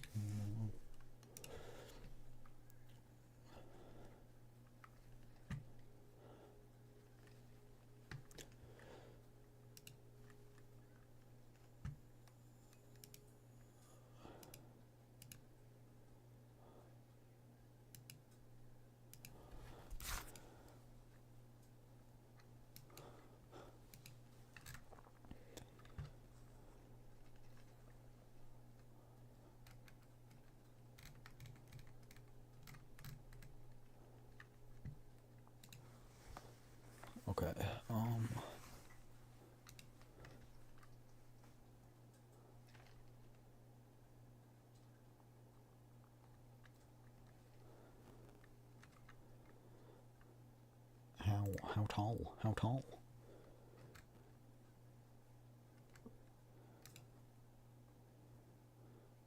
No. I don't want how tall her mech is. I want how tall she is.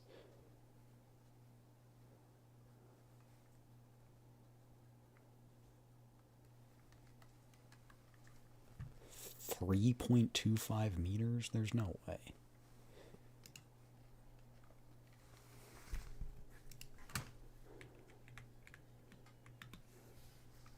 That's not true. I know it's not.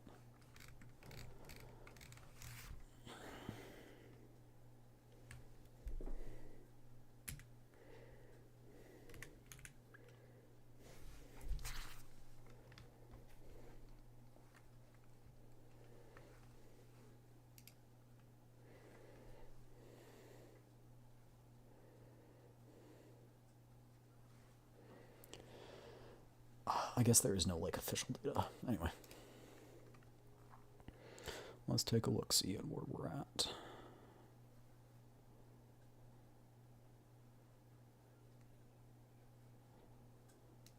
We're halfway there. Ow. Sorry.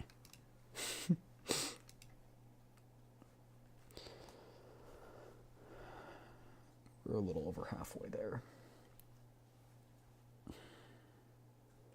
Okay. I think what we're going to do is we're going to try and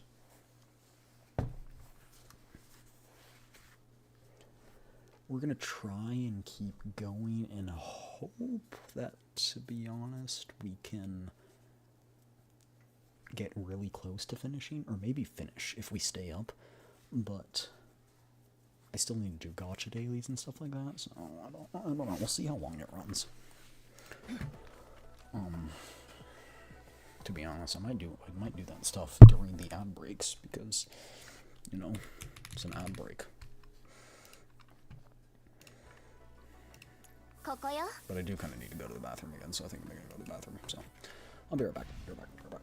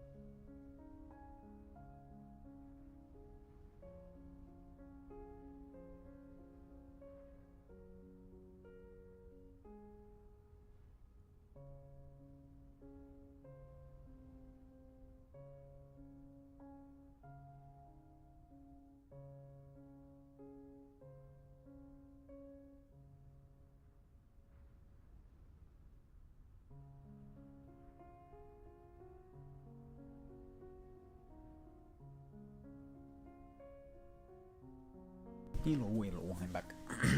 Sorry about that. I'm here with Puddles.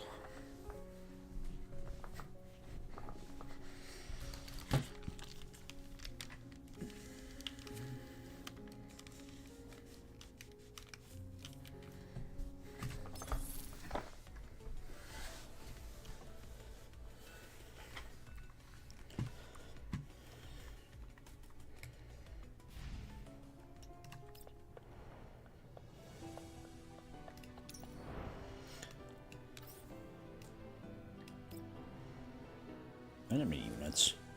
Wait, why is she not? Never mind. Bathilda and Nikita's footsteps echo through the corridor. The mysterious location info is akin to a bullet with no source. Who knows where it could lead them? Yet in their bid to find Dushnevnaya's whereabouts, Bathilda and Nikita chose to take the risk of following it, not knowing what kind of person had given them the coordinates. I'll go alone, and that'll be enough. That way I won't endanger you if I'm found. I know Magi security is laid out much better than you. Your chances of getting spotted will be minimalized if you bring me along. Thanks. Have you thought about what you do if we get spotted? This is a path walked in darkness. One should count themselves lucky to have a companion. That's why I've never feared getting exposed. That's not what I meant. Bathilda, at a loss for words, rushes to explain. If your cover gets compromised because of Dushnevnaya, why not retreat with us? I'm not as good as you in combat, but I'm pretty durable. I'll help you fend off Magi. Besides, I've already backed myself up before coming here, so if we run into danger, just fight to your best without worrying about me. Many thanks, but I'll try to avoid that kind of scenario. Their conversation comes to an abrupt halt when reaching their destination. The coordinates have pointed into a spacious room. The room is filled with silence and stillness. Bathilda and Nikita exchange a glance, then separate in tacit agreement. They meticulously search every inch of the room, looking for any and all traces that might lead them to Dushnevnaya. Nothing here. I'll try looking over there. Clack. A faint metallic sound comes from outside the door, breaking the deathly silence within the room. With nerves taut, Bathilda reacts instantly. She lowers her center of gravity, preparing to rush toward the door. A hand grabs her wrist before she can do anything. Nikita shakes her head and then directs her gaze toward a half-open metal cargo container that they had just searched. Rashly engaging the enemy would only ensure a swift end of their infiltration. Bathilda understood what Nikita meant. She uses reason to suppress her desire to fight. The two dolls then swiftly slip into the cramped cargo container before quietly closing the door. Clack, clack, clack.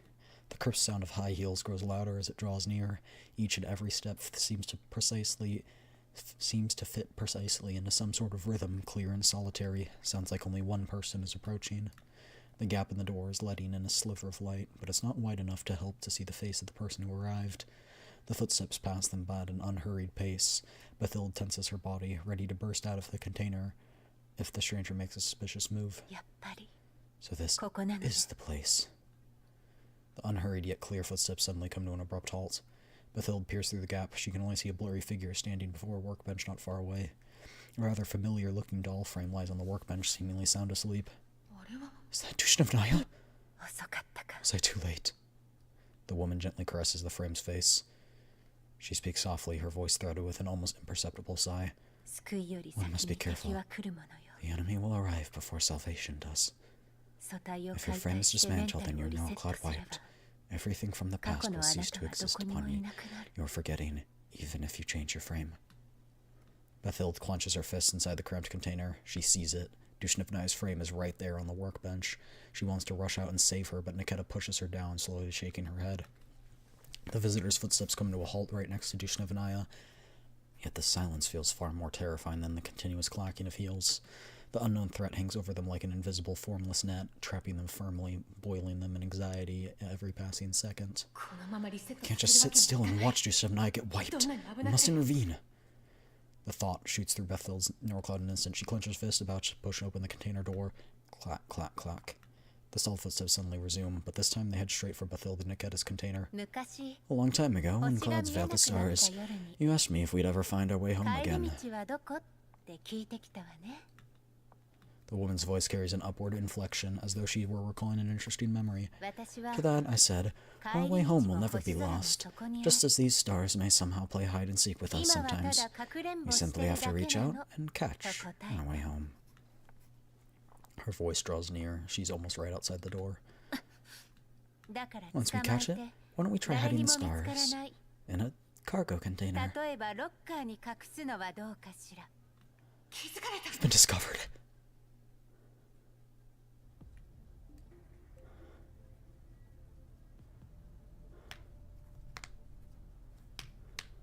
私がお守りいたします I found you little rats. Are you going to come out or we'll have to drag you? The one who strikes first has the upper hand.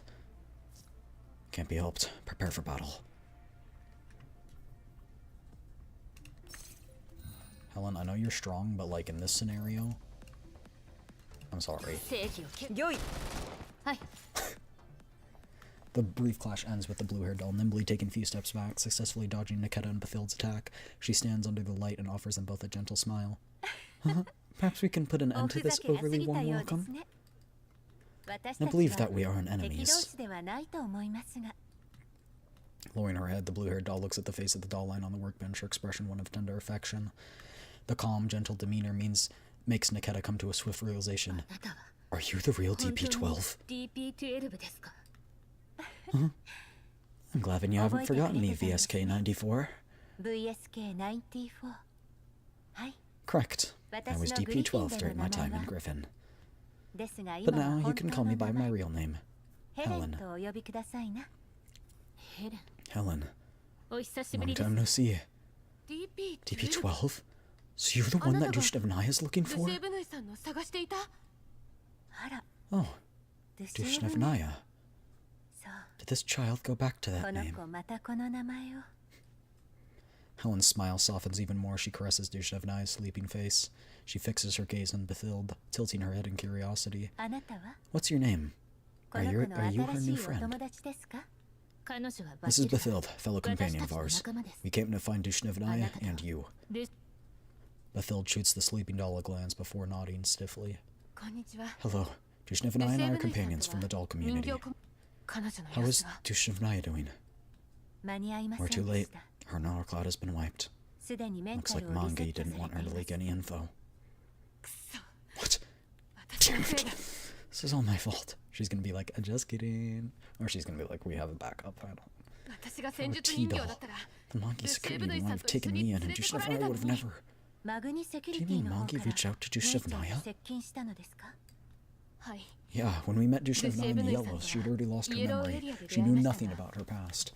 ある日 But when she tried to メンタルを process her 整 neural 理 cloud, して she る suddenly 最中に remembered the name DP-12.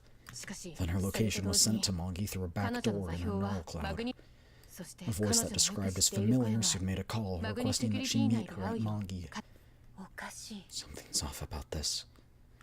Helen Burt furrows her brow グ slightly. リフィン再 When 編の Griffin 際 restructured back then, Dushnevnaya and I were accepted 一緒 in にマ Monkey グニセキュリテ together. ィに配 We 属 spent さ our れ time carrying out 簡 basic 単な escort 護衛任 missions. 務を担当していましたあの子は That 頑張り child すぎ worked たせい really で hard, always trying her 知っ best て to はいけ complete な her い情 missions 報を知って perfectly. しまい And because of that, she 財団 happened から to 廃 overhear 棄命令 intel が she 出ま wasn't した allowed to know.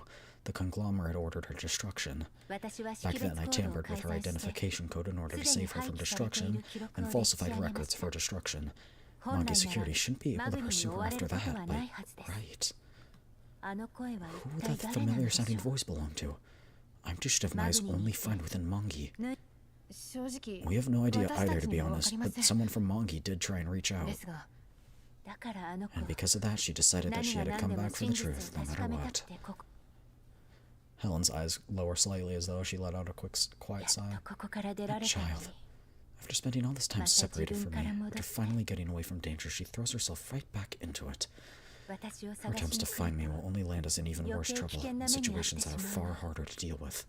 狙われているのはあな Perhaps た she の came 方 here かも because し it れま was せ you ん that they're targeting, not her. トラ奏者は Someone from あ Tlazo なた seems の to メン want タルを your リセット neural しよう cloud としてい wiped. るようで That's す why Dushnevnaya got ルシェ herself ーブヌ taken イは back. ですが私 But は I've stayed clear of all 財団 classified やマ intel グ from ニの Mongi 情報 and を the 何も知り conglomerate. ませんあなたのメン Perhaps タ your ル neural に cloud carries something あ of なたで worth す that ら you, 知らな even い you 何 don't か know があるの about. かもしれません以前 I once saw your files in Project Coronal Hole.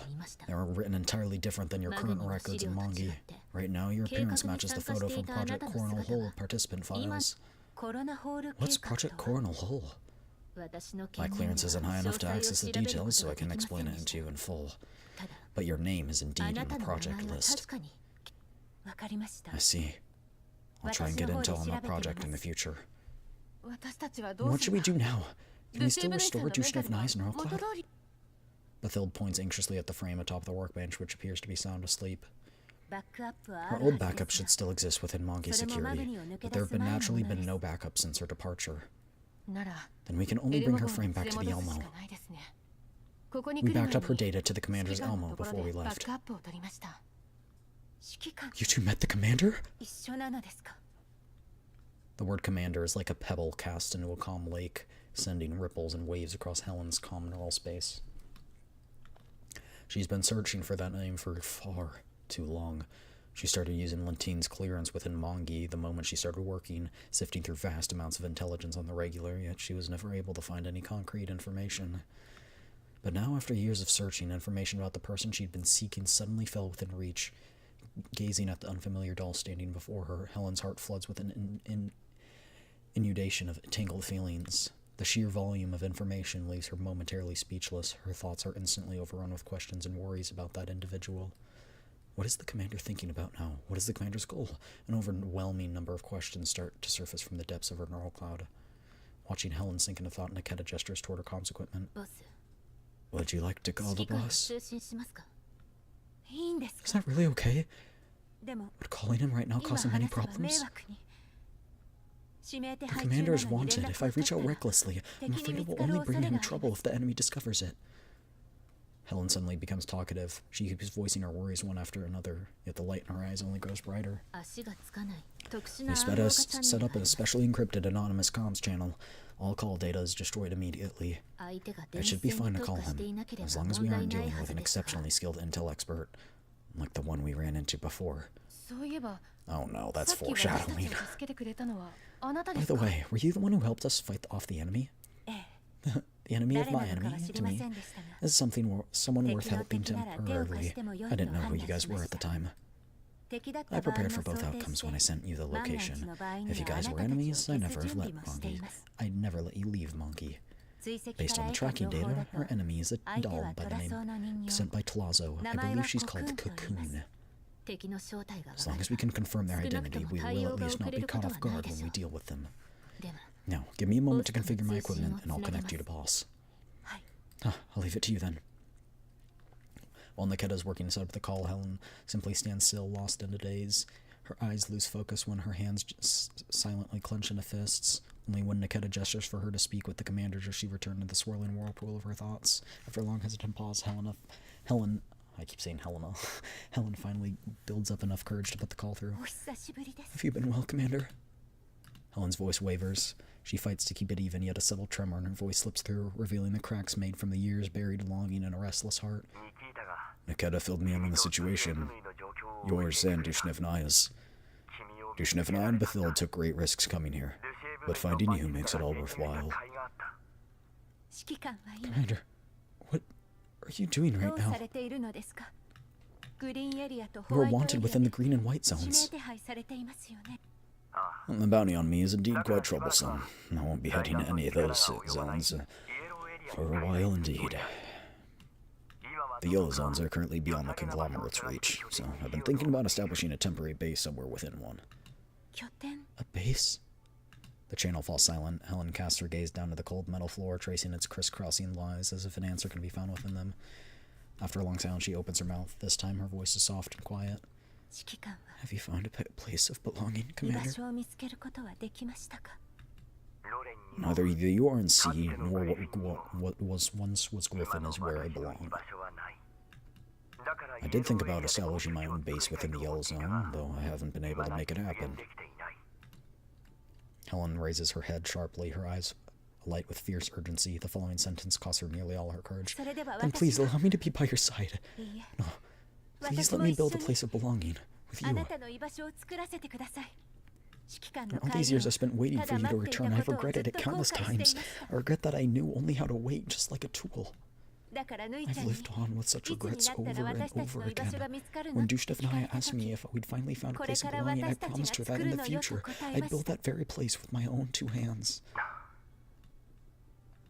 This time the silence lasts even longer, not the silence of rejection, but a silence woven from surprised wistfulness and the emotion of a profoundly moved heart. Does my request put you in a tight spot, Commander? No. I was just feeling moved right now. The wealth and status that humans seek are of no value to us. For me, besides those who see us as cherished companions, that would be a place of belonging. Finally, the voice from the other comms comes through. Would you like to come to the Elmo once Dushnevnaya is in better condition? Helen's taut shoulders finally slump in that very instant, as though an immense burden has finally been lifted. I've wanted to hear that for so long. Now that we have your whereabouts, Bathild can leave as soon as possible. They took on this infiltration mission in order to find you and to find why Magi attacked the community. Rest assured, I will do everything in my power to help. Of course, if you want intel from Magi right now, I can help you with that too. Thank you. We're short on time, so let's prioritize rescuing Dushnevnaya. I'll let you know if I need anything else later. Okay then. Please take care, Commander. I'll be looking forward to the day we reunite aboard the Elmo. Once the call ends, Helen brings a hand to her chest as though she was fighting to hold back the torrent of emotions flooding her neural cloud. She finally calms down after a long while, offering a smile to Niketa and Bathild. Thanks to both of you risking your lives, I now know everything about Dushnevnaya's condition, but I haven't been able to retrieve her old backup yet. We might still need some prep time before we can leave Magi.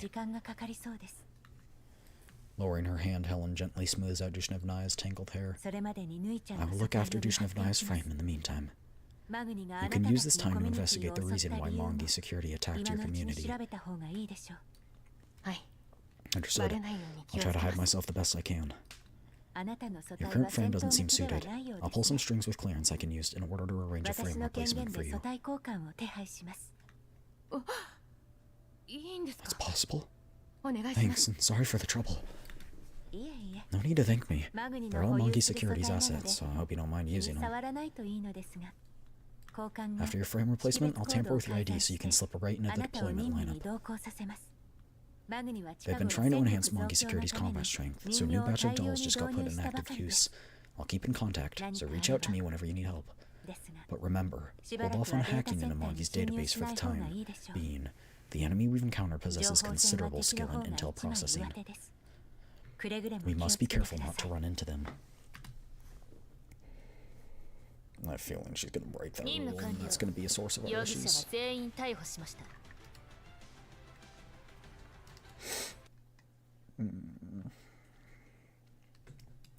After finalizing the infiltration plan for Niketa and Bathild, DP-12 composed herself and returned to Lentine's office. The office is tidy and cold as always, just like its owner. Saw KSVK. Lentine asks in an even tone, continuing to flip through her documents without bothering to look up. I was too late. Her neural cloud's been wiped. I tried to block it, but our opponent's authority was higher than mine. Not your fault.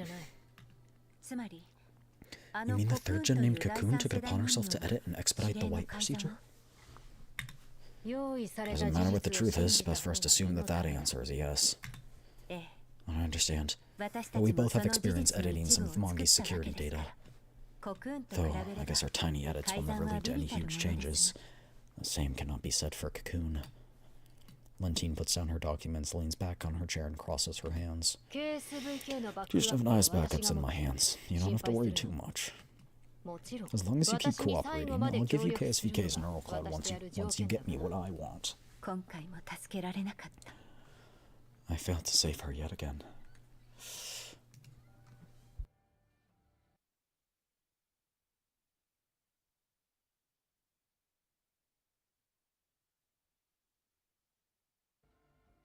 A rare look of dejection crosses DP-12's face. Lentine casts her a glance before standing up with her arms crossed. I've looked at KSVK's latest status report. Ever since the older wipe procedure got forcefully cut short, her neural cloud has remained in disarray. Destruction precedes creation. With her mind now thoroughly wiped, she might now actually be able to return to normal. Is the result the only thing that matters? Does the process not matter? Needless sentiment will only introduce unexpected variables that may disrupt the plan. Your kindness seems to have reserved for when it's absolutely necessary. Excessive emotion only serves to cloud your judgment, DP-12. The third gen named Cocoon is at an abnormally high clearance level. I suspect that Tlazo has given her nearly all possible permissions they can. It's highly likely that she personally issued the mission pertaining to KSVK. She's interested in you. That doesn't make any sense. Why would anyone be interested in a doll that went missing years ago? I still don't get what her goal is. The goal doesn't matter. Think of a way to dispose of her or hack into her neural space. Just make sure she can't find the records and that I edited back then. Keep it clean. Not attract any unnecessary trouble. Of course. In any case, I want to thank you for taking on the risk of keeping KSVK's backup. And you better help me clean up this mess on my hands. Please don't worry. Everything is going as planned. Lonnie getting investigated was my first step. The enemy's permissions come from the conglomerate, so this conveniently serves as evidence of their collusion. Overly obvious intel will only make the enemy suspicious. Vague clues like these work better on those self-proclaimed geniuses. Let them puzzle over the clues all they want. Sounds good.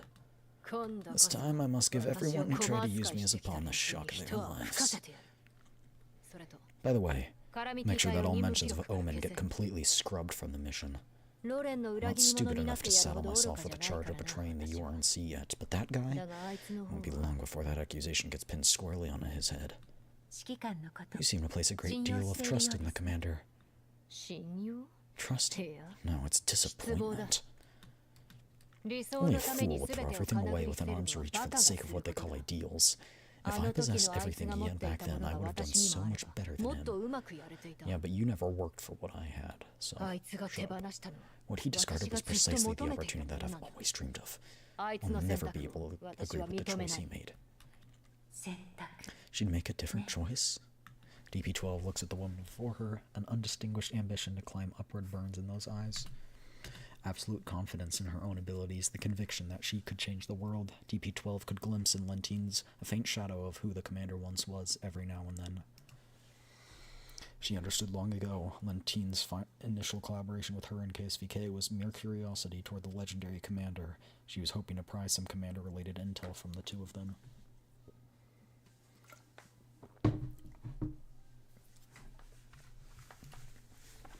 Their partnership is fragile enough to shatter at a touch. The moment Lentine loses interest in the commander, or when the risks of collaboration outweigh the benefits, their relationship will come to an abrupt end. To Lentine, dolls have always been, perhaps nothing more than tools unworthy of a second thought. She could be used as a disposable pawn by Lentine at any moment. But that call with the commander was like a ray of warm light, piercing through the long winter that had frozen over Helen's heart. The confusion and uncertainty of the past had dissolved in an instant. Helen's desire to break free from Mongi has never been stronger than now. However, there's still some work that has to be done before she leaves. She must make full use of every permission she currently possesses if she wants to bring the commander better intel. Someone knocks on Lentine's office door. The aide who always follows Lentine interrupts the conversation between her and DP-12. Adjutant Lentine, all preparations are complete. Yo, it's Kenny. Haven't we met this guy before? Good, let's move out. Time to clean up the mess those good-for-nothings left behind. Lentine steps out of the office, taking the lead of her squad to prepare for that trip to the mission site. That's an important moment for... Because that guy saw her. She comes face to face with Lonnie in the empty corridor. Displeasure is written all over his face, malice nearly spilling from his eyes. Lentine ignores the hostility leaking out of him. She stops with perfect composure, then takes the initiative to raise a hand in a greeting, her attitude bordering on provocation. Oh, well, I'd expect nothing less. With connections like yours, you're already out. Lentine, don't go overthinking that Omen can become Mongi Security's first echelon. Know your place. Don't even dream of climbing over me. Your staff invited me to assist, you know. I'm happy to pull out any time. If you want to swap assignments, I'll go along with whatever gets arranged. You actually submitted a request for her help. Well, the enemy has been difficult to deal with, and the higher-ups have been urging us hard. They said to spare no expense. The budget can be doubled, you know. And do you expect me to believe that you'd be that generous? I don't buy a single word of yours. I'm heading that way anyway. In any case, the Arabs have been hounding us for this stuff for a while now. If your intel network hasn't collapsed along with you yet, you should know that this mission is no longer being executed separately. The conglomerate's mission has been split in two. Part of it be handled by you, the rest be handled by me. It's an additional assignment that just arrived. Ani, don't you supposedly have connections everywhere? I'd actually like to ask you something. What exactly is hiding behind those coordinates? Contrary to her usual unapproachable demeanor, Lentine takes the initiative to move closer to Lonnie, her softened manners clearly putting Lonnie at ease. All sorts of rumors have been popping up non-stop ever since the explosion at Lviv. The outpost we're heading to, there won't be any high levels of radiation, will there? Muggy security isn't dumb enough to take on that kind of dirty work yet. It's just another job if the money's right. Why overthink it? You better know your place. Compared to those PMCs out there who take on anything and everything, the pay and treatment here is already more than fair. I can tell you this. The URNC's dedicated investigation team has officially arrived in Lviv. As for those famous companies that everyone knows about now, which of them can honestly claim that their hands are totally clean? Mongi security will only keep getting more work. Drag things out a little, and who knows? I might raise the budget again. I actually like collaborating with you, in certain ways. What did you mean by that? At the very least, working with you won't leave me in the red. Let's move on. Conglomerate paid double, didn't they? Surely sending a bit of a commission my way won't be a problem. The moment Mongi sets out for the mission, their movements are made known to the Elmo through Niketa's anonymous comms channel. A sense of unease gradually spreads through the Dell community upon hearing that the enemy is attacking again. Once again, the Elmo joins the defense at the request of Suomi and the Dell community. Helen, who is currently still in Mongi, quickly notifies me as well. Mongi Security's force has officially departed. The mission is time-sensitive, so they should arrive quite soon. We'll prepare for the coming battle. I wouldn't recommend engaging them directly, Commander. Based on the intel I've gathered, what the Mongi staff intend to do has no direct conflict with your interests. In fact, it'd be better if you don't get involved at all. From what I know, this assignment is considered a dirty job. They've been investigating and clearing a number of specific coordinates. You're already a wanted man, so it'd be better not to drag yourself into further trouble. I'm afraid that some direct engagement is unavoidable. The location they're heading to is exactly where Bethilde and the others have their base. Is that so? Probably can't make that area disappear without notice. Will the execution be difficult? Then I probably can't really make that disappear without notice. Don't worry, I'll use my permissions to plan out the best course of action for you. With Mongi Security's main forces deployed to the outer perimeter, taking action is now easier for me and Niketa. Dishnev and I are under Helen's arrangements for now. So we don't have to worry about Mongi discovering us for the time being. That's wonderful. Everyone's finally met up inside. Now all that's left is to make it out of Mongi and come back safely. Indeed, but we still need to find Dishnev and I's backup inside Mongi since it contains important intel. Once we have it, we'll know whether the community will be safe moving forward. Don't worry, Bethilde. Now that we have the commander's help, the community's worries have been eased considerably. It's you guys that we're worried about. You're operating inside enemy territory after all. Please be careful. If you can't win, find an opportunity to run. Don't push yourself. There's no need to worry. I've already diverted some surplus assets from Mongi to install a fire control core for Bethilde. Now that I have a fire control core, I'll be able to contribute more in future battles. It's unfortunate that I can't come back to help you guys right away. Stay safe. Let's just abandon our temporary base if the need arises. Your care and concern for us is abundant, Bethilde. Alright, I promise you. We'll make the decision based on what happens in the battle. If our enemy doesn't target the locations, we'll just put up a bit of resistance before falling back. I've uploaded details regarding the approaching Mongi security forces to the Elmo. Thank you for your hard work. Good luck, everyone. Commander, we spotted the enemy. Preparing to engage.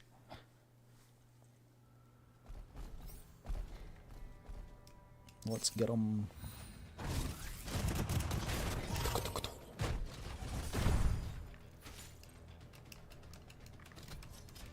訓練の成果ね。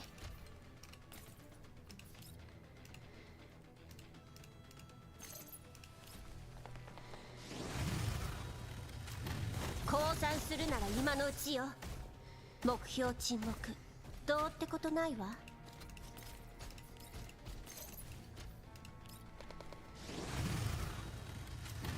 降参するなら今のうちよ。どうってことないわ。 Damn it, the rover! Prioritize protecting the rover!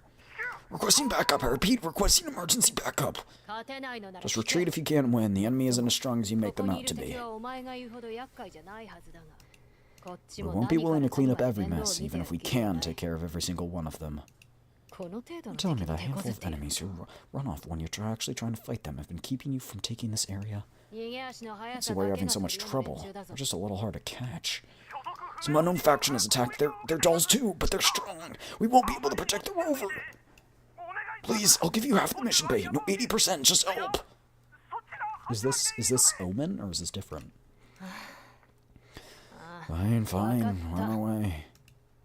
Just as Lentine was half-heartedly preparing to order her team to change course, an encrypted call comes through. DP-12, what's going on? The UNC representatives has just made an official visit to Mongi. Interesting. The conglomerate reacted by issuing an urgent directive demanding that you complete your mission as soon as possible. They're fast-tracking the approval process. Received. Carmen Ignacio has issued an additional direct order. Halt all directives and head to the designated coordinates immediately. The higher-ups have finally taken action, but the dynamic has already shifted. Let me check exactly what those coordinates have in store for me. Okay, I searched Mongi Security's internal database, but found no relevant data. I can tell it's going to be a pile of trouble even without any data. Hurry up, make a move on that third gen and see if you can pull out any intel from her. You're putting too much trust in me. Well, I do hold enough bargaining chips to make you do your best, no? Indeed, I'll send you any intel I get as soon as possible. All units, retreat and relocate. What's going on? Aren't you guys here to support us yet? I just got direct orders from Carmen. New mission. Retreat if you can't win. Don't do anything stupid. Retreat now! At Mongi Security, while Lentine is out on the field, Helen fulfills her promise and makes use of all available clearances to gather all possible intel related to the top brass in Lviv. The recently arrived URNC investigators have stationed themselves at Mongi Security to conduct their investigation. Among their ranks, a doll named Heli catches Helen's attention. According to a summary of the URNC's request, they ask Mongi Security to grant them full access to all databases. What makes it strange is that the name Heli was a complete blank in all the systems. Despite being entrusted with such an important task, she was a ghost in all but her name. Wait, I'm already blanking on Heli. Wait, they're trying to find Heli? Wait, no, Heli was the one with Dandelion. So why are they trying to... Oh. Oh, this is Heli trying to find out the truth behind the situation. Okay. So we're not exactly enemies. At least the URNC is not... Well, is enemies with... Mongi. But is not enemies with Elmo.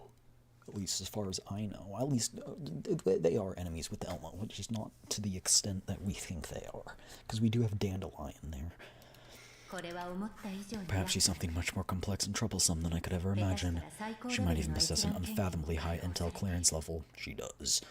If Mongi Security's databases get fully opened, then all records will be laid bare. Looks like I'll have to exercise more caution. Access logs, traces of erasure. Can't leave behind anything. Still, there's also a perfect opportunity for me to guide the flow of intel.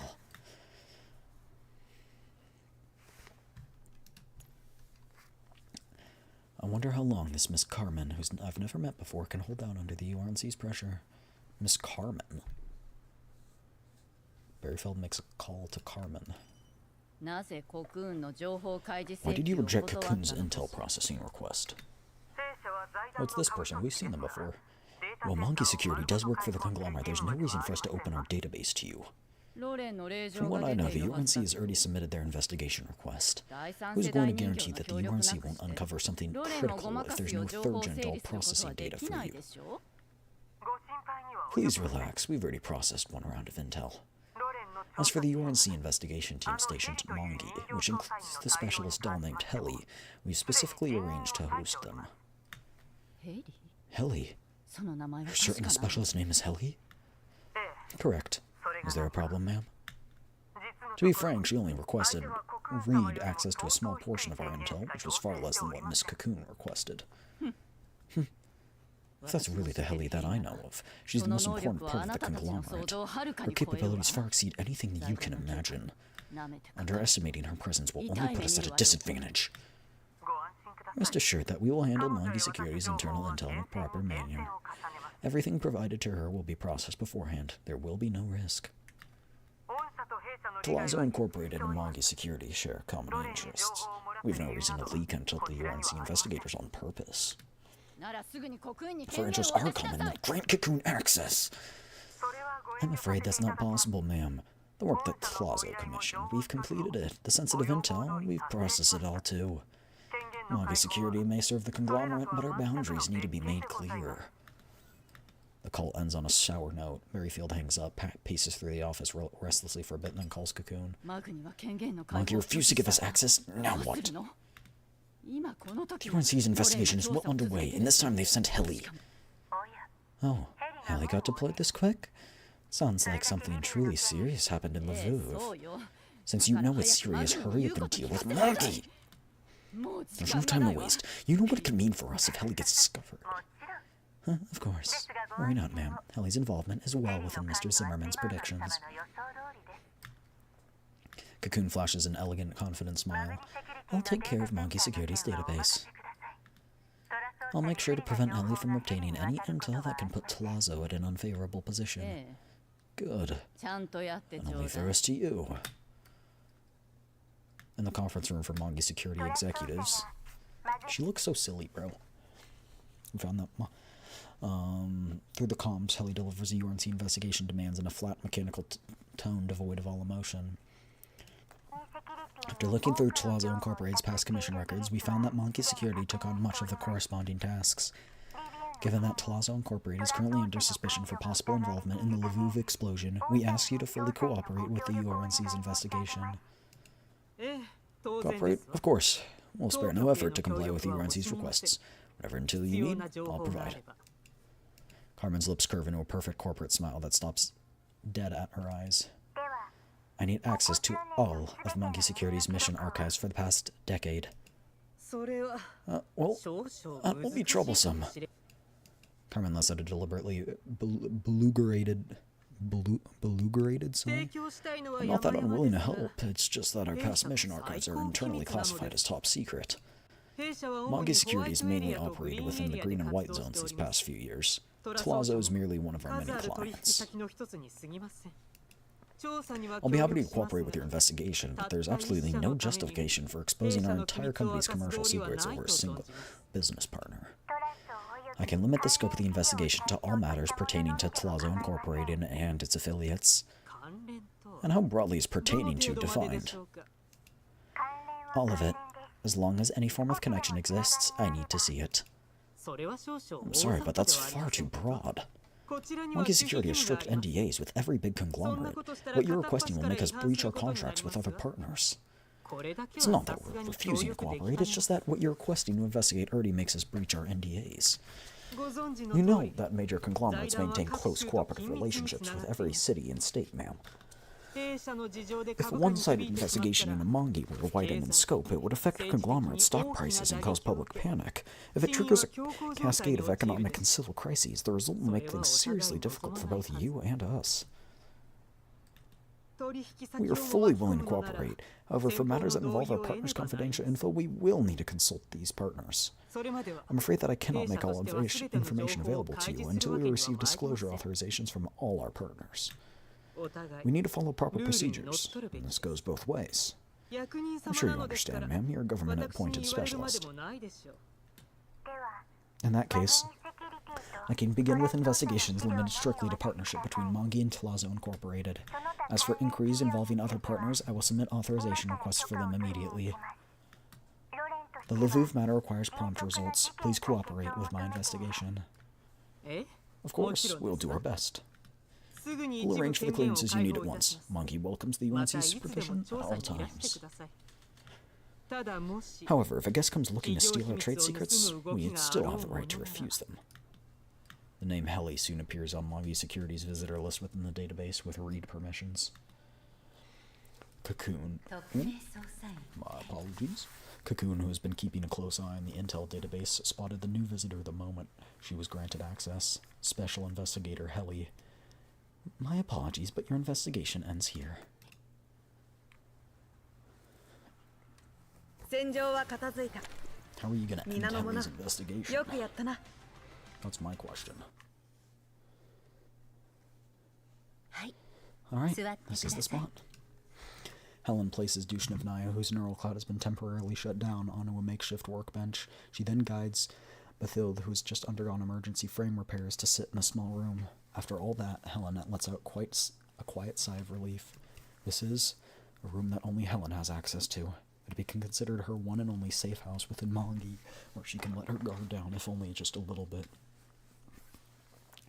Until Dushnevnaya's neural cloud starts up again and Bathild's investigation is complete, she intends to let both of them rest here. Thank you. Fire control core and the frame are probably quite expensive. Sorry for the trouble. Bathild's tone is somewhat stiff, as though she's not used to accepting help so directly. So, are you sure I won't get discovered? To be honest, repairing my frame with the scraps Mongi Security discarded would have sufficed. A basic combat loadout isn't deemed anything valuable within Mongi Security at all. Don't worry. What a waste. This carted warehouse and that material alone could sustain our community for a long time. Bathild mutters under her breath, words flavored with palpable lament. All frame repaired materials are difficult to find in the Ozone. I'm used to scavenging everything I need from ruins. That must have been hard. Life in the Ozone as a homeless lone dog must not be easy. I once thought that when I'm done dealing with my troubles, I'd be able to find Dushnevnaya right away. I never expected the separation to last so long. Still, it was quite fortunate she found new companions and reunited with the commander while I wasn't with her. I didn't expect that you trust the commander so much. Suomi and Lietara are the same as you. It's surprising me to see just how much you guys trust him. Even though we've all been betrayed by bounty hunters before. One size fits all is not a very good approach, you know. A lighthearted chuckle escapes her lips. He's special. I know. It's just that we once thought about relying on trading with humans for some of our materials. And our past experiences taught us that humans can never be fully trusted. Dolls can't either. Like, it's just anyone that can't. Suomi and Lietara keep suggesting we ask the commander for help when the current crisis hit us. To be honest, I don't really have a right to stop them, because in the end I accepted his help myself. You and Dushnevnaya are really quite alike in your fears of getting hurt. You don't have to blame yourself. What? I don't have a habit of blaming myself. Afraid of losing your value and being thrown away. Afraid of not being acknowledged. That's why you're always trying to do so much to prove your worth. Helen's gaze softened as though she's looking at someone else through Bathild. Dushnevnaya kept those feelings carefully bottled away for a long time. The Dushnevnaya you're describing is completely different from the Dushnevnaya we met. I'm glad. She managed to set off on a completely new journey without me by her side. Is that really okay with you? If we can't recover Dushnevnaya's original backup, it's possible she'll never remember anything about you. Then we'll simply just have to make new memories.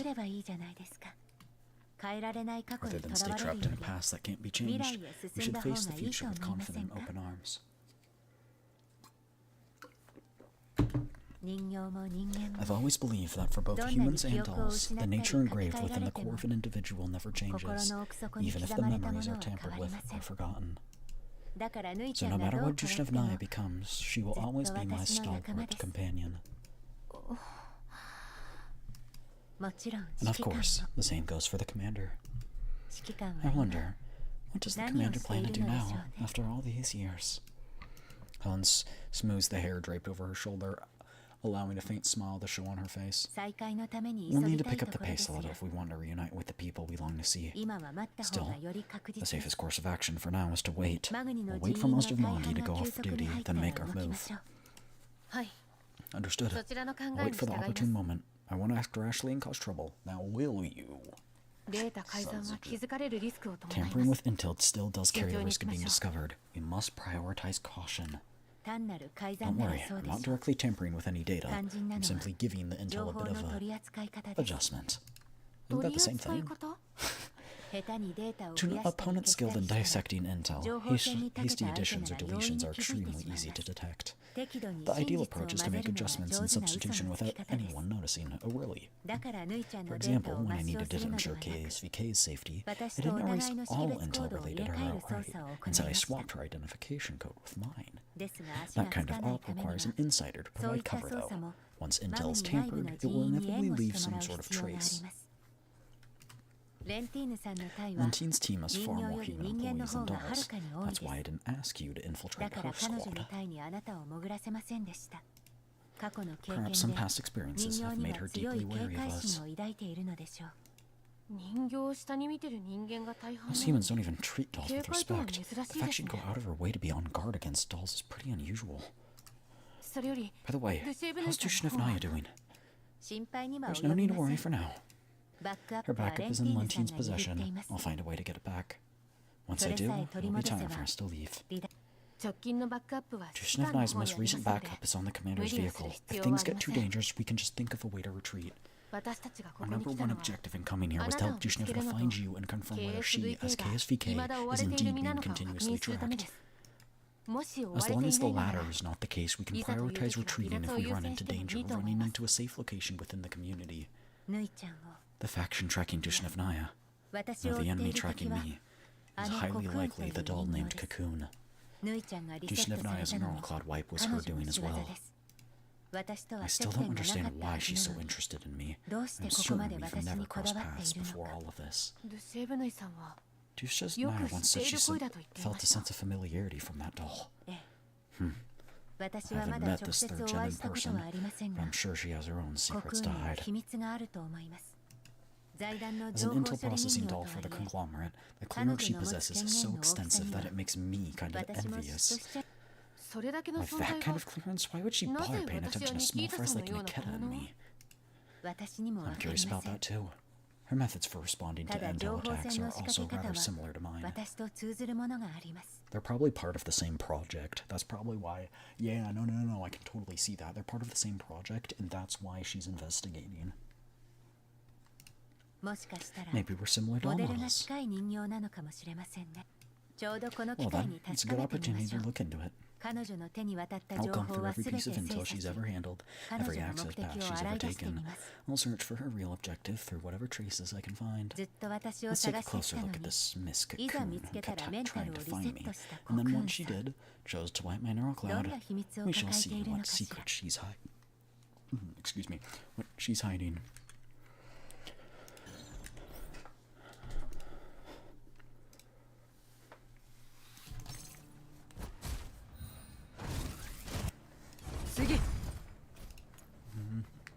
Just gonna put it on auto because it's faster that way.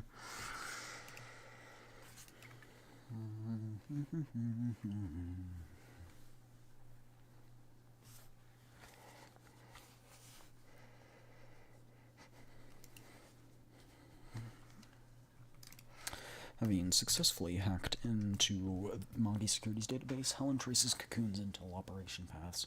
I'm sorry, I've been staying so hydrated because I've been talking so much. I need to go to the bathroom again. So I will be right back. Okay, be right back.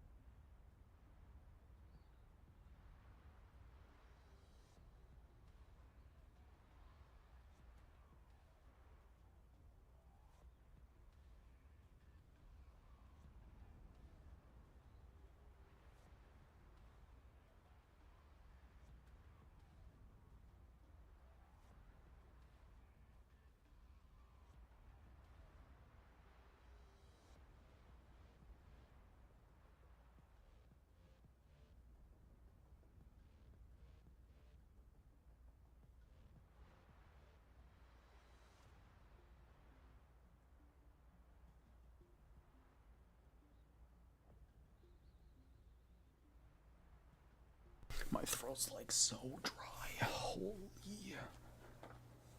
I don't know. I think ads might be about to start. I think I'm gonna pause when ads start.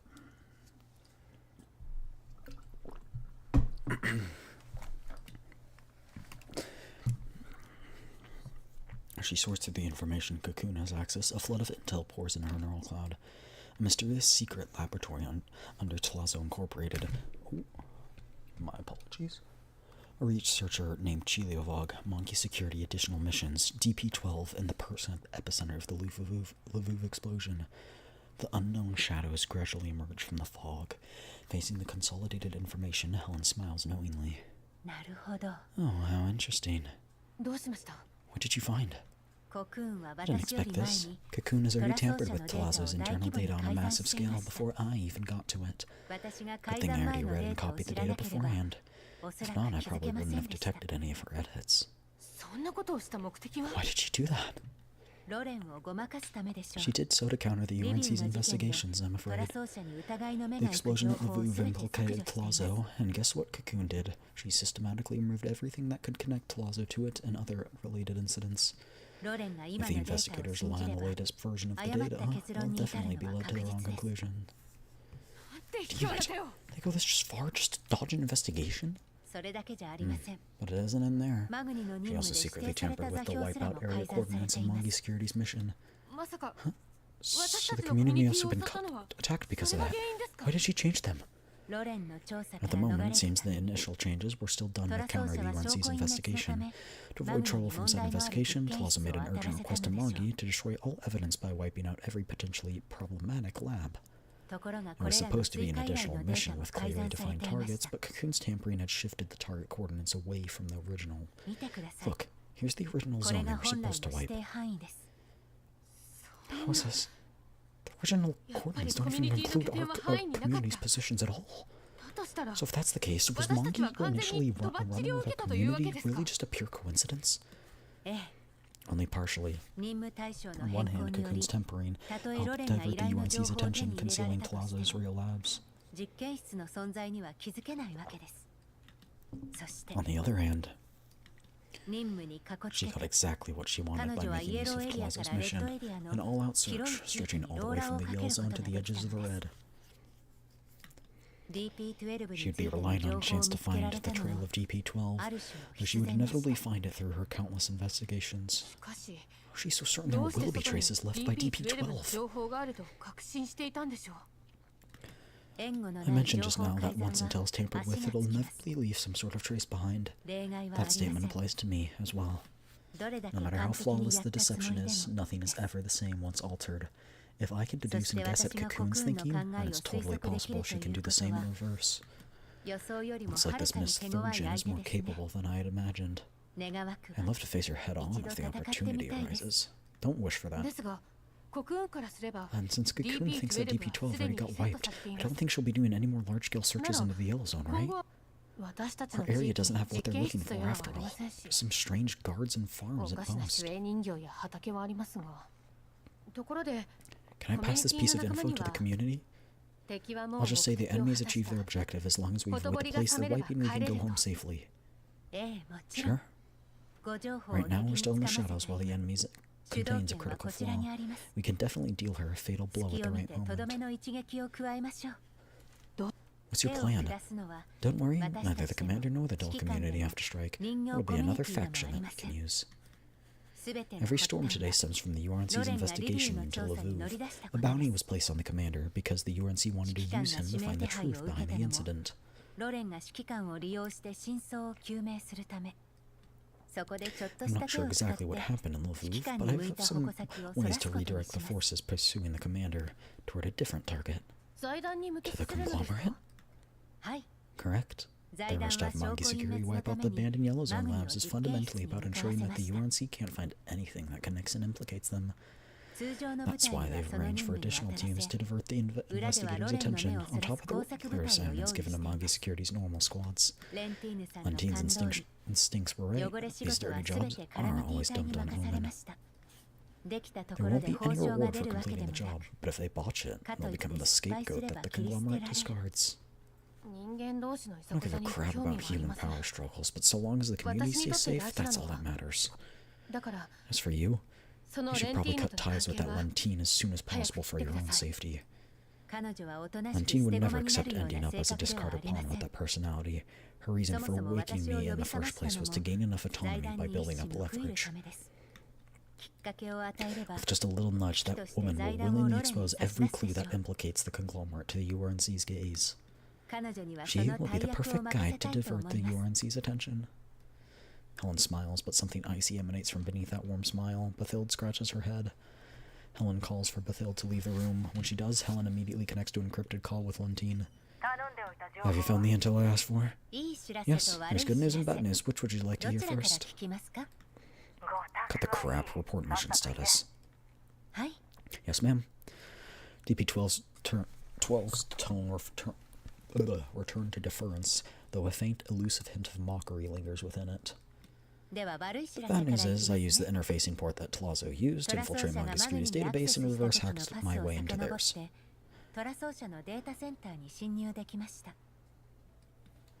Turns out the site at Omen Squad got assigned to wipe out is flagged as the highest level of danger in Tlazo's database. Only those with the highest level of intel clearance can see what it is. Why don't you just tell me it's a Parades base at this point? Perhaps. It's just as you suspected. The URNC's investigation into Lviv is progressing at a steady pace. Tlazo is in so much of a hurry to have you complete the mission, the assignment, that they actually moved some key intel there. Chances are they want the URNC's investigation to stumble upon some cherry-picked intel. It's a thankless, dirty job no matter how you look at it. So what's the good news? You'll only be discarded if you fail the mission, but you can't fail if you never began, no? Paradis' intel, the conglomerate's secrets, we ourselves can write the plot and orchestrate what's about to unfold. Not a bad idea. Well then, how will you pull it off? Lentine pauses for a moment, seemingly considering her next move. They want to use me? I say let them. But the rules are always written by the side wielding more power. They better be prepared to be used by me in return. Omen will remain eternal heroes, never pawns to be discarded. Alrighty then, I shall do as you wish. Oh, I didn't expect for a doll to secretly break into Monty Security's database right on my heels. Oh, she's listening into the call. Oh, interesting. Helly, her defensive systems are quite comprehensive, but at the end of the day, she's just a doll capable of reading intel. Feed her enough false intel, and she'd be trapped in a cage with misinformation. Yet, compared to Helly, this mysterious doll that keeps interfering with my intel is far more intriguing. Could it be that what I hoped for is actually happening? The new board is set. All that's left is for the pieces to take the stage. So she knows. She hacked into the encrypted comms channel. Of course. Things can't go just handy dandy. Not that much left. And we'll take a peek, see.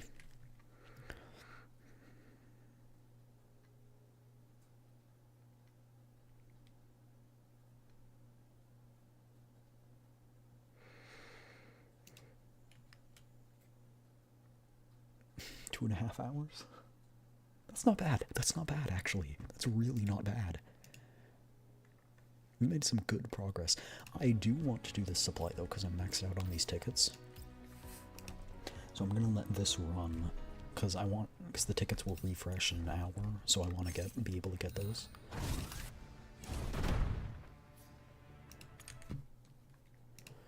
I'm also going to be doing my gacha dailies while I'm at it. Although these get killed so fast that I don't even have time to load into a single game.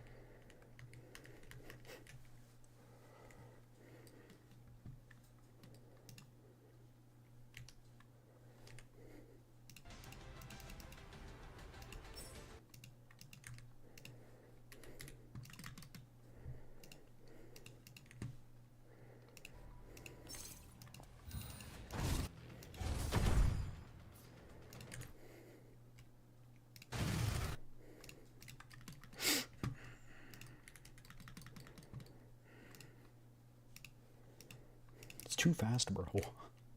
I think that's literally all 運 of の them. 月よ Oh, there's one more. Okay. Literally haven't even done one daily.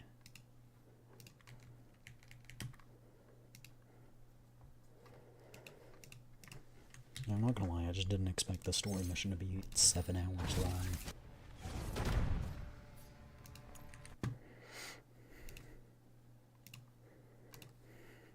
今のうちよ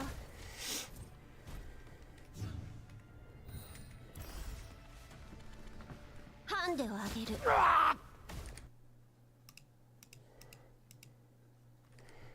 Okay. は片付いた We still do have dailies to do in this game, so I'm gonna let that auto run as well.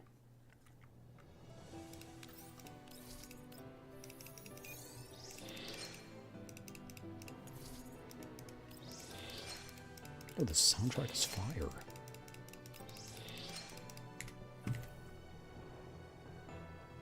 And who's this girl? She looks so cool. Hopefully she's good. I'm guessing we'll see more about her in part 2, but she's so cool.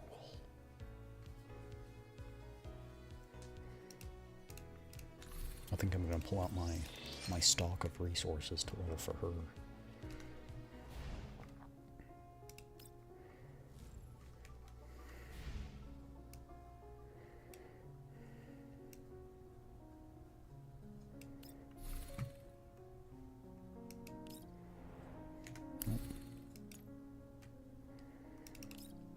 Only two things we need to claim is this and this, I believe, and then we just do loop. Bruh, okay. I'm not going to delete my weapons.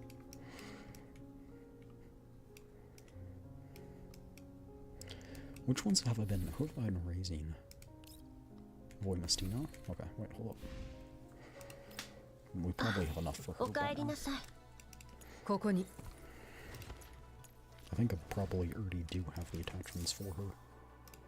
No, I don't. Okay. There's both defense boost. We don't like that. Attack boost. I want flat attack as well, if possible. Ooh, that's good. Who's that on? Change?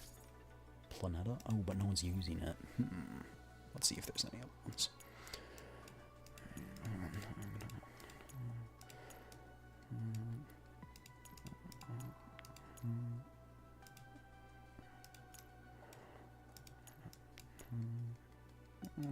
One's close.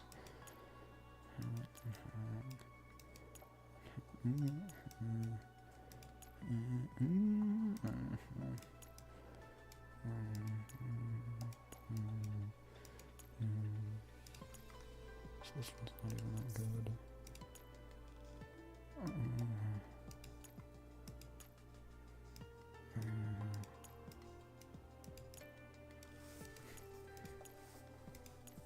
Wait, can I do this? Hold on.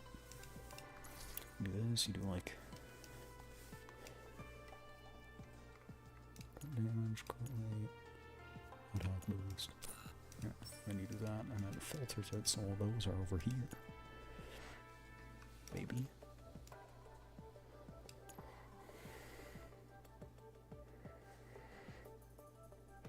This one's perfect. I just... It's making me debate.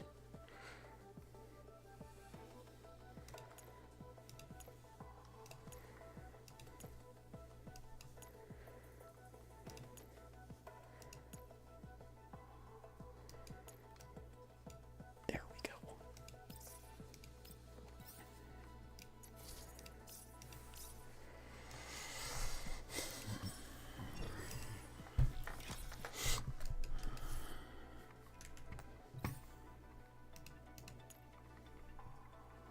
What's the set that's good for her? I forgot.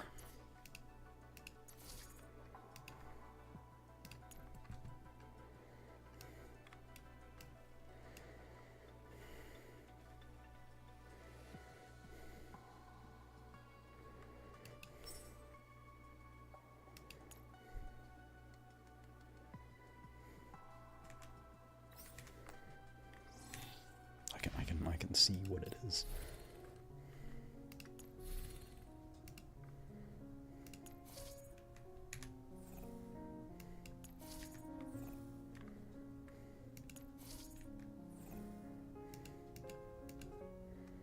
Yeah, but what set is it raising?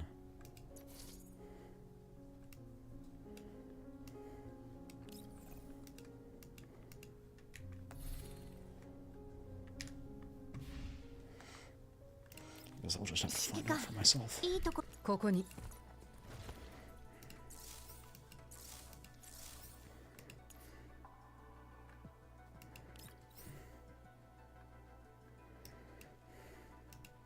I think it's this one.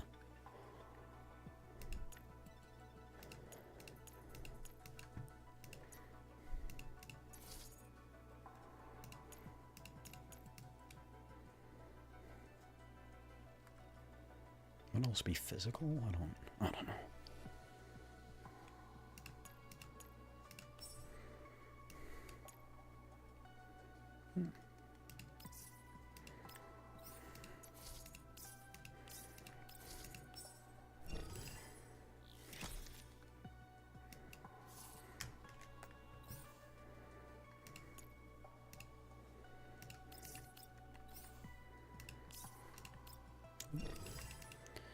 Oopsie poopsie. Oh wait, that works. Didn't even use the boost. Just got lucky.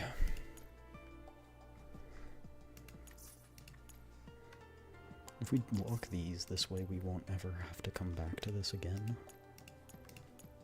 Like this set, basically, because we won't need more than like 3 people, right, who need it. So, that's good.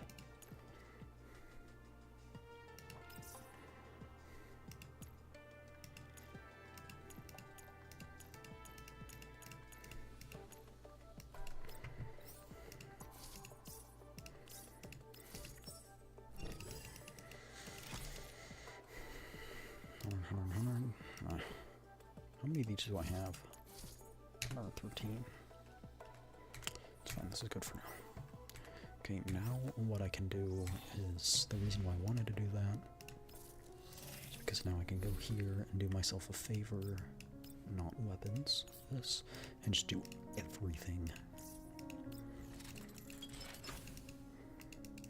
Because unfortunately the storage is very limited, you can't store that many.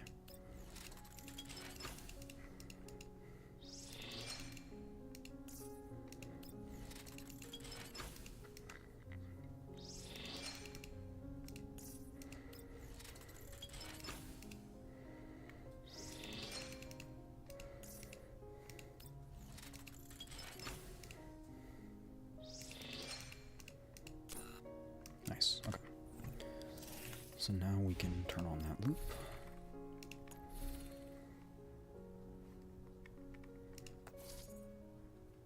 That's fine, I don't need that.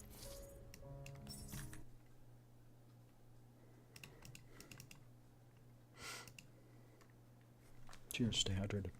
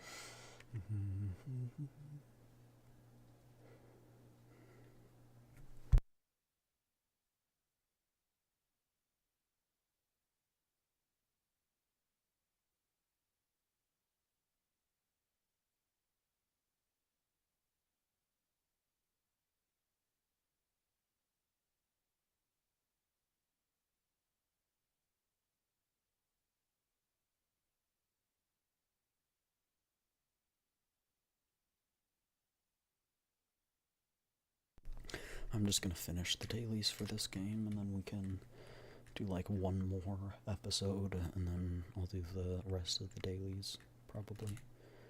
I think that's probably what I'll do.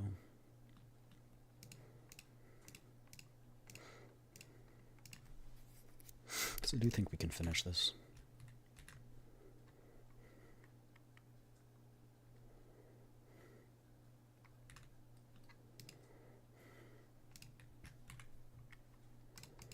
Okay.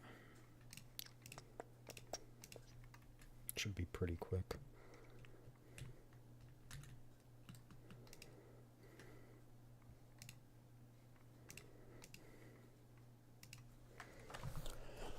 It's hot in here.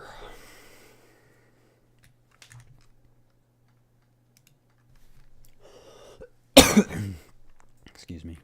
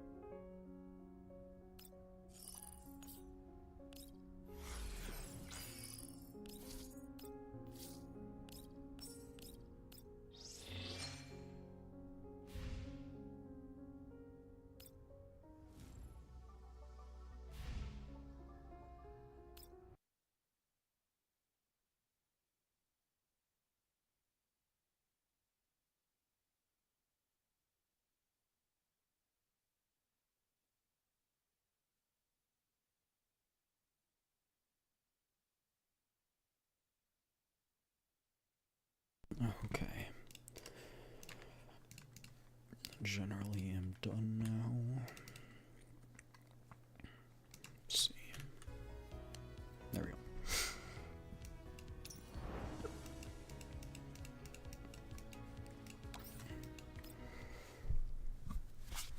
After ending our call with Lentine, Helen relays all currently known intel to the Elmo through Niketa's encrypted channel.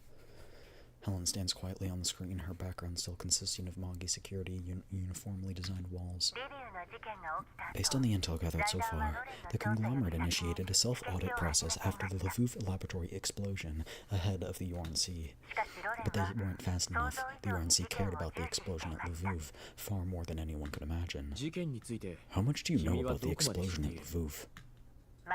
Not much, though. I'm not entirely in the dark.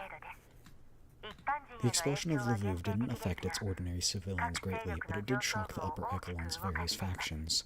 Both the URNC and the conglomerate seem to be handling this at a speed that implies direct intervention by their high authorities.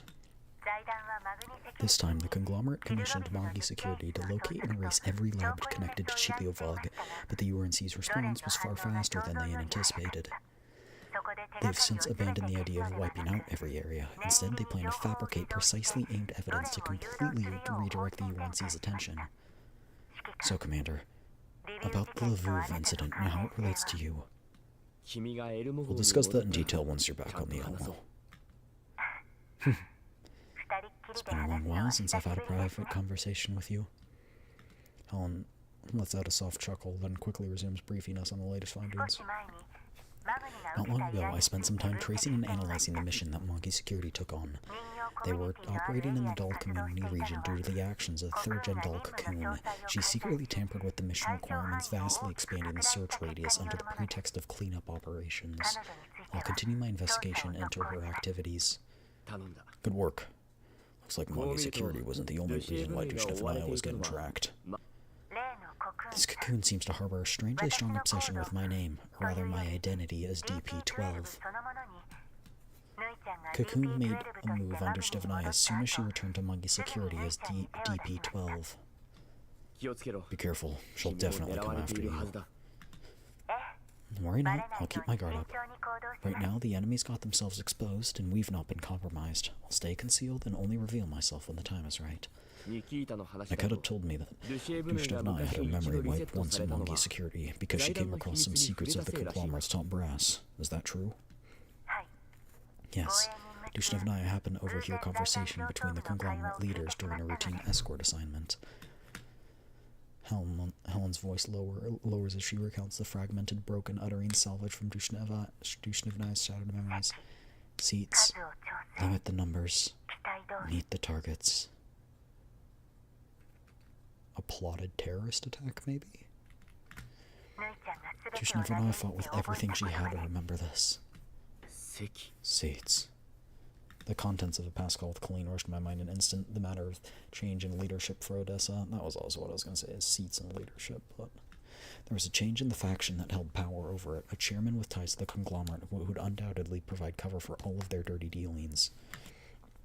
Paradius' revival must have been backed by the conglomerate.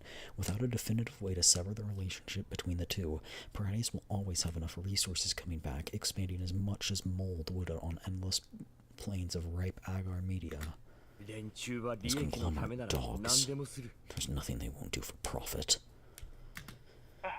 When the benefits are high enough, they'll take any risk. But the moment the risks outweigh the reward, they'll discard any piece they seem expendable without hesitation. About the bounty on you, the UNC's upper echelons don't appear to have reached a final verdict on the incident. If the opportunity presents itself, I will do my best to help you resolve this, to turn the situation around for you. Don't worry, I have no plans to return to the green zones in the near future. There's no need to put yourself at extra risk just to clear me of a baseless charge. I'll also take care to maintain proper cover in the yellow zone, keeping a low profile until these things settle down. Yes, do my best, even if you do say that. Helen's tone suddenly softens, her voice carrying an emotion I've not yet understood. I'm doing this partially to fulfill my own selfish wishes, of course. Leveraging intel, fabricating intel. The conglomerate has many methods at their disposal to achieve their goals. Their plan this time seems to be using Monkey Security to pin all their blame on Chiliovog. But based on the intel that I've been able to gather, Chiliovog herself, well, her fate is unknown. They'll never find Chiliovog, she's already... A missing person is far more useful than a dead person. If the UNC's investigation results in the single conclusion that Chiliovog is dead, that alone probably wouldn't be enough for them to close the case. I'm worried that they'll turn their muzzles to you in order to create a better scapegoat. A smile crosses Helen's face, but her tone is firm, allowing no debate.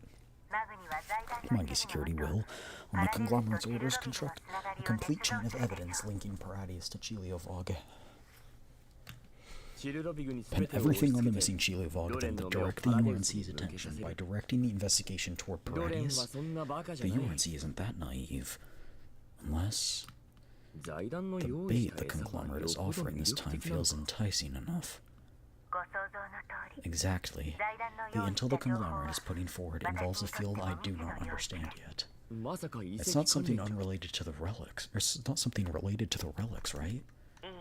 No, it's a set of design blueprints for equipment from Chiliovog's lab. Blueprints for Chiliovog's lab equipment? Helena! Send me the coordinates for the place Monkey Security is heading to. It might have what I need.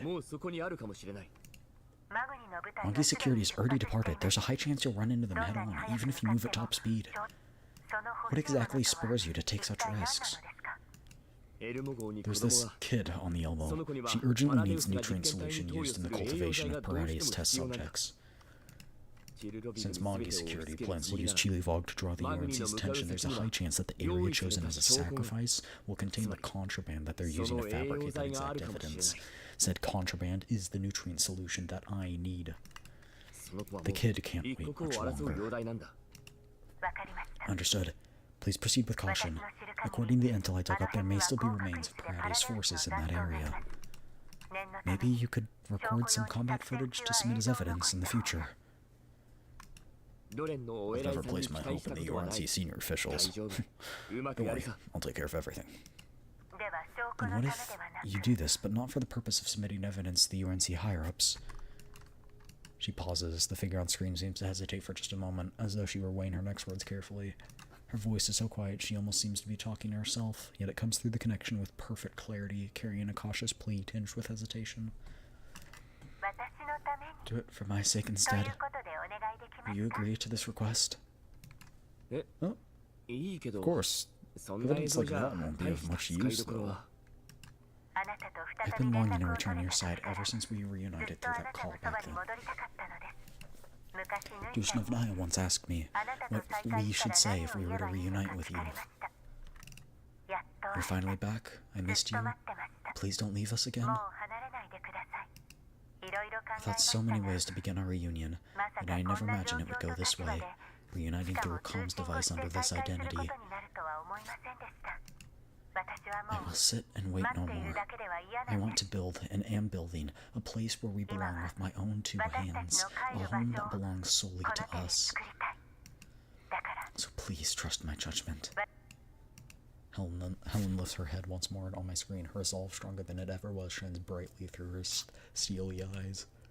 The resolve pierces straight through my heart. To be seen, to be needed. Her words make me think of a place of belonging she's always been emphasizing. Yet be it Helena or Melanie, or any of the dolls who choose to follow me, will I, as things stand today, be able to give any of them the place of belonging worthy of being called home? I trust you. Saying something like that without hesitating at all. You've become surprisingly straightforward. Well then, I won't let you down. The call ends. The lighting in the ops room grows dim, allowing my pensive face to be reflective in the glass. The Elmo crew is currently gathering supplies at the bridge. Since we're trying to finish our pre-departure preparations quickly, the emptiness here makes the lighting in the op room feel rather cold. After standing still for a moment, I turn around and walk out. I find Groza checking her combat gear in the refitting room and share all of the intel I've obtained. Set off immediately. Lead the squad to the Parades base. Locate Helena's nutrient solution as soon as possible, then withdraw at once. Understood. All preparations are complete. We're ready to move out. Leave the searches to me. Commander. The girl suddenly appears in the refitting room, jaws closed, tugging at my sleeve. Commander, do you really have to go to those scary places? Back then, Melanie stayed in a place like that. Place that always felt dark. But now that I'm here with you, things feel different. Melanie's eyes sparkle like stars, her voice resolute. You're like a really sharp light that cuts through all darkness. Your light is like a shining edge. Oh, Melanie. Pat, pat. That's why you'll definitely save Helena. And everyone like me, will surely find a light within the darkness too. That was the courage we needed to know that we give everyone home. Which is why I want to help you too. I kneel down and gently pat Melanie on the head. See? And please look after Helena for me until we come back. Commander, you'll be back real soon, right? We'll be back as soon as we can. We still need your help with regard to the treatment once we find a nutrient solution, Melanie. Oh, are you heading out yourself, Commander? This involves Helena and Chiliovog. We have to be cautious for this op. Got it? I'll bring all the medical supplies and go on maximum alert. The Elmo doesn't need more casualties. Coming back safely is what matters most. Okay, I'll stay on the Elmo like a good girl, waiting for everyone to come back. What's gonna go wrong, man?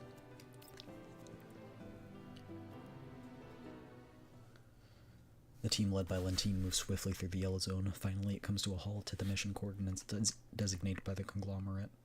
I'm thinking, chat, that I should probably do the rest of my dailies now so I just don't have to worry about them until the reset.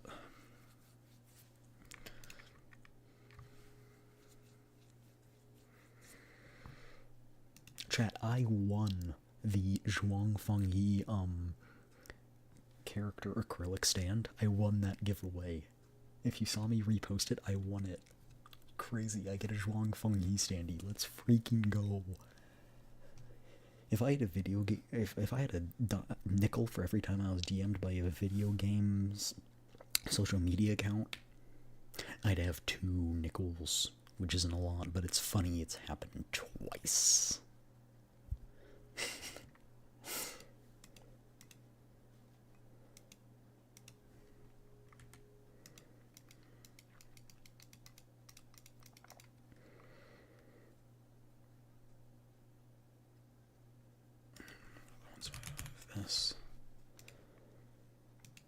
This one's not as important, but I'm blanking on all the dailies. Yes, that's the last one. I remember the last one.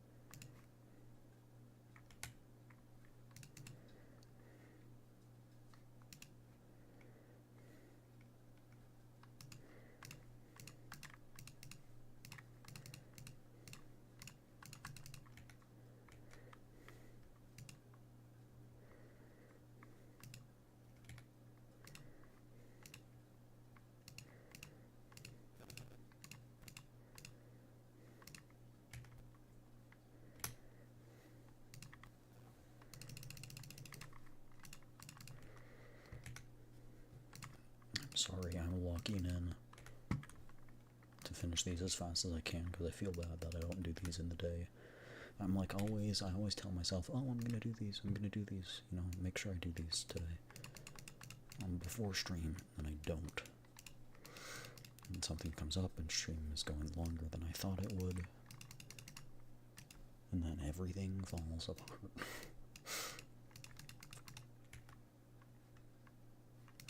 You get my meaning.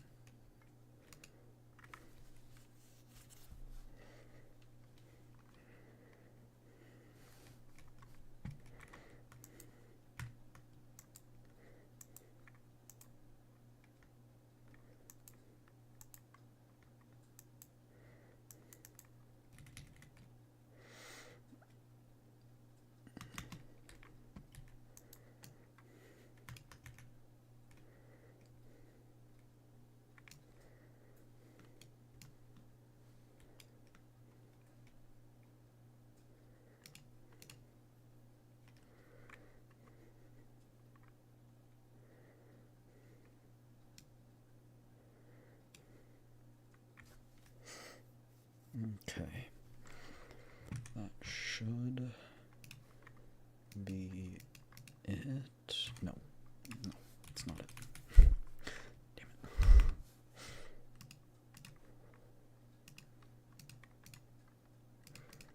it. It's close to it.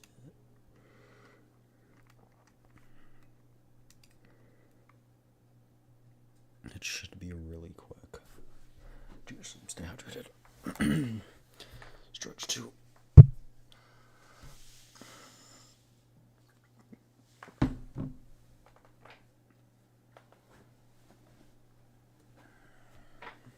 Hold on, let me get something.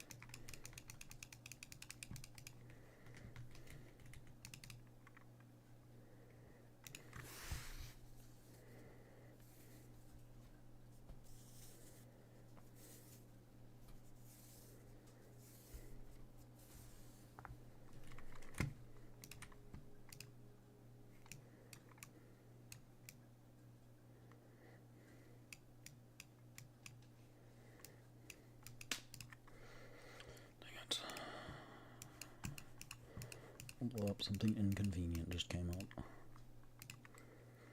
I'll just be a sec. That should be good.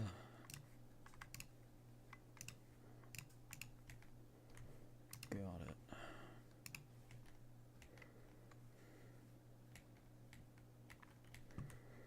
Alright, we can continue now.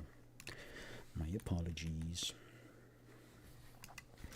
Before them stands a battered base. Shattered walls and exposed rebar suggest it once weathered a wave of devastation.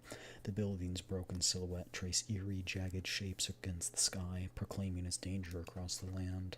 Lentine is the first to jump down from the command vehicle. She stamps the uneven ground firmly underfoot, her expression grim as she surveys the base's entrance. Stay on high alert. There's a high chance that hostiles are still present in the area.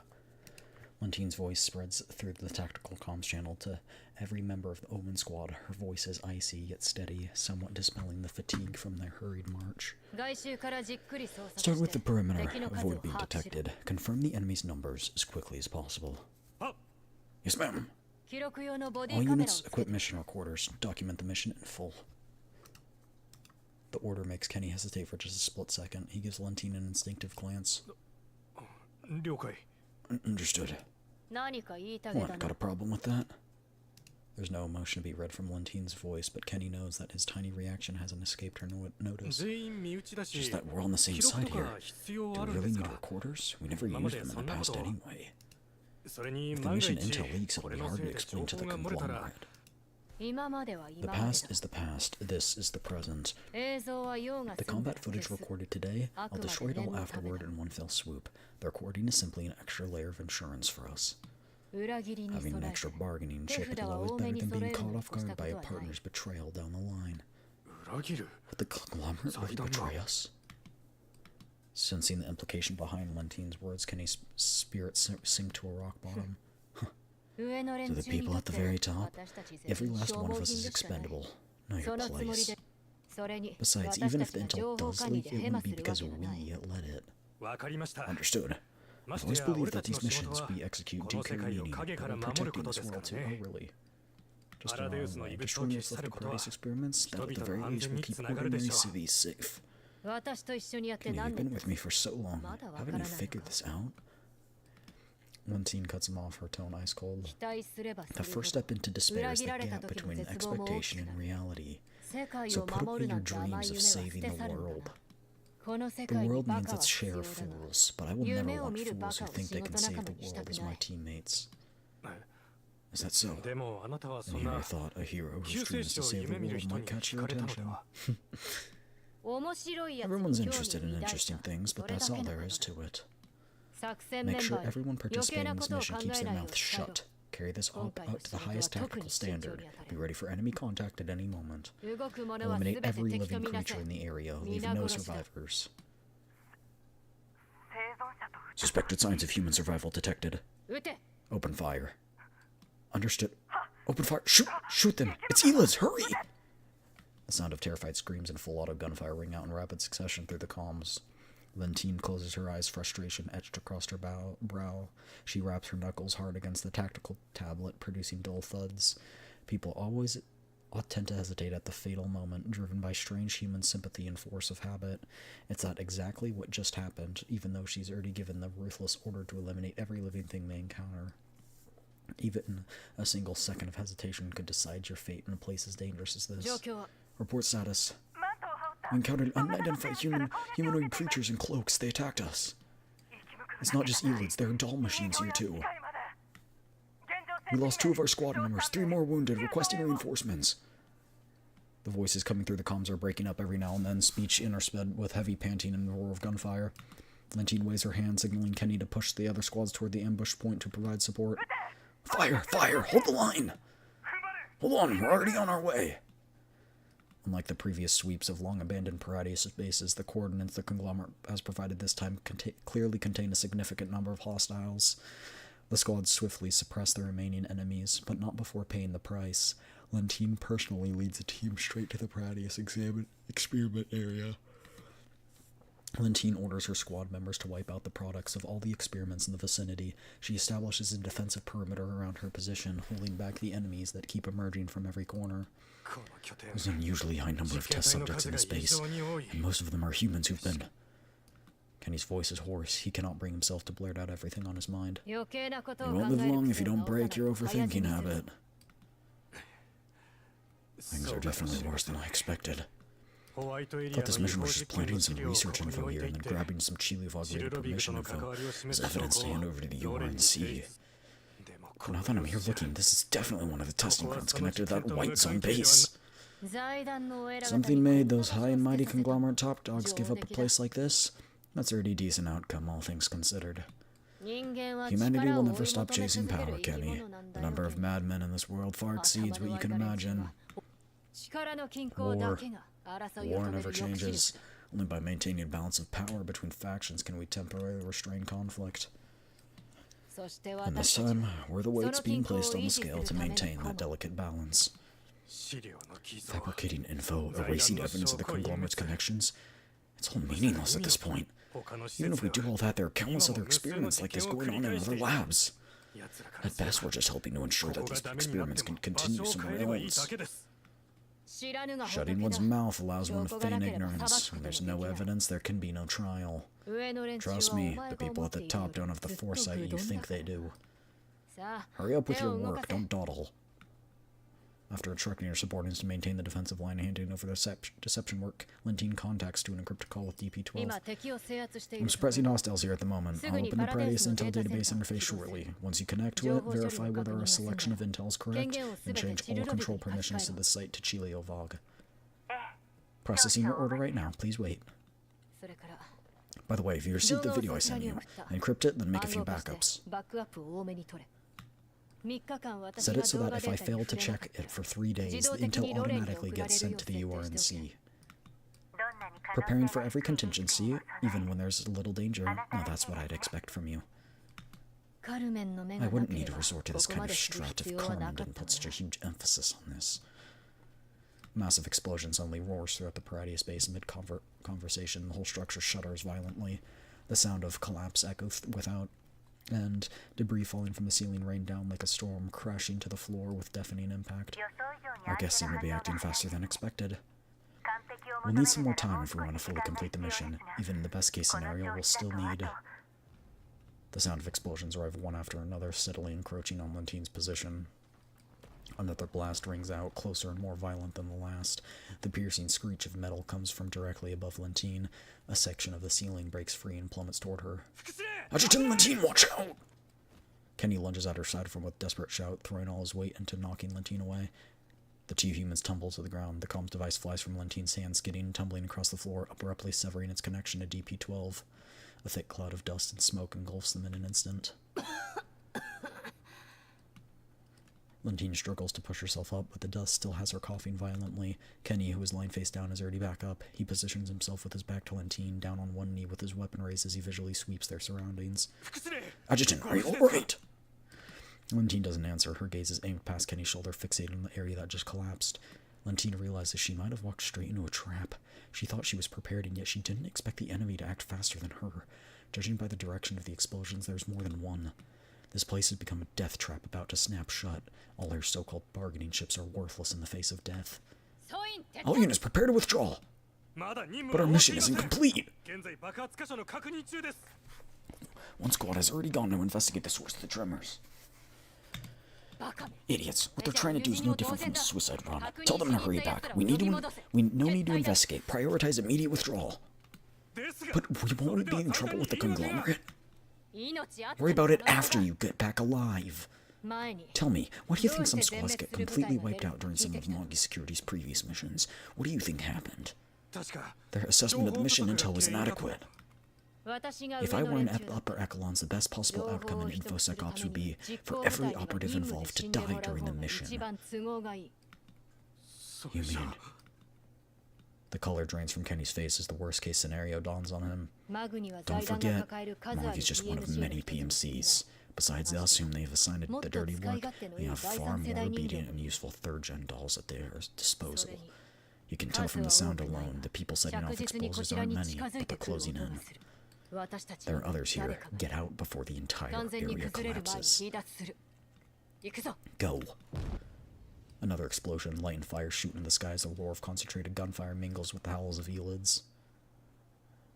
An armored vehicle zips across open wilds, hurtling toward the base at breakneck speed. This place is about to collapse. Do we really have to charge into it? I don't wanna. Helena's nutrient solution is in there. We're getting in no matter what. Commander, thermal signatures and the scale of explosives are both increasing. The building structure is currently disintegrating. Entry now poses extreme risk.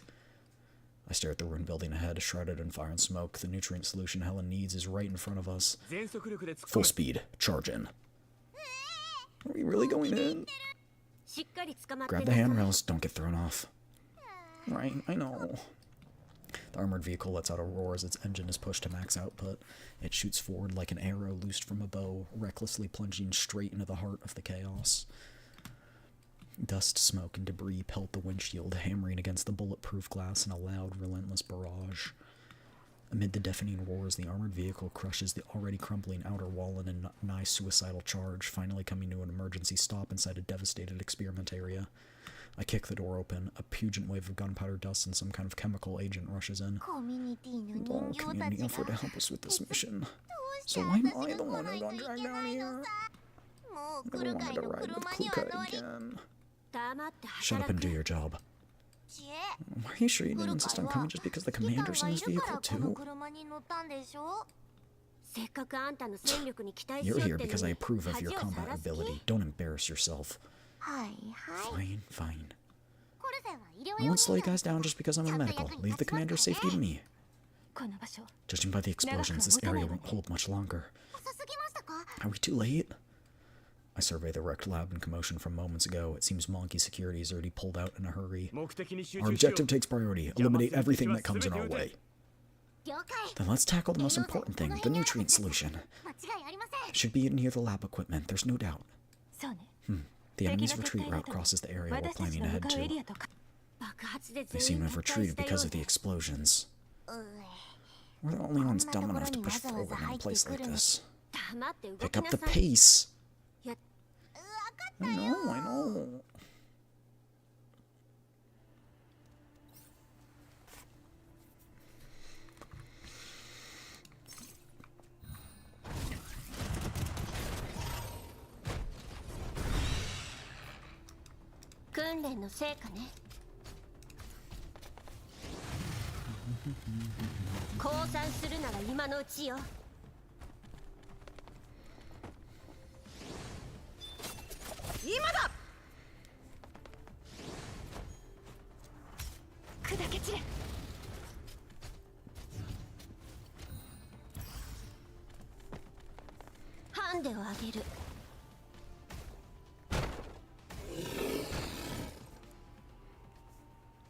Amid the thundering explosions, Monkey Security's forces do not attempt to engage with us again. Instead, they conduct a fighting retreat, withdrawing rapidly. I gaze at the distant squad. The female commander at its head stands out strikingly among the uniform ranked. Her gaze crosses mine for a moment. She seems to consider letting her gaze linger on me several times, but under cover from her subordinate, she ultimately chooses to withdraw. Lentine. I'd heard this name from Helen many times. The gaze that repeatedly lingers on me carries what I feel is a mix of curiosity, appraisal, and the sense of someone sizing up prey. Commander, this area won't hold much longer. Grab as much solution as you can carry. Wait, isn't that where I was sitting? We've run out of storage space. For Helena's sake, we'll ask Mekti to bear it with it for a bit. The nutrient solution's going in the backseat. Don't tell me I have to run. It's not an option. We can make it back together if we squeeze a bit, right? Wait, why did everyone go quiet? I am not running back. Work faster. You want to be buried under this rubble? Today's workload has exceeded all my limits. Amid the chaos, I quickly locate the central control terminal inside the base. Fortunately, it wasn't completely destroyed during combat. The terminal comes to life after a few key presses. Copy the intel and bring it back. We might find a way to save Helena. Understood. Read access has been blocked. It has to be decrypted, and there's no time for that now. After Mongi security withdrawals, some of the elids that have been drawn to them move back to us. Klukai and Mekti fight them off the best they can, while Kolfini busies herself with hauling the nutrient solution containers that I selected, at least the ones that seem potentially useful. The enemy must have processed and edited the data before we arrived. To fully decrypt it, we would need a doll with exceptional intel processing abilities. Helen comes to mind, but reaching her requires routing through multiple relay points. I can't get her help right away. Just as I was thinking of a solution, Helen's voice comes through the comms channel right when I needed her. Commander, you're already inside the Paradies base? Yeah, Mongi security team you mentioned didn't fight us much, though. I'm currently trying to process that intel stored. I tampered with the data through a special interface a few minutes ago. If you need it, I'll present it to you as a gift when we finally meet again. You should leave quickly. The final wipe of this area has begun. Did Mongi retreat because of your intel? I merely reminded them that the enemy was approaching far faster than expected. After all, Mongi isn't the only thing backing Cocoon. Mongi isn't the conglomerate's only tool for destroying evidence. They have a far more discreet and reliable tool. Third gens. I've already processed intel in this area. The Uranzi investigators will only find one conclusion. The Paradies intel permissions for this area belong to Chiliovog. As for the other conglomerate-linked labs, the relevant intel there has been also wiped the other squad's missions. These pieces of intel may seem insignificant now, but this can help muddy the investigation. It's the best way to stall. The base is collapsing fast, larger chunks of debris begun crashing. Commander, should we still... Everyone, withdraw immediately! 次の目標を教えてください。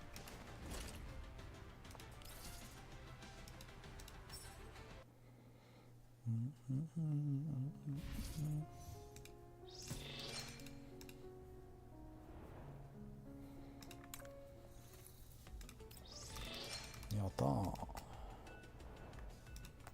Now we can do a tentacle. Oh, bro.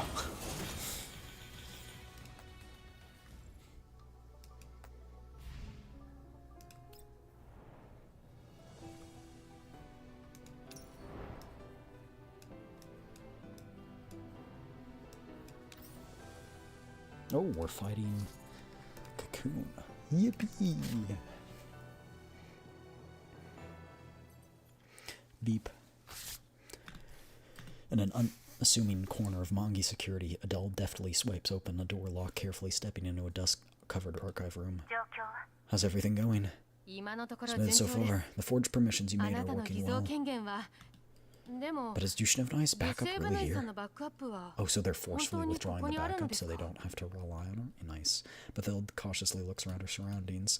Rows of storage shelves extend deeply into the dimly lit room. Each shelf is marked with a larger letter. The shelves are covered in dust, with countless files piled on them haphazardly. Looks like no one's been here for a long time. All the more reason to search it. The more inconspicuous, the more easily it gets overlooked. This is an archive room dedicated to storing testamentary and will-related documents for Mongi security employees. Hardly anyone comes here. As an archive considered bad luck by everyone in Mongi, nearly everyone's forgotten about its existence, so it's the best place for hiding intel. During my last call with Lentine, she specifically set up an intel insurance policy for herself in case something goes wrong. Oh, and she put it here? I see. Following that woman's habit of always planning for the worst case. Makes sense that Dushnevnai's backup might also be stored here. Exactly. And for someone who doesn't trust dolls, it is indeed the ideal storage location. Faced with a massive volume of physical files, a doll's data retrieval functions are rendered completely useless. Alright, I'll find the clues and point us to Dushnevnai's backup as quickly and carefully as I can. Thing is, something about our current situation feels off. Don't worry, right now you're officially registered as a doll under Mongi. At least your ID says so. I'll leave Dushnevnai to you. Oh no, is Cocoon gonna come after her? And not us? Catching something unusual in Helen's voice, Bethilde pauses her search and frowns at the comm screen. Hey, once we find Dushnevnai's backup, let's leave together. Don't talk like you're unable to leave. We went through all this trouble to find you. If we go back empty-handed, I'll look super useless. Leave? Helen's movements pause for a moment. The constant flow of data shines in her eyes, flickering in uncertainty. You want to leave more than anyone, I can tell. The easiest way to leave Mongi security is to have yourself classified as combat damage decommissioned dolls. If we have Niketa's help, getting the two of you out won't be a problem. What about you? Trapped because you're in too deep? Lentine will never let go of me that easily. I know too many of her secrets. Unless what? Unless the crisis Lentine faces is severe enough she has to sacrifice me as a pawn to protect herself. Still, the leverage she can extract from me needs to be substantial enough to make her feel that the deal works in her favor. A crisis of that magnitude? I can't create it on my own. Then let us help. I hate owing people favors, whether it's the commander or you. Besides, I already prepared for the worst case before I left the community. Ulrich chose to talk to me in private back then, telling me that the community never abandons a companion. You may not belong to the community, but I already consider you one of us. So feel free to trust us more. No matter what, don't forget the doll community. We're a force you can call on. We will definitely help you in Dushnevnaya. Ah, wonderful. That child has found the place of belonging that she had always hoped for. A gentle, relieved smile appears on Helen's face, but her gaze soon sharpens again as she begins reevaluating the whole situation. You're right.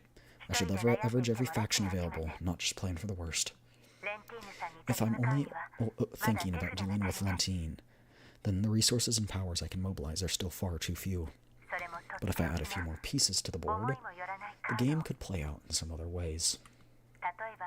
For example, I could drag that lofty 3rd gen into my game as well. No problem. I'll cooperate with your plans with everything I've got. Faced with Bethilda's resolve, Helen smiles. Then let us begin by... After the UNC investigators station themselves in Mongi Security, they request access to portions of the database. Mongi Security hands them some permissions for surface-level data, but all core data related to Lviv, Chilivog's lab, and Talazo Incorporated has already been hidden or altered by upper management. It's like a crime scene, scrubbed spotless, seemingly airtight.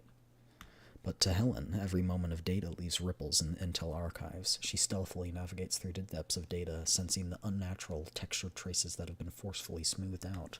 The explosion at Lviv cannot be something random. Judged by the timeline, the instance's surge and collapse radiation must be linked to Chiliovog's lab. Oleg Gerard, the head of Project Eden, had already been arrested. Chiliovog, the person in charge of the explosion site, is under further investigation. Talazo, which had funded Chiliovog, will most likely come clean after their self-audit. As for Shekvand, which is connected to Lazo, they've hidden themselves perfectly behind this whole incident. Without anything to implicate them, they become untouchable. The doll called Cocoon has constructed a flawless illusion. What is her goal? Is it to provide the higher-ups with a reasonable, beneficial conclusion to the investigation? No, it goes beyond that. She's feeding everyone who reads Intel a complete, fabricated reality to muddle them. A strange feeling envelops Helen. She feels as though she's trapped inside a false world manipulated by an invisible hand. Every piece of reality she can touch may well be a product of tampering. Fabricating possibilities. This is what Helen does best. Taking existing intel, reorganizing it, adjusting the sequence of events, guiding those who read it post-edit into drawing exactly the conclusions that she wants them to. In the past, it was almost her pulling the strings, but this time she can clearly sense that someone else is doing the exact same thing. That someone is that 3rd gen, the one with intel processing abilities eerily similar to her own, who has taken an extraordinary interest in her. Cocoon. All of this just to mislead Helly? Found your tail again? I've got you this time. The instant Helen detects that other presence, a signal connects to Helen's level 2. Barging in while someone is working. How rude. You must be the one from before, right? Got you. Nice to... No, what I should say is, we meet at long last. Oh, she uses a old-fashioned... She has a cane? Yeah, you need it, you hag. In that case, let's start by clearing this side. Her gun pellets look so cool. You freaking missed. Most perceptive. Curious to see your true power. Are they? They're not fighting IRL, right? Well, it's not level 2, so they've got to be fighting IRL.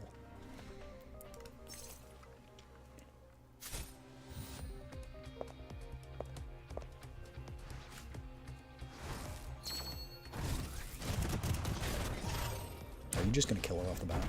Almost. Wait, what? I guess the thing wasn't kill her. It was just... Okay, that's funny. Cocoon maintains her effortless smile, even when faced with an unrelenting stream of data attacks. To think you can employ attack methods similar to mine, your identity proves quite the surprise to me. Being singled out by a third gen like you, ma'am, is hardly a good thing. Helen forces herself to stay calm, wielding every last bit of processing power to defend herself in the electronic warfare battle. If I'm not mistaken, you must be the one who repeatedly infiltrated Monkey Security's database and tampered with the intel. I've already compiled and reported evidence of your unauthorized modifications to the intel, ma'am. I'm afraid it won't be long before you'll need to explain yourself to the URNC's investigators in person. Cocoon lets out a soft chuckle, brimming with confidence. At first I expected to find that DP-12 would pique my interest here. What a pity, after I spent so much effort, even resorting to directly tampering with all manner of intel just to meet her, I discovered the DP-12 I'd been so eager to find had already turned into a defective doll with an empty head. Honestly, I was disappointed.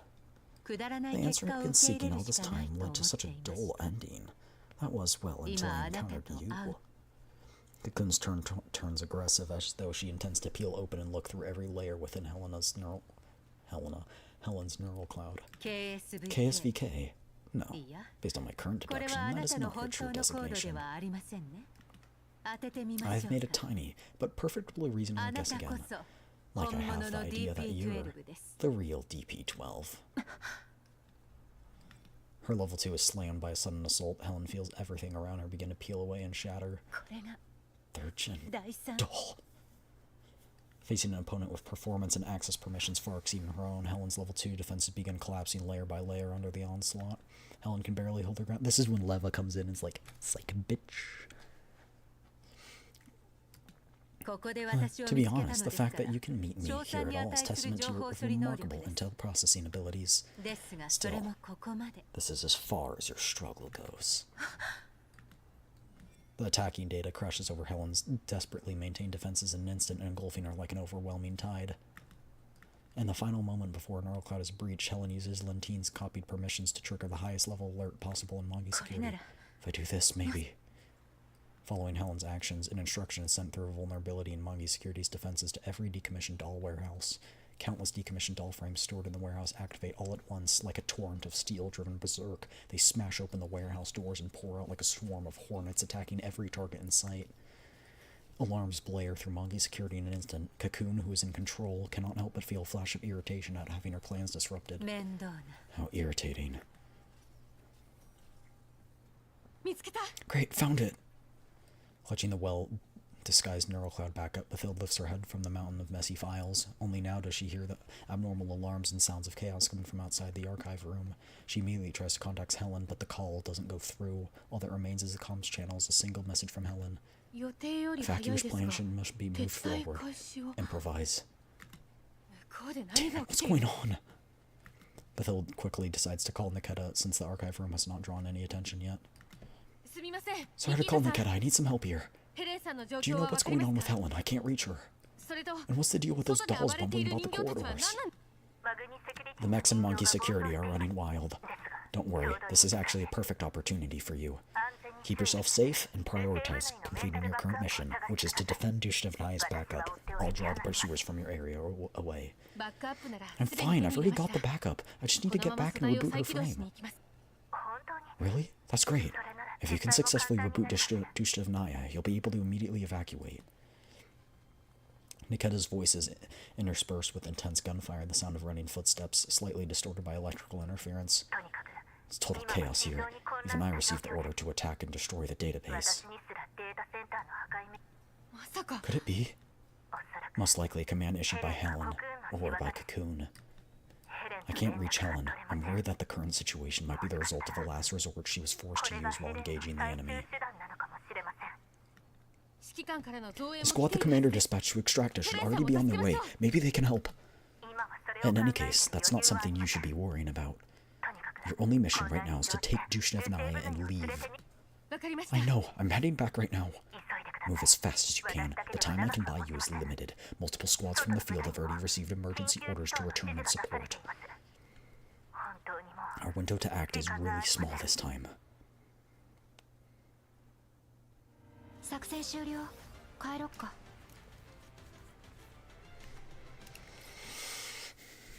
Yippee. Maybe Cocoon is getting murked. Oh, well, Cocoon's here too. Are we gonna murk Cocoon? Let's go! Back when she worked at the nursing home. Dushevnaya worked at a nursing home? Dushevnaya loved listening to the elderly residents telling stories of their youth. One particular word seemed to come up again and again. Home. Without her even realizing it, this word took deep root in the deepest part of Dushevnaya's heart, turning into a fervent desire. She yearned for a place of belonging where she would never become abandoned. For a long time after meeting the commander in Griffin, she believed that she had found the home that belonged to her. And so the home Dushevnaya longed for also became the future that Helen desired most. She opens her eyes once more and finds herself in that familiar scene once again. Helen looks at the bag of fresh vegetables in her hand and the familiar door before her. She lets out a soft chuckle. You're visiting the base layer of my neural cloud. What an interesting guest. This is my home and the place I know best. I'll never win here. I'm home. Helen announces like a declaration of sovereignty to an unseen enemy, saying the same phrase she always does. Setting aside her sliver of wariness toward Cocoon, Helen smiles and pushes open the door and has opened countless times in this space in her own neural cloud. Welcome back. The commander looks up and gives her a gentle smile, just as always. We'll have borscht for dinner tonight. I'll have it ready for you shortly. Be sure to rest well, Commander. Deftly tying on her apron, she neatly lays out the ingredients and starts to process them. Helen immerses herself in cooking while still keeping an eye on any changes in the space around her. Where will the enemy appear? It's going to be in the tomato. It's going to be the tomato. The tomato's not going to be a circle or something. From the food in my hands or from the corner of this space. Even the countless neural cloud wipes in my past have not been able to touch my base layer. This place is the most important to me. Helen continues to cook as countless theories pass through her neural cloud, wearing the same relaxed, gentle smile she always does. Commander, what do you think of Dushevnaya's recent performance? She's been working really hard. She says she wants to earn first place or something. Commander? Receiving no reply, Helen turns to look. The next instant, she sees the lifeless figure lying on the sofa. The smile on Helen's lips freezes in an instant. Right then, she hears the sound of another person's footsteps inside the room. An intruder. Helen hurries after the footsteps, only to find Dushevnaya collapsed on the floor. The curtain stirs. A blurry figure flashes past the balcony. The enemy is still around. Helen rushes to the balcony despite the chaos, desperate to chase down the murderer. But what greets her is the enemy's sudden counterattack. An immense force of impact engulfs Helen in an instant. Her body's paralyzed for a moment. The face of the murderer that should have appeared before her is covered by a veil of darkness. Every action she takes seems to be stopped by the crushing darkness. All Helen feels is herself falling, collapsing uncontrollably within her neural space. Enemies are capable of tampering with my base layer. Her consciousness returns. Helen grasps for breath, finding herself still standing in the room. The scene before her is the same as before. Ding dong. The familiar doorbell rings once more. I'm home. Helen's neural cloud feels as though it's frozen solid. It's my voice. Is that me from just now? Helen tries to walk to the door, only to find she has no control over her frame. She's now a spectator, as if she's a guest in someone else's base layer. Yeah, okay, so she kills everyone. Okay. She watches herself leave this area and enter the room. She watches Dushevnaya look up and run toward her, only to be dismantled by her own hands. She watches herself walk expressionlessly toward the commander. Corrupted code makes the entire space shift in an instant. The face belongs to the commander, and Dushevnaya becomes blurred beyond recognition. This isn't right. I would never harm them, even if hacked by the enemy. Unless this isn't my base layer at all. Someone made this using data similar to mine, modified it based on my own cognition. Deception like this, though, truly appalling. Helen frowns at the events unfolding before her. Even though she knows that the space is a fabrication, watching herself commit acts that betray her own will still make her stomach churn. Ding dong. The doorbell rings once again. The same familiar setting returns. Helen stands in the room, gazing at the space that she has created. This is the home she always longed for, the core region of her neural cloud base layer. Countless enemies have attempted an invasion in the past, but she had the power to crush them every time. But now the enemy has dragged her into this space, making her believe at the start that it was her own base layer. Be it Dushnevnaya or her treasured commander, the enemy merely constructed a framework of them, then modified them using Helen's data and memories as a template. If you're so fond of imitating me, try this on for size. Helen attacks. Everything familiar before her dissolves into nothing as in an instant. The warm lighting, the comfortable sofa, the commander's smile, Dushnevnaya's silhouette. Everything disintegrates and scatters amid violent shaking, ultimately merging into a single new pure white silhouette. Recklessly copying someone's base layer and turning it into a battlefield, isn't that quite impolite? Or is it the special hobby of yours, Miss Third Gen?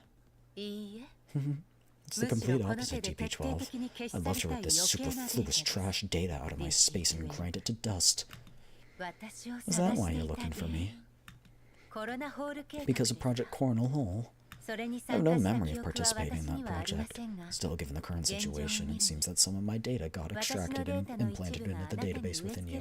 So they do share some data. That's what I was kind of thinking, but I didn't have any basis to confirm it. I didn't expect the legendary Thurgen dolls to have such a boring origin story. Faced with the doll's provocation, Cocoon maintains a composed smile. The creator once claimed that we are different from the rest. We are distinct from second gens, both physically and mentally. Outstanding data from second gens from the database used building our neural clouds. In most cases, that data is completely wiped once our personalities are born. Except yours, DP12. You left something within me that proves difficult to discard. After meeting you, I was able to confirm that this lingering obsession of yours that refuses to fade is something that involves this commander. How fascinating. A piece of intel I tried so desperately to remember, even going so far as to leave myself hints in every possible way. I had left such a profound mark on another. Lady. Those residual shadows lingering in my base layer should have scattered long ago. And of course, the same goes for you.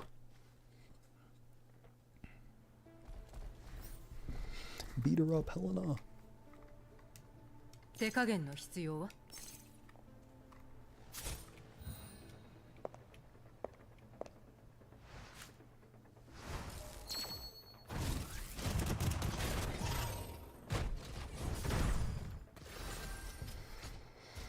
Helen, beat her up for Helena. Calmly but precisely manipulating a powerful data stream, Cocoon closes on Helen within the neural space. However, as the distance shrinks, Cocoon finds that her movements are going sluggish. Outside the base layer, massive flood of redundant data appears to be attempting to join her processing queue. It relentlessly tears at the computational space she had perfectly planned, trying to occupy it. Triggering the highest possible alert preemptively, then using the deluge of the incoming alarm notifications to force me to split my attention. What a brilliant counter. Looks like you remembered. You are still inside Monkey Security, and you've manipulated the system, such that all new data entering the Intel archives has to pass through you. You can process everything on time if there's only a few pieces of incoming intel, but now you might have too much on your plate. Oh, and a few defense mechs may have accidentally had their attack targets temporarily switched to you. I did it, of course. I'm afraid they're making a beeline to you right now. Mere scrap metal, dealing with them poses no difficulty. I fully understand what you're capable of. With your clearance level, you should just shut down this alert yourself and correct the mech's targeting. But that will mean leaving records of your actions. Monkey Security may serve the conglomerate, but tampering with intel without permission, while abusing conglomerate permissions to issue missions for your own benefit, things won't end well if that were to be discovered. I imagine your master will be quite terrified if such actions came to light. From what I've observed, the conglomerate's preferred method for dealing with dolls who know too much has always been a neural cloud wipe. Do third-gen dolls receive the same treatment? Alarms continue to blare. Meanwhile, Helen's attacks grow more ferocious. For the first time since this confrontation began, the thought of retreat crosses Cocoon's mind. Cocoon regards the enemy before her coldly. Weighing her options, she ultimately chooses to withdraw. If Blue Sphere were here to provide cover, she could just slip into Mongi's security intel archives, alter the data, and check what's going on. But as Helen pointed out, no matter how much she modifies the data, traces of tampering will inevitably remain. Eliminating DP-12 in her current circumstances would endanger her actual mission. There's something more important to attend to. Shelving her clash with Helen for the time being, Cocoon rapidly pulls data from the intel archives and begins mass-scale deletions and alterations. Dushnevnaya! Dushnevnaya! She's not going to remember Bathild, though. In Helen's room, Bathild carefully props up the doll in the sitting position, calling her name softly. She loaded Dushnevnaya's neural record 2 minutes ago, then completed a preliminary check. Maybe it was a combination of both the records, I don't know. She's already checked this neural cloud. She's certain that the backup is intact, but whether Dushnevnaya can really recover and what state she'll recover to remains uncertain, and that makes her nervous. Thankfully, the doll finally opens her eyes after what feels like an eternity. Dushnevnaya, you're finally awake! Bathild excitedly grabs the doll's arm, but the doll just stares at her in bewilderment. Where is this? You're at Monkey Security. This is a room shared by you and Helen. This is great. You're finally... Helen? Where's Helen? Where did she go? The doll looks around in confusion. Bathild gently takes her hand, trying to pull her to her feet. Helen can't come right now, but I'm here to pick you up, so let's get out of here. Leave? But who are you? I don't know you. I'm Bathild, your companion from the doll community. This backup doesn't remember her. Looking in the doll's still bewildered eyes, Bathild presses a frustrated hand to her forehead. Oh, this backup contents are too far back. Look, I'll explain the rest later. Please, Dushnevnaya, just come with me for now. Apologies, but I'm afraid you won't be going anywhere. Is it Cocoon? Bathild snaps her head toward the sound of the voice. Standing in the doorway is a pink-haired doll, studying the room's occupants with evident amusement. Meeting a pair of eyes that share a gaze eerily similar to Helen's, Bathild freezes for a moment. Cocoon smiles and steps closer. Stay back! Bathild springs to her feet and spreads her arms wide, placing herself between Dushnevnaya and Cocoon. But Cocoon pays Bathild no mind. Her gaze pierces straight through her and lands on the bewildered doll sheltered behind her. The instant she sees Dushnevnaya, the icy smile on Cocoon shifts unexpectedly, giving way to one that feels almost gentle, yet obviously deeply unsettling. We meet at last, KSVK. Your companion, DP-12. Oh, damn it. A sense of familiarity draws Dushnevnaya toward Cocoon on instinct. Bang, bang! Bullets strike the floor near Cocoon's feet without warning, halting her approach. Niketa pushes the doors open and enters, raising her gun at Cocoon. Third-generation doll Cocoon, cease all acts of resistance immediately and surrender. Cocoon glances back at Niketa with a dismissive, light scoff. She then turns back, steps forward, walking smoothly towards Dushnevnaya, completely ignoring the gun Niketa has trained on her. You still remember my name, even though a neural cloud wipe, right? Your name. Don't listen to her. We're your companions, not her. Your neural cloud backup is from years ago. Once we get back to the commander's vehicle, you'll get in sync with the latest data. I'm guessing that hint is the commander, and she'll go, whoa. Dushnevnaya looks at Bathild next to her. Then back at Cocoon, who's still approaching. She was awakened by this doll called Bathild just moments ago. Despite her repeated insistence that they're companions, the residual commands in her backup tell her she should still be inside Mongi's security, carrying out her duties. The pink-haired doll's frame looks nothing like Helen's, yet her voice and manner of speaking are strikingly similar to Helen buried deep within her memory. Do you remember our place of belonging? Fucking hate you, Cocoon. Cocoon's words are like a key, instantly unlocking Dushnevnaya's long-sealed memories, but now she's caught between a companion with a deathly familiar bearing and a doll who claims to be a companion from her future. Dushnevnaya wavers, falling into confusion. Have you forgotten, KSVK? I've always wanted to do your best in everything, because that way you'd never be abandoned. That's why I kept pursuing strength, so that when you finally reunite with the commander, you'll be strong enough. No, you're different from Helen. Both your frame and mine have changed. Our neural cloud backups, though. Those can't be wrong, can they? The scales begin to tip. Dushnevnaya slowly lowers her weapon. Shall we leave together in search of the one that matters to us the most? Oh my gosh, it pisses me off so much. Yes, I want to find him. Hesitation draws from Dushnevnaya as soon as the commander is mentioned. Her spirit lifts in an instant. Don't listen to her. She's the enemy. The real DP-12 is probably on her way. Just wait a bit longer and you'll get to see her. See?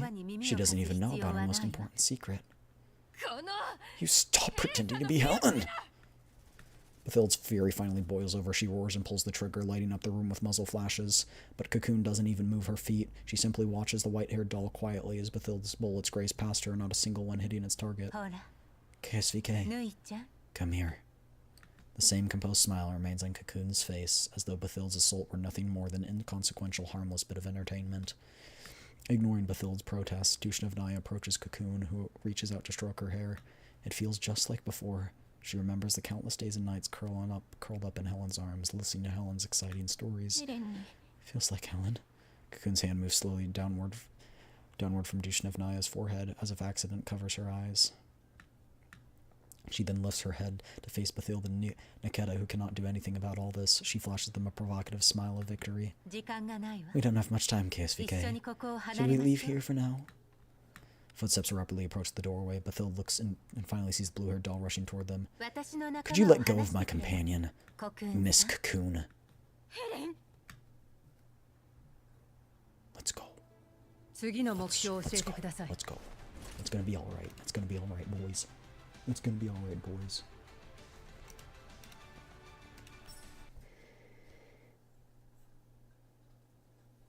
The Helen who appears before Dushnevnaya stirs an indelible sense of familiarity etched in the depths of her neural cloud. It compels her to instinctively take a huge step toward Helen, yet a cold hand seizes her from behind. Dushnevnaya turns. She sees Cocoon's face wearing that same gentle smile that left no room for debate. Be careful, KSVK. Don't get deceived so easily. The liar, you're the one who's been deceiving her all along. I know where the commander is. Just stay by my side and you'll see him real soon. The commander is at...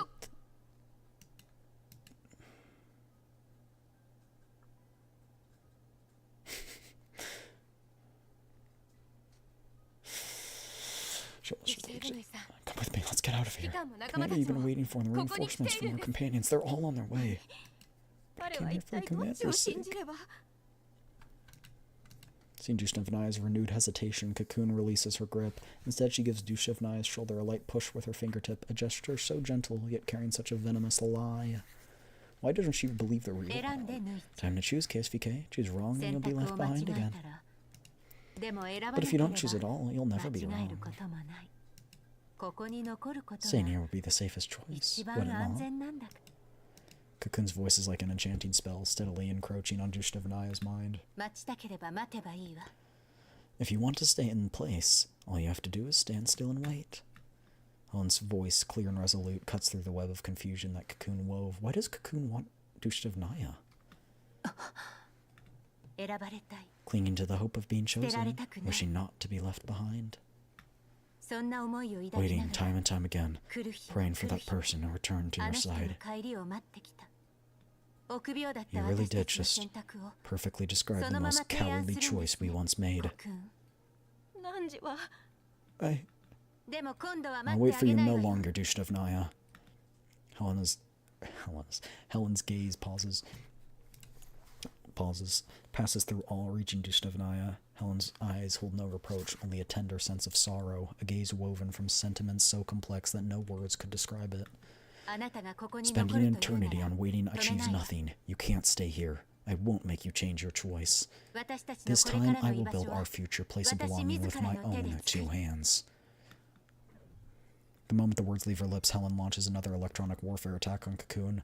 Though her processing power is seriously low by now, she has a number of good companions by her side. Ignoring Dushnevnaya, who is still standing in front of Cocoon, Bathild and Niketa launch a simultaneously assault on both sides, performing a perfect pincer. Dushnevnaya wants to stop both attacks on instinct, but Niketa's icy words pin her in place. Dushnevnaya, if you consider yourself a monkey security doll, then listen carefully. Obstruction of official duties will result in you being classified as a traitor. No, I can't be. If I'm branded a traitor, I'll never find him in my efforts.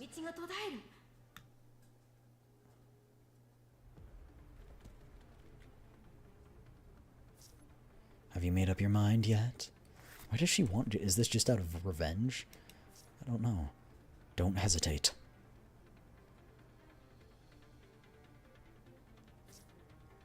But we clearly... Perhaps there's another solution. But I think the lady before you won't give you much longer to ponder the issue.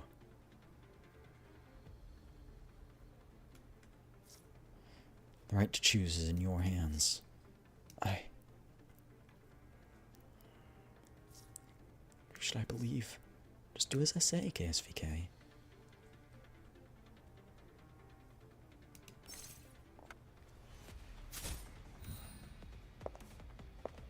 I'm tired of seeing that animation.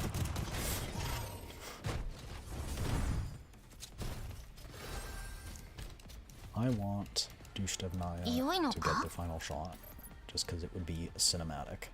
Cinematic indeed.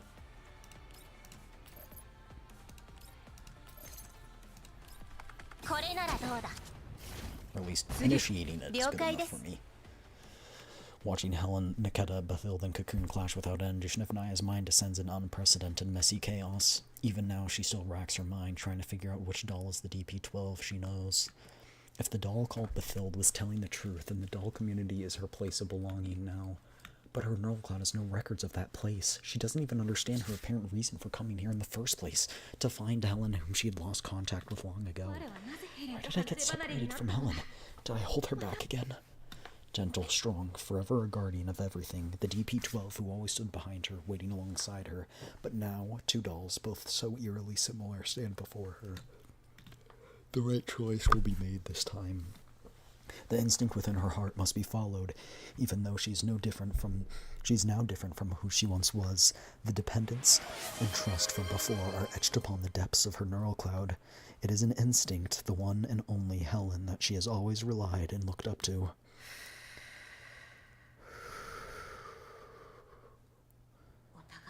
Encourage each other. Never give up. Dushnevnaya steadies her thoughts. Her gun swings around, locking on to the imitation. The bullet tears through the air, shattering the tension of the battle. Even stars, far apart as they might be, will eventually intersect in the sky one day. Yes! That's the line we know and love. Cheers, sleepy, stay hydrated. I thought you left.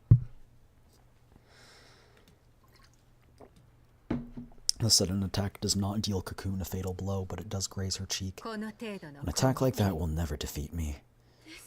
Dushnevnaya, you're finally willing to trust us. Even if I've forgotten everything about what's happening, I would never mistake her for someone else. The DP-12 who'd always protected me is the Helen standing right before my eyes. Dushnevnaya's eyes blaze with conviction. This time she runs toward Helen of her own accord. Let's go. We're supposed to get out of this place, aren't we?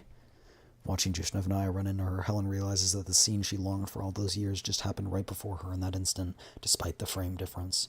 Dushnevnaya's neural cloud never got wiped. She wasn't too late. Helen never had to watch Dushnevnaya leave under the pressure of her pursuers. The past dissolves like smoke. Helen, let's go find the commander. Is she going to try and stay behind and pull a hero move? Helen smiles gently, then answers Dushnevnaya the same way she always does. Of course. Let's get out of here, together. Dushnevnaya grabs Helen's hand. They spring to the helipad amidst the unending alarms. Cocoon watches them flee. She breaks into an icy smile, then begins walking in the same direction. A wave of gunfire blocks Cocoon's path. Niketa and Bathilde rain fire on Cocoon almost simultaneously. Niketa gives Bathilde a nod during Cocoon's momentary hold-up. Bathilde, go! I'll cover you guys! Got it. I'm counting on you. Bathilde runs after Dushnevnaya and Helen, covered by Niketa. The alarms inside Mongi's security continue to blare relentlessly as an endless number of mechanical sentries surge to Cocoon's position. Cocoon attempts to break free, but Niketa's gunfire locks down her movements. Your companions have all left? What are you doing, picking on me? I received an order to contain the intruder, the one who infiltrated Mongi Security's database and tampered with classified intel without permission. They are unrelated to my mission. Even if they are hostiles, I have no permission to stop them without explicit orders. Found the enemy! Attack! During the brief standoff between Niketa and Cocoon, the crazed dolls continue to pour in alongside Mongi security personnel who responded to the alerts. They surround Cocoon on all sides. Outnumbered greatly, Cocoon smiles as if saying it can't be helped before slowly raising her hands in surrender. Members of Mongi security seize Cocoon. I believe there's been a bit of a misunderstanding. About the crimes you've pinned on me, none of you have the authority or permission to dispose of me at the moment. Plazo Incorporated, whom I represent, is still your client. Plazo Incorporated? Save a rebuttal for after the investigation. We've heard the rumors. Plaza was the financial backer for that lab in Lviv. The staff sent to handle the wipe almost got attacked by an unknown faction. Jumping to conclusions based on unverified intel would not be wise. We should defer to official sources, should we not? Cahoon's lips curve into a smile, but her eyes tell a different story. In order to deliver the fabricated answer to a certain URNC guest, she had to let DP-12, who she'd always been fascinated with, slip away. After a battle fought in the base layer, Cocoon loses all interest in the blurred data fragments affecting her own base layer. It's pretty clear now, those incomplete data traces are merely core memory data that DP-12 refused to forget. Such meaningless data, yet so stubbornly persistent. I need to find out a way how to erase it all in the future. Cocoon detests the blurred data lingering in her base layer. She once wondered if those memories have connections to the third-gen doll's creator, but now it's clear they should be wiped entirely. On the other hand, her brief clash with Helly has sparked in Cocoon a desire to snoop more. Weaving a perfect answer from existing intel, wrapping it in multiple layers of packaging, hacking into the enemy's base layer, tampering with data, all of this is precisely Cocoon's area of expertise. She does not know whether her methods will work on Helly, but... Interesting. I look forward to seeing how that little one evolves after consuming those gifts. Steering away from the chaos in Mongi, Helen guides the group away from the corridors where enemies might appear, racing to the helipad. A helicopter? I thought we were going to smuggle ourselves out by hiding in scrap material. Plans have changed. While dealing with Cocoon, I had to modify a number of internal permissions. It was to prevent her from affecting my neural cloud. Some of the decommissioned mechs have been issued orders to carry out large-scale destruction. So the discarded material still came in handy, huh? Helen recalls their earlier conversation and lets out a soft chuckle. They certainly were a huge help. I mimic Cocoon's methods. It should throw off some of the people trying to track us. But the doll community doesn't have a helicopter. Are we going to snatch one? In theory, yes, but things are far too volatile right now, so I can't guarantee success. I haven't had the clearance to build flying stuff yet. Maybe I should make everyone a jetpack. Well, obviously there's no time for that. That is indeed a possible approach, but if everything goes well, there's a very tiny possibility that the commander's helicopter will arrive before the ones meant for the higher-ups' evacuation. The moment she finishes her sentence, the silhouette of a Black Hawk helicopter appears in the distant night sky. Let's freaking go, bro.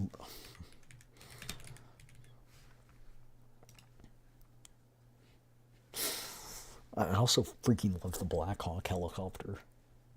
It's so cool.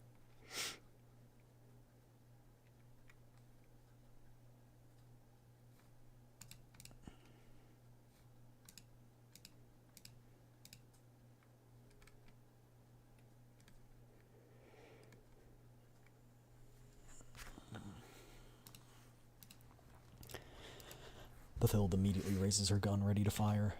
The helicopter draws closer, the cabin door slides open before it even fully lands. Bathilde sees Suomi waving frantically.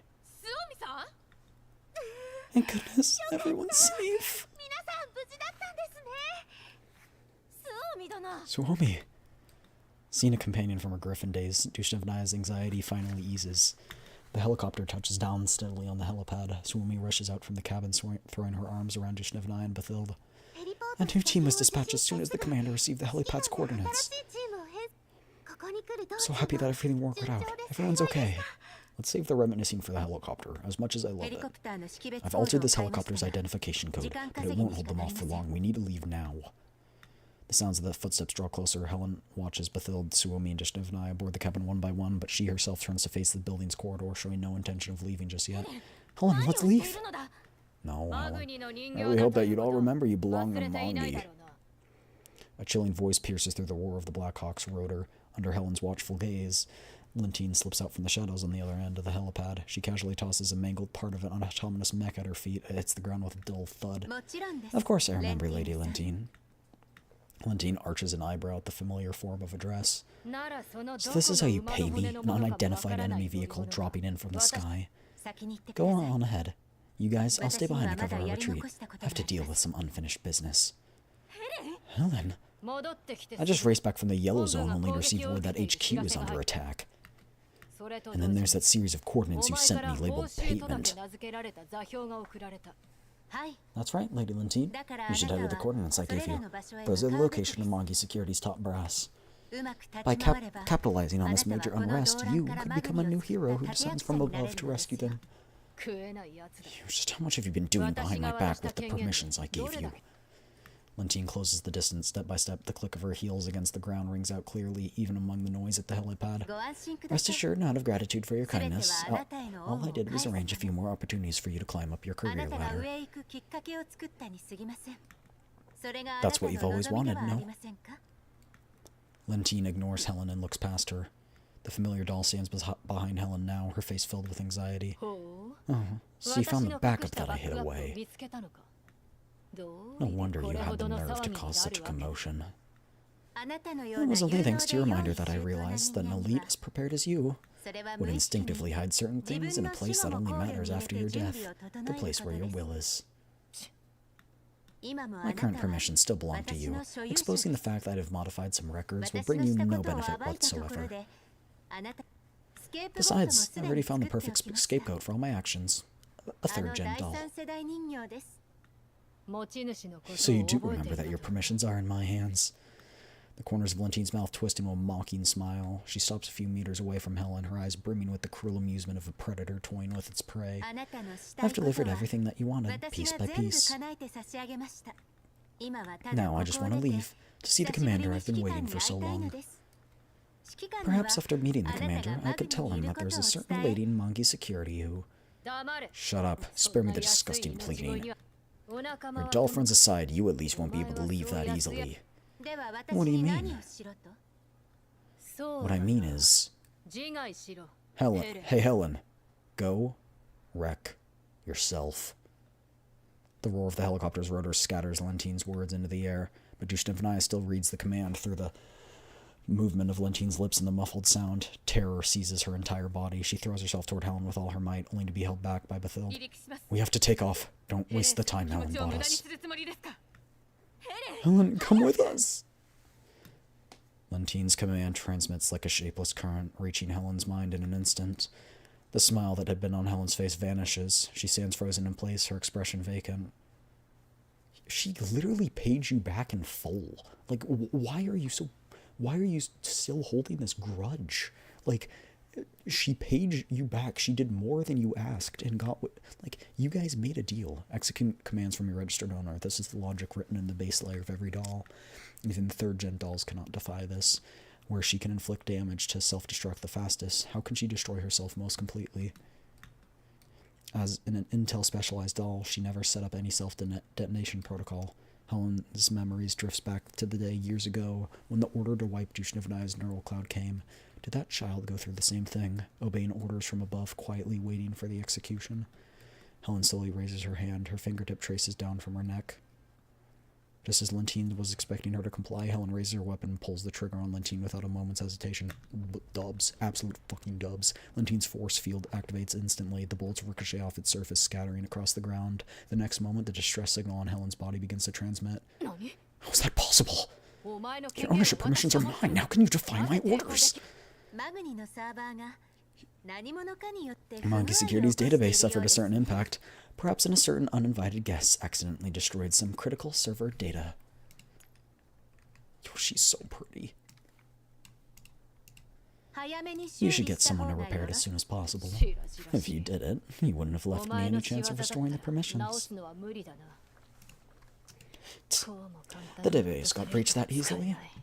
Utter trash. Peak cinema, peak cinema, peak cinema. Peak cinema, peak cinema, peak cinema. Well, a third-gen doll named Cocoon does possess quite the exceptional processing power. The helicopter behind Helen is already lifted off. The massive downwash blows Lentine's hair into a mess. A rope ladder drops from below. Once it confirms that Helen's ownership permissions are no longer tied to Lentine, Dushnevnaya raises her weapon and takes aim at the human. You're gonna leave Mongi Security and go into the Yellow Zone? Look at me like some...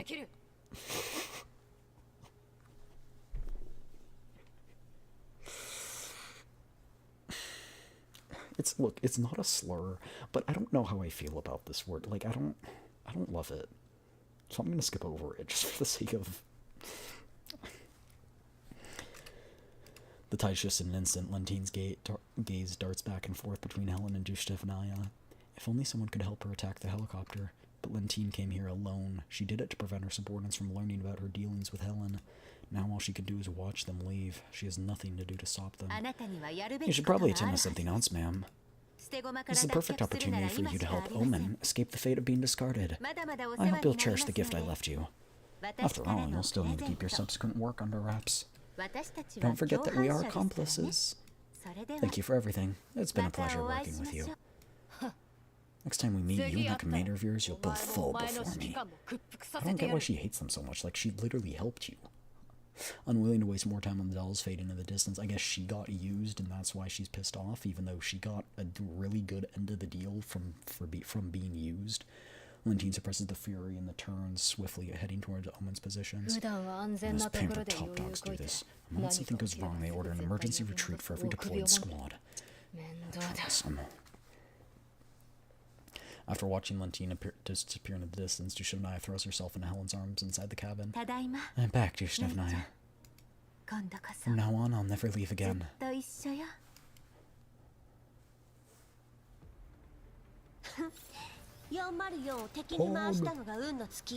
Oh, baby! That's what I've been waiting for!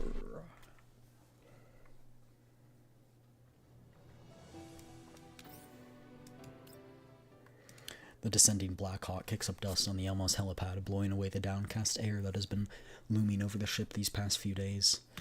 After hearing that Jushtevnaya and Bathilde made it back safely, Ulrid pays an official visit to the Elmo as the doll community's representative. Contrary to her valiant, cool appearance, Ulrid still looks kind of nervous when she sees me. Monkey Security's main forces have withdrawn. It's all thanks to your help, Commander. Big sis, Jushtevnaya and Bathilde, everyone's safe. This is wonderful. Seeing her companions finally back on the Elmo, all safe and sound, Suomi's tension finally dissolves. Thanks to Helen, I've obtained a new friend that's far more capable of combat than my previous one. Jushtevnaya's recovered part of her memories too. Once we sync her with the Elmos back up, she'll restore everything. Please do that immediately. Jushtevnaya instinctively glances at Helen for the mention of memories, her eyes casting an anxious glance that's wished for Helen's help. Seemingly afraid of accepting a past she never knew, Jushtevnaya feels a trace of apprehension lingering. A past shrouded in fog. Is reclaiming it really possible? Don't worry, the backups you lost in the past won't affect who you are, Jushtevnaya. Helen's voice is as soft as Helen's, not Helena's, goodness gracious. Soft as his voice is as soft as it could be. She reaches out, gently taking Jushtevnaya's trembling hands in her own. Everything you've ever experienced leaves a mark in the base layer of your neural cloud. The memories of your neural cloud have shaped who you are in the present, but they can never represent your inner self. But before my memories of entering Mongi, there are still links I know nothing about. I have no clue what's inside those blanks. What if I forget something important just like this time? I know that we can look for those missing backups in the future. We'll have the chance to. But for now, just look forward. Even after being separated for so long, even after you've forgotten so much, you are still the Jushtevnaya I know. Yeah. The tension in Jushtevnaya's expression finally eases. A smile gradually returns to her face under Helen's reassurance. I can offer some professional mental health therapy if you're still scared. I don't think you want anything from her. I'm not scared. Oh, and here I thought the therapy plan I specifically prepared for Helena might come in handy early. Kolfini, how is Helena doing? We've analyzed the nutrient solution's composition. Melanie has confirmed that there are no issues. As for when Helena will wake up, I don't have a perfect answer yet. But I promise I'll tell you immediately when she does. Kolfini tilts her head to the side and gives me a deliberately obvious wink. As for you, Commander, I haven't been resting much due to everything that's happened lately, no? You haven't truly slept ever since we left Lviv. If you go to sleep now, who knows? You might wake up with some good news for me. Rest, huh? Alright then. My gaze shifts to Helen, who is waiting quietly nearby. Recalling that I haven't arranged her accommodations yet, I decide to help her get settled. I bring Helen to the room prepared for her. She takes a moment to rest. Oh, dang. You're in that suit now? The Elmo has rooms to spare. If Dushnevnaya wants to stay, I'll prepare for one for her too. Did you notice the uncertainty in that child's heart, Commander? I'm the one who chose to leave back then. Whatever choice Suomi or Dushnevnaya make now, I can't and won't interfere with it. That sounds like such a cold and heartless thing to say. Cold? Heartless? She's afraid of getting left behind again, so she doesn't dare to ask. Getting that child to ask, can I stay on the Elmo, will take a very long time. After you left, Dushnevnaya and I made a promise as we spent our time waiting for you. If we ever got the chance to meet you again, I would ask every question on our behalf. Helen stands quietly before me. Her eyes shine with a mix of emotion I've never seen before, hope and anticipation. She extends her hand toward me, her smile resolute yet gentle. Commander, will you build a place of belonging, a place to call home together with us this time? Place of belonging. I never once thought about building a so-called place of belonging or home in the past decade. The Elmo is my transport and my safe house, but I've never considered it home. But now, perhaps moved by Helen's sentiments, I actually begin to consider what home truly means. While I briefly hesitate, Helen slowly lowers her head. She lets out the faintest of sighs, a sigh that seems to carry the quiet worry of being refused. It doesn't matter where we are. To me, wherever you exist is wherever I call home. This time I do not hesitate. I take Helen's outstretched hand. I'm glad. Helen's voice carries a slight tremor. She moves our clasped hands so that our fingers become intertwined, then gently guides my hand to rest against her cheek. Her skin is cooler than I expected, yet the gaze fixed on me now burns with warmth. She rubs her cheek tenderly against the back of my hand, then slowly closes her eyes.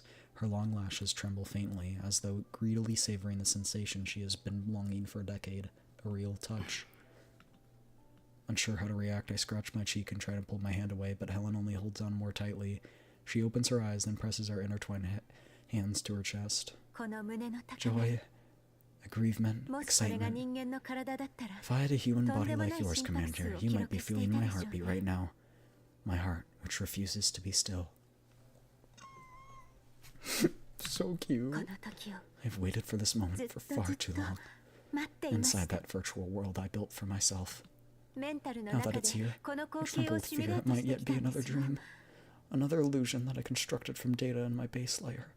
I'm not familiar with this place. Where will the enemy's attack come from? Beside me, beneath my feet, or from the Commander? This isn't level 2. Everything here is real. Then may I see it? Your current home? I wouldn't call it a home. It's just my dorm. Please, Commander. Unable to refuse Helen's request, I lead her to my dorm, our hands still linked. Torbeck is interested. I push the door open. Helen releases my hand without realizing it. She simply stands frozen at the threshold, gazing inside in silence, as though... Oh my gosh. As though she were craving every detail from the room in her heart. I'm home, Commander. Her quiet voice is almost a whisper. Yet that alone is enough to send ripples through the silent space. Welcome home. Helen smiles and steps inside only after hearing my reply. Her eyes sweep the room. Her fingertips trace lightly along the cold wall, as though measuring every detail of the space through touch. Not quite the style I had imagined. About the room I've given you. Feel free to decorate it however you wish. The Commander's room is missing something that makes it feel like home. But then again, the home I envisioned was never a setting like this. At the mention of home she constructed in her base layer, a bewitching tone weaves into Helen's speech. Aren't you curious, Commander, about the home that I spoke of? Dushnevnaya is our child. Is that the home? To resist neurocloud wipes, I built a safe house of my own in my base layer. Attacks on level 2 occasionally breach the base layer, but so long as that space is not destroyed, I will never ever forget your existence. Helen moves close to my ear. She confides in me a whisper as soft as an exhale,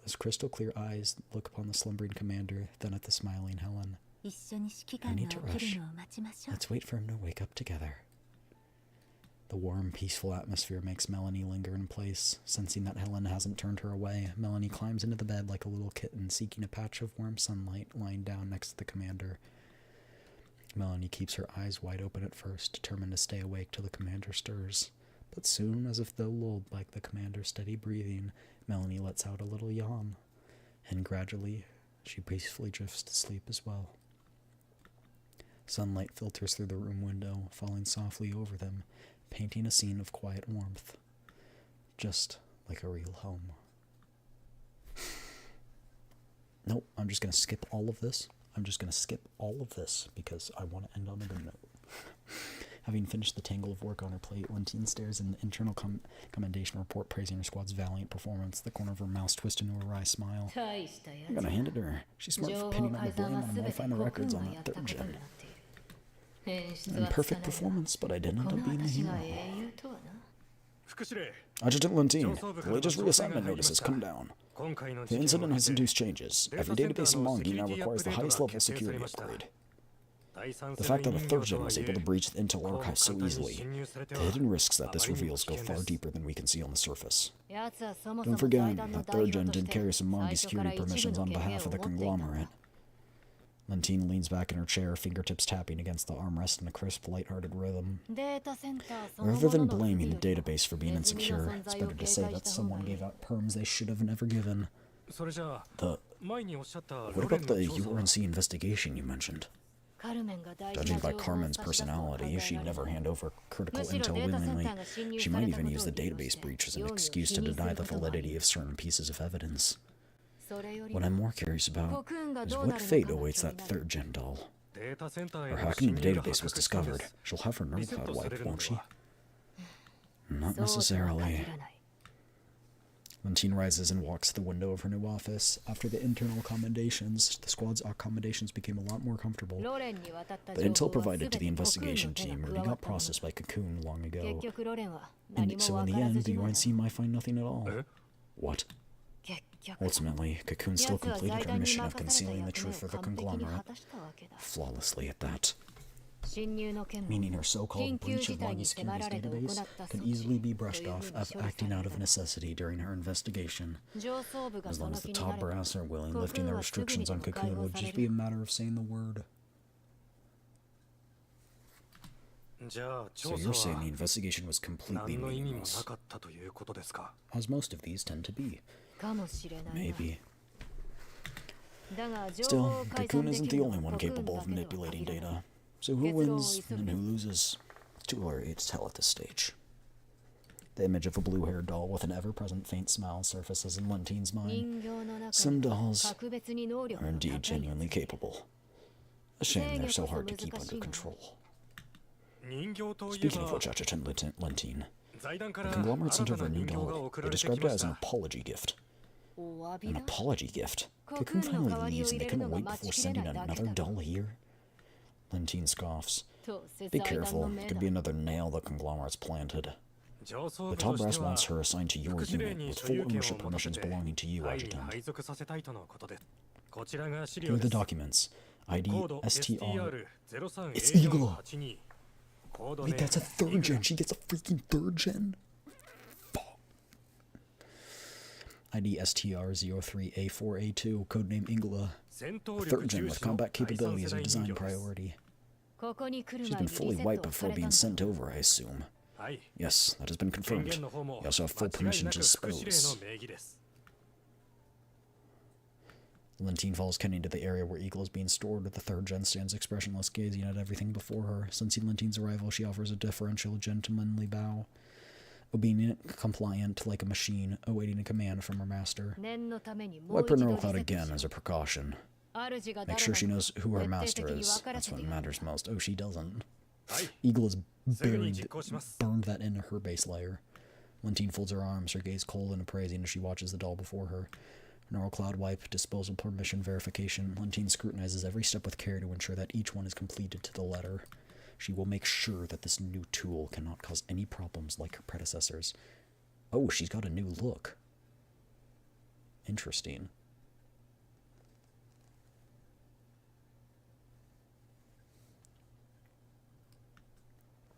Staring at the face of the woman before her, Igla feels as though something important is missing from her neural cloud.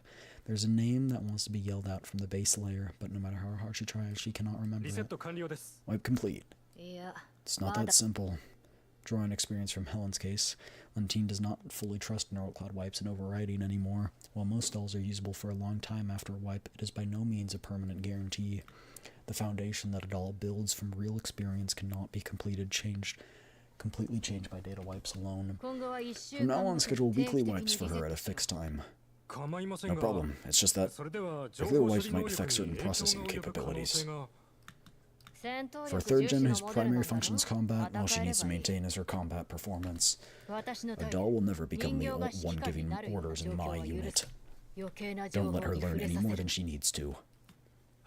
Don't worry, I understand what you mean, Adjutant. Put her to good use and her skull will definitely be stronger than ever. Looking at the doll who has just undergone yet another neural cloud wipe, Lentine speaks slowly. I have no interest in your past, but now that you're here, you will serve me completely. Remember, from this moment on, I am your only master. Master, third gen doll, Magi security. A stream of new information is captured and recorded by her neural cloud. Igla remains silent, following every new command to the woman who owns her. That's sad. Poor Igla. In a vacant office, Cocoon reports to a man on the other end of the comm screen. The only reason I feel bad for her is because she's going to become our issue.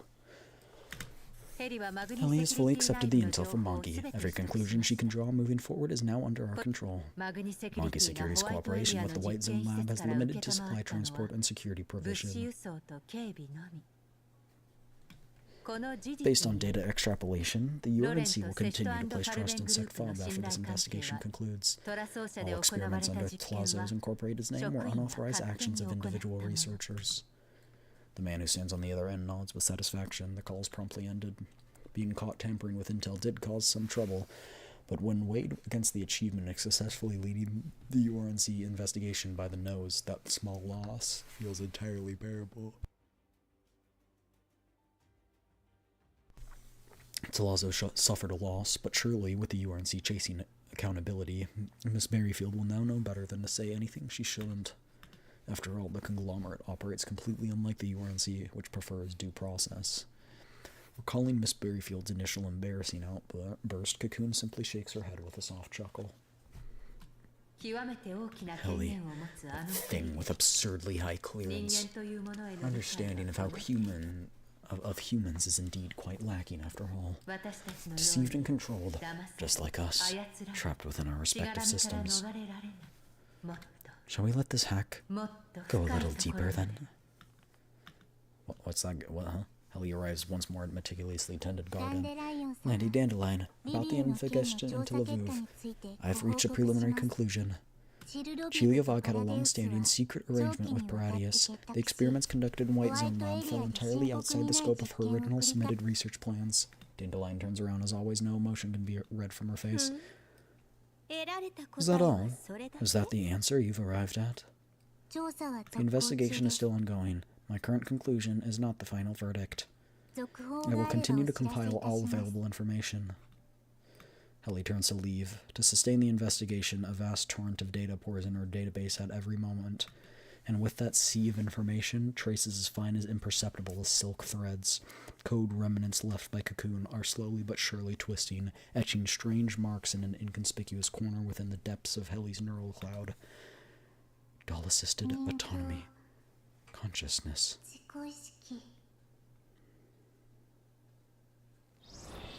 Interesting. Peak cinema, though.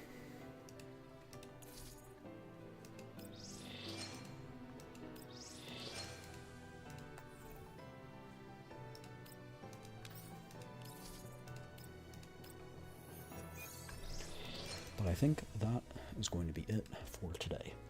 I hope that you guys enjoyed, as always. If you've been watching for all this time, get up, stretch, get your blood flowing, go get something to drink, remember to stay hydrated, get good sleepies, get good noms, all that good stuff, alright? And I'll see you guys tomorrow for a big unboxing stream. We're gonna be unboxing all the packages I've received in the past like 5 months, so it's gonna be huge. So I hope I'll see you there. It'll be a lot of fun. So yeah, don't miss out. Yeah. Other than that, that's pretty much all I've got for you. So yeah, if you stayed up for me, head to bed because you deserve it. All right, I'm gonna head to bed too. So I hope I'll see you tomorrow. That's pretty much all you've got from me today. I'll see you guys next time. All right. Bye, everyone. Bye bye. Wait, let's see if we can do a poll. No? Ooh. Hold on.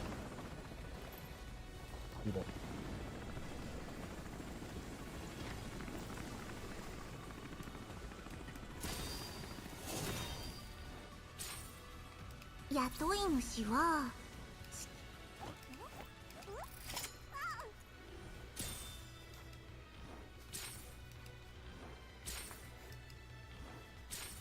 また会えて本当に嬉しいです。今度こそあなたのそばにいさせてください。必ずお守りいたします。 Pog. That's her, right? Yeah, nice. Let's go.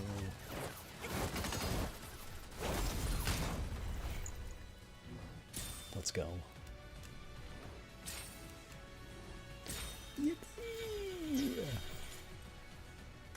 And we got the purple shotgun for her, which is great. Let's go. あ、おかえりなさい。Most of Lania haven't upgraded. That's beside the point though. Where is Helen? Did I skip past her? Yeah, there she is.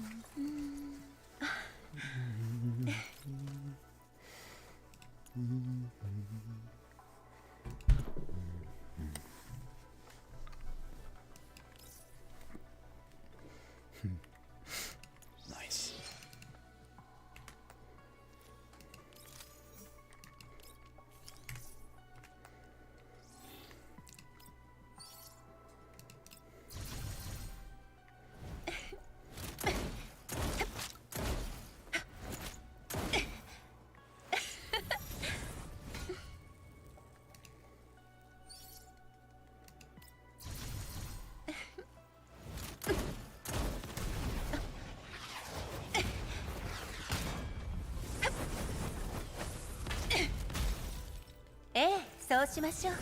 That's really cool. Let's go, we got her. 防御力がアップしました。演算能力が上がりましたよ。順調ですね。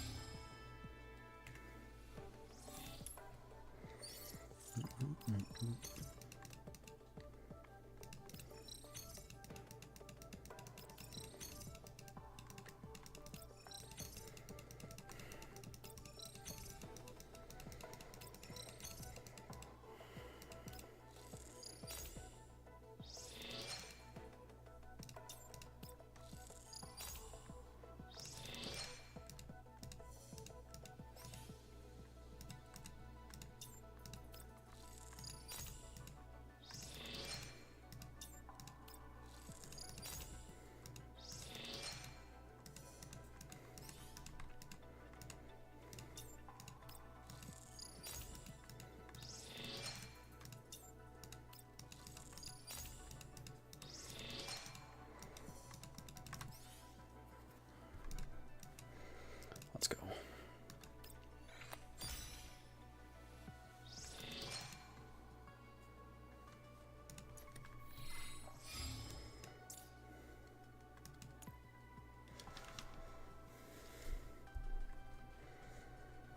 We'll get hers eventually. I'm not super worried about it right now.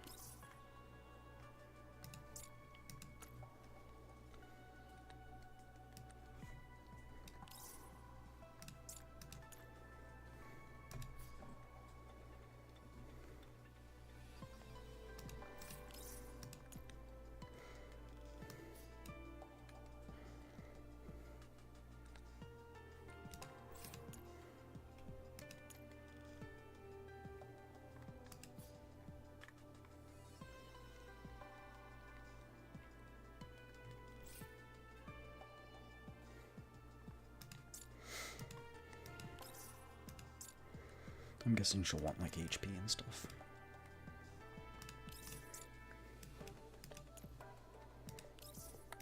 I'll put these on her now. We'll come back to build her more later. But yeah.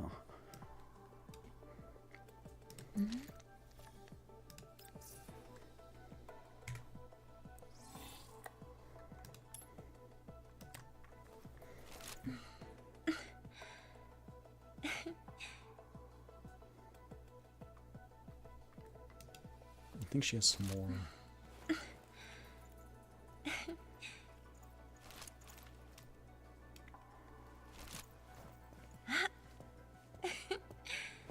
Yeah, this one.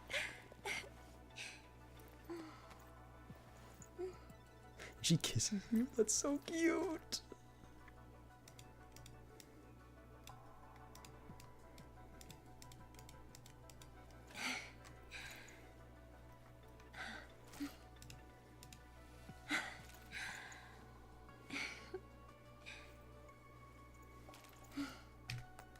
That's adorable.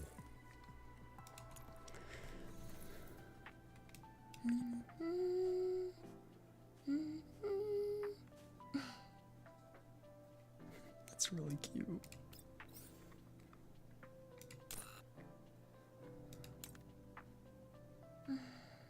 This one's cute too.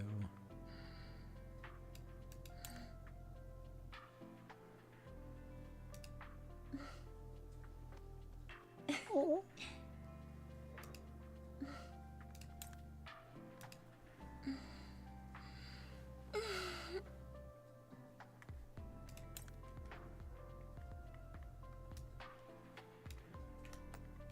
I don't want to see what you're looking at.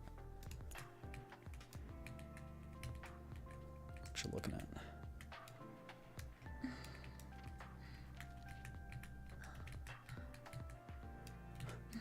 Wait, that's Ophelia.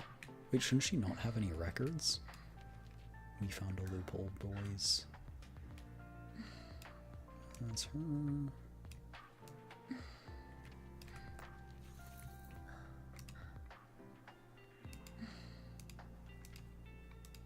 Oop.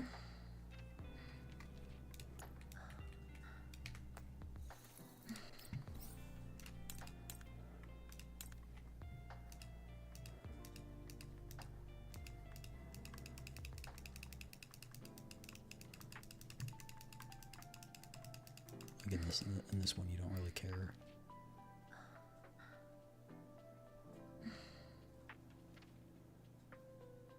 Maybe she only looks at this one unless you tap.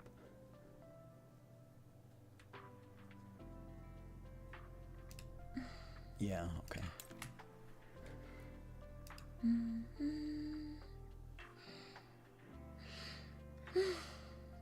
So cute.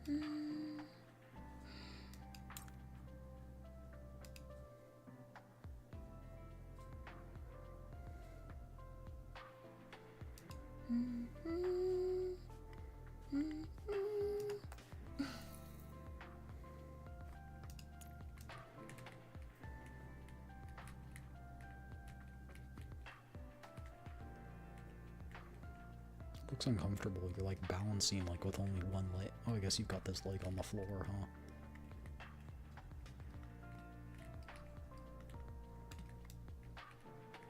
I was like, that looks uncomfortable. And in heels? You're cleaning in heels? It's impressive. Oop. So why are you dusting a bed cushion? I feel like that wouldn't need dusting. Oh, look at the hairbrush. Does it intrigue you?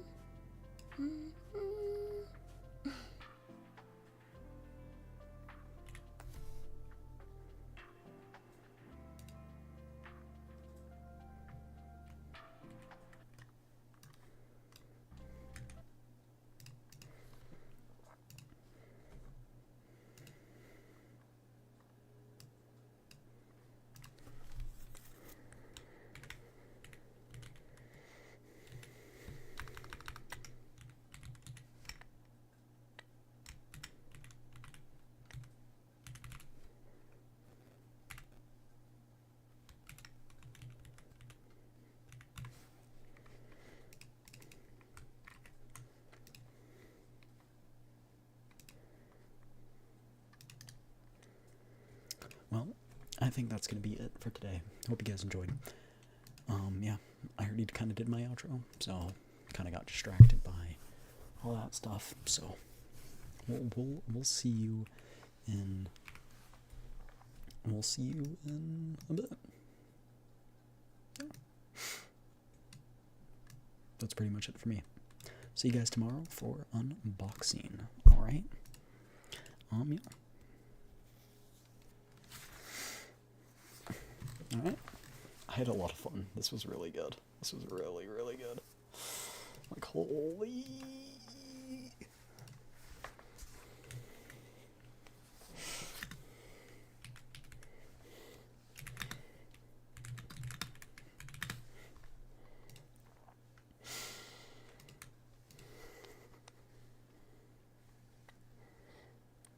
Oh, wait. I kind of need to take a new picture.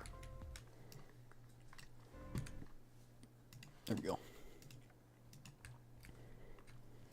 Anyway, bye everyone. Bye bye. Volume warning, by the way, turn your volume down. Volume warning. Peace. I'm out of here.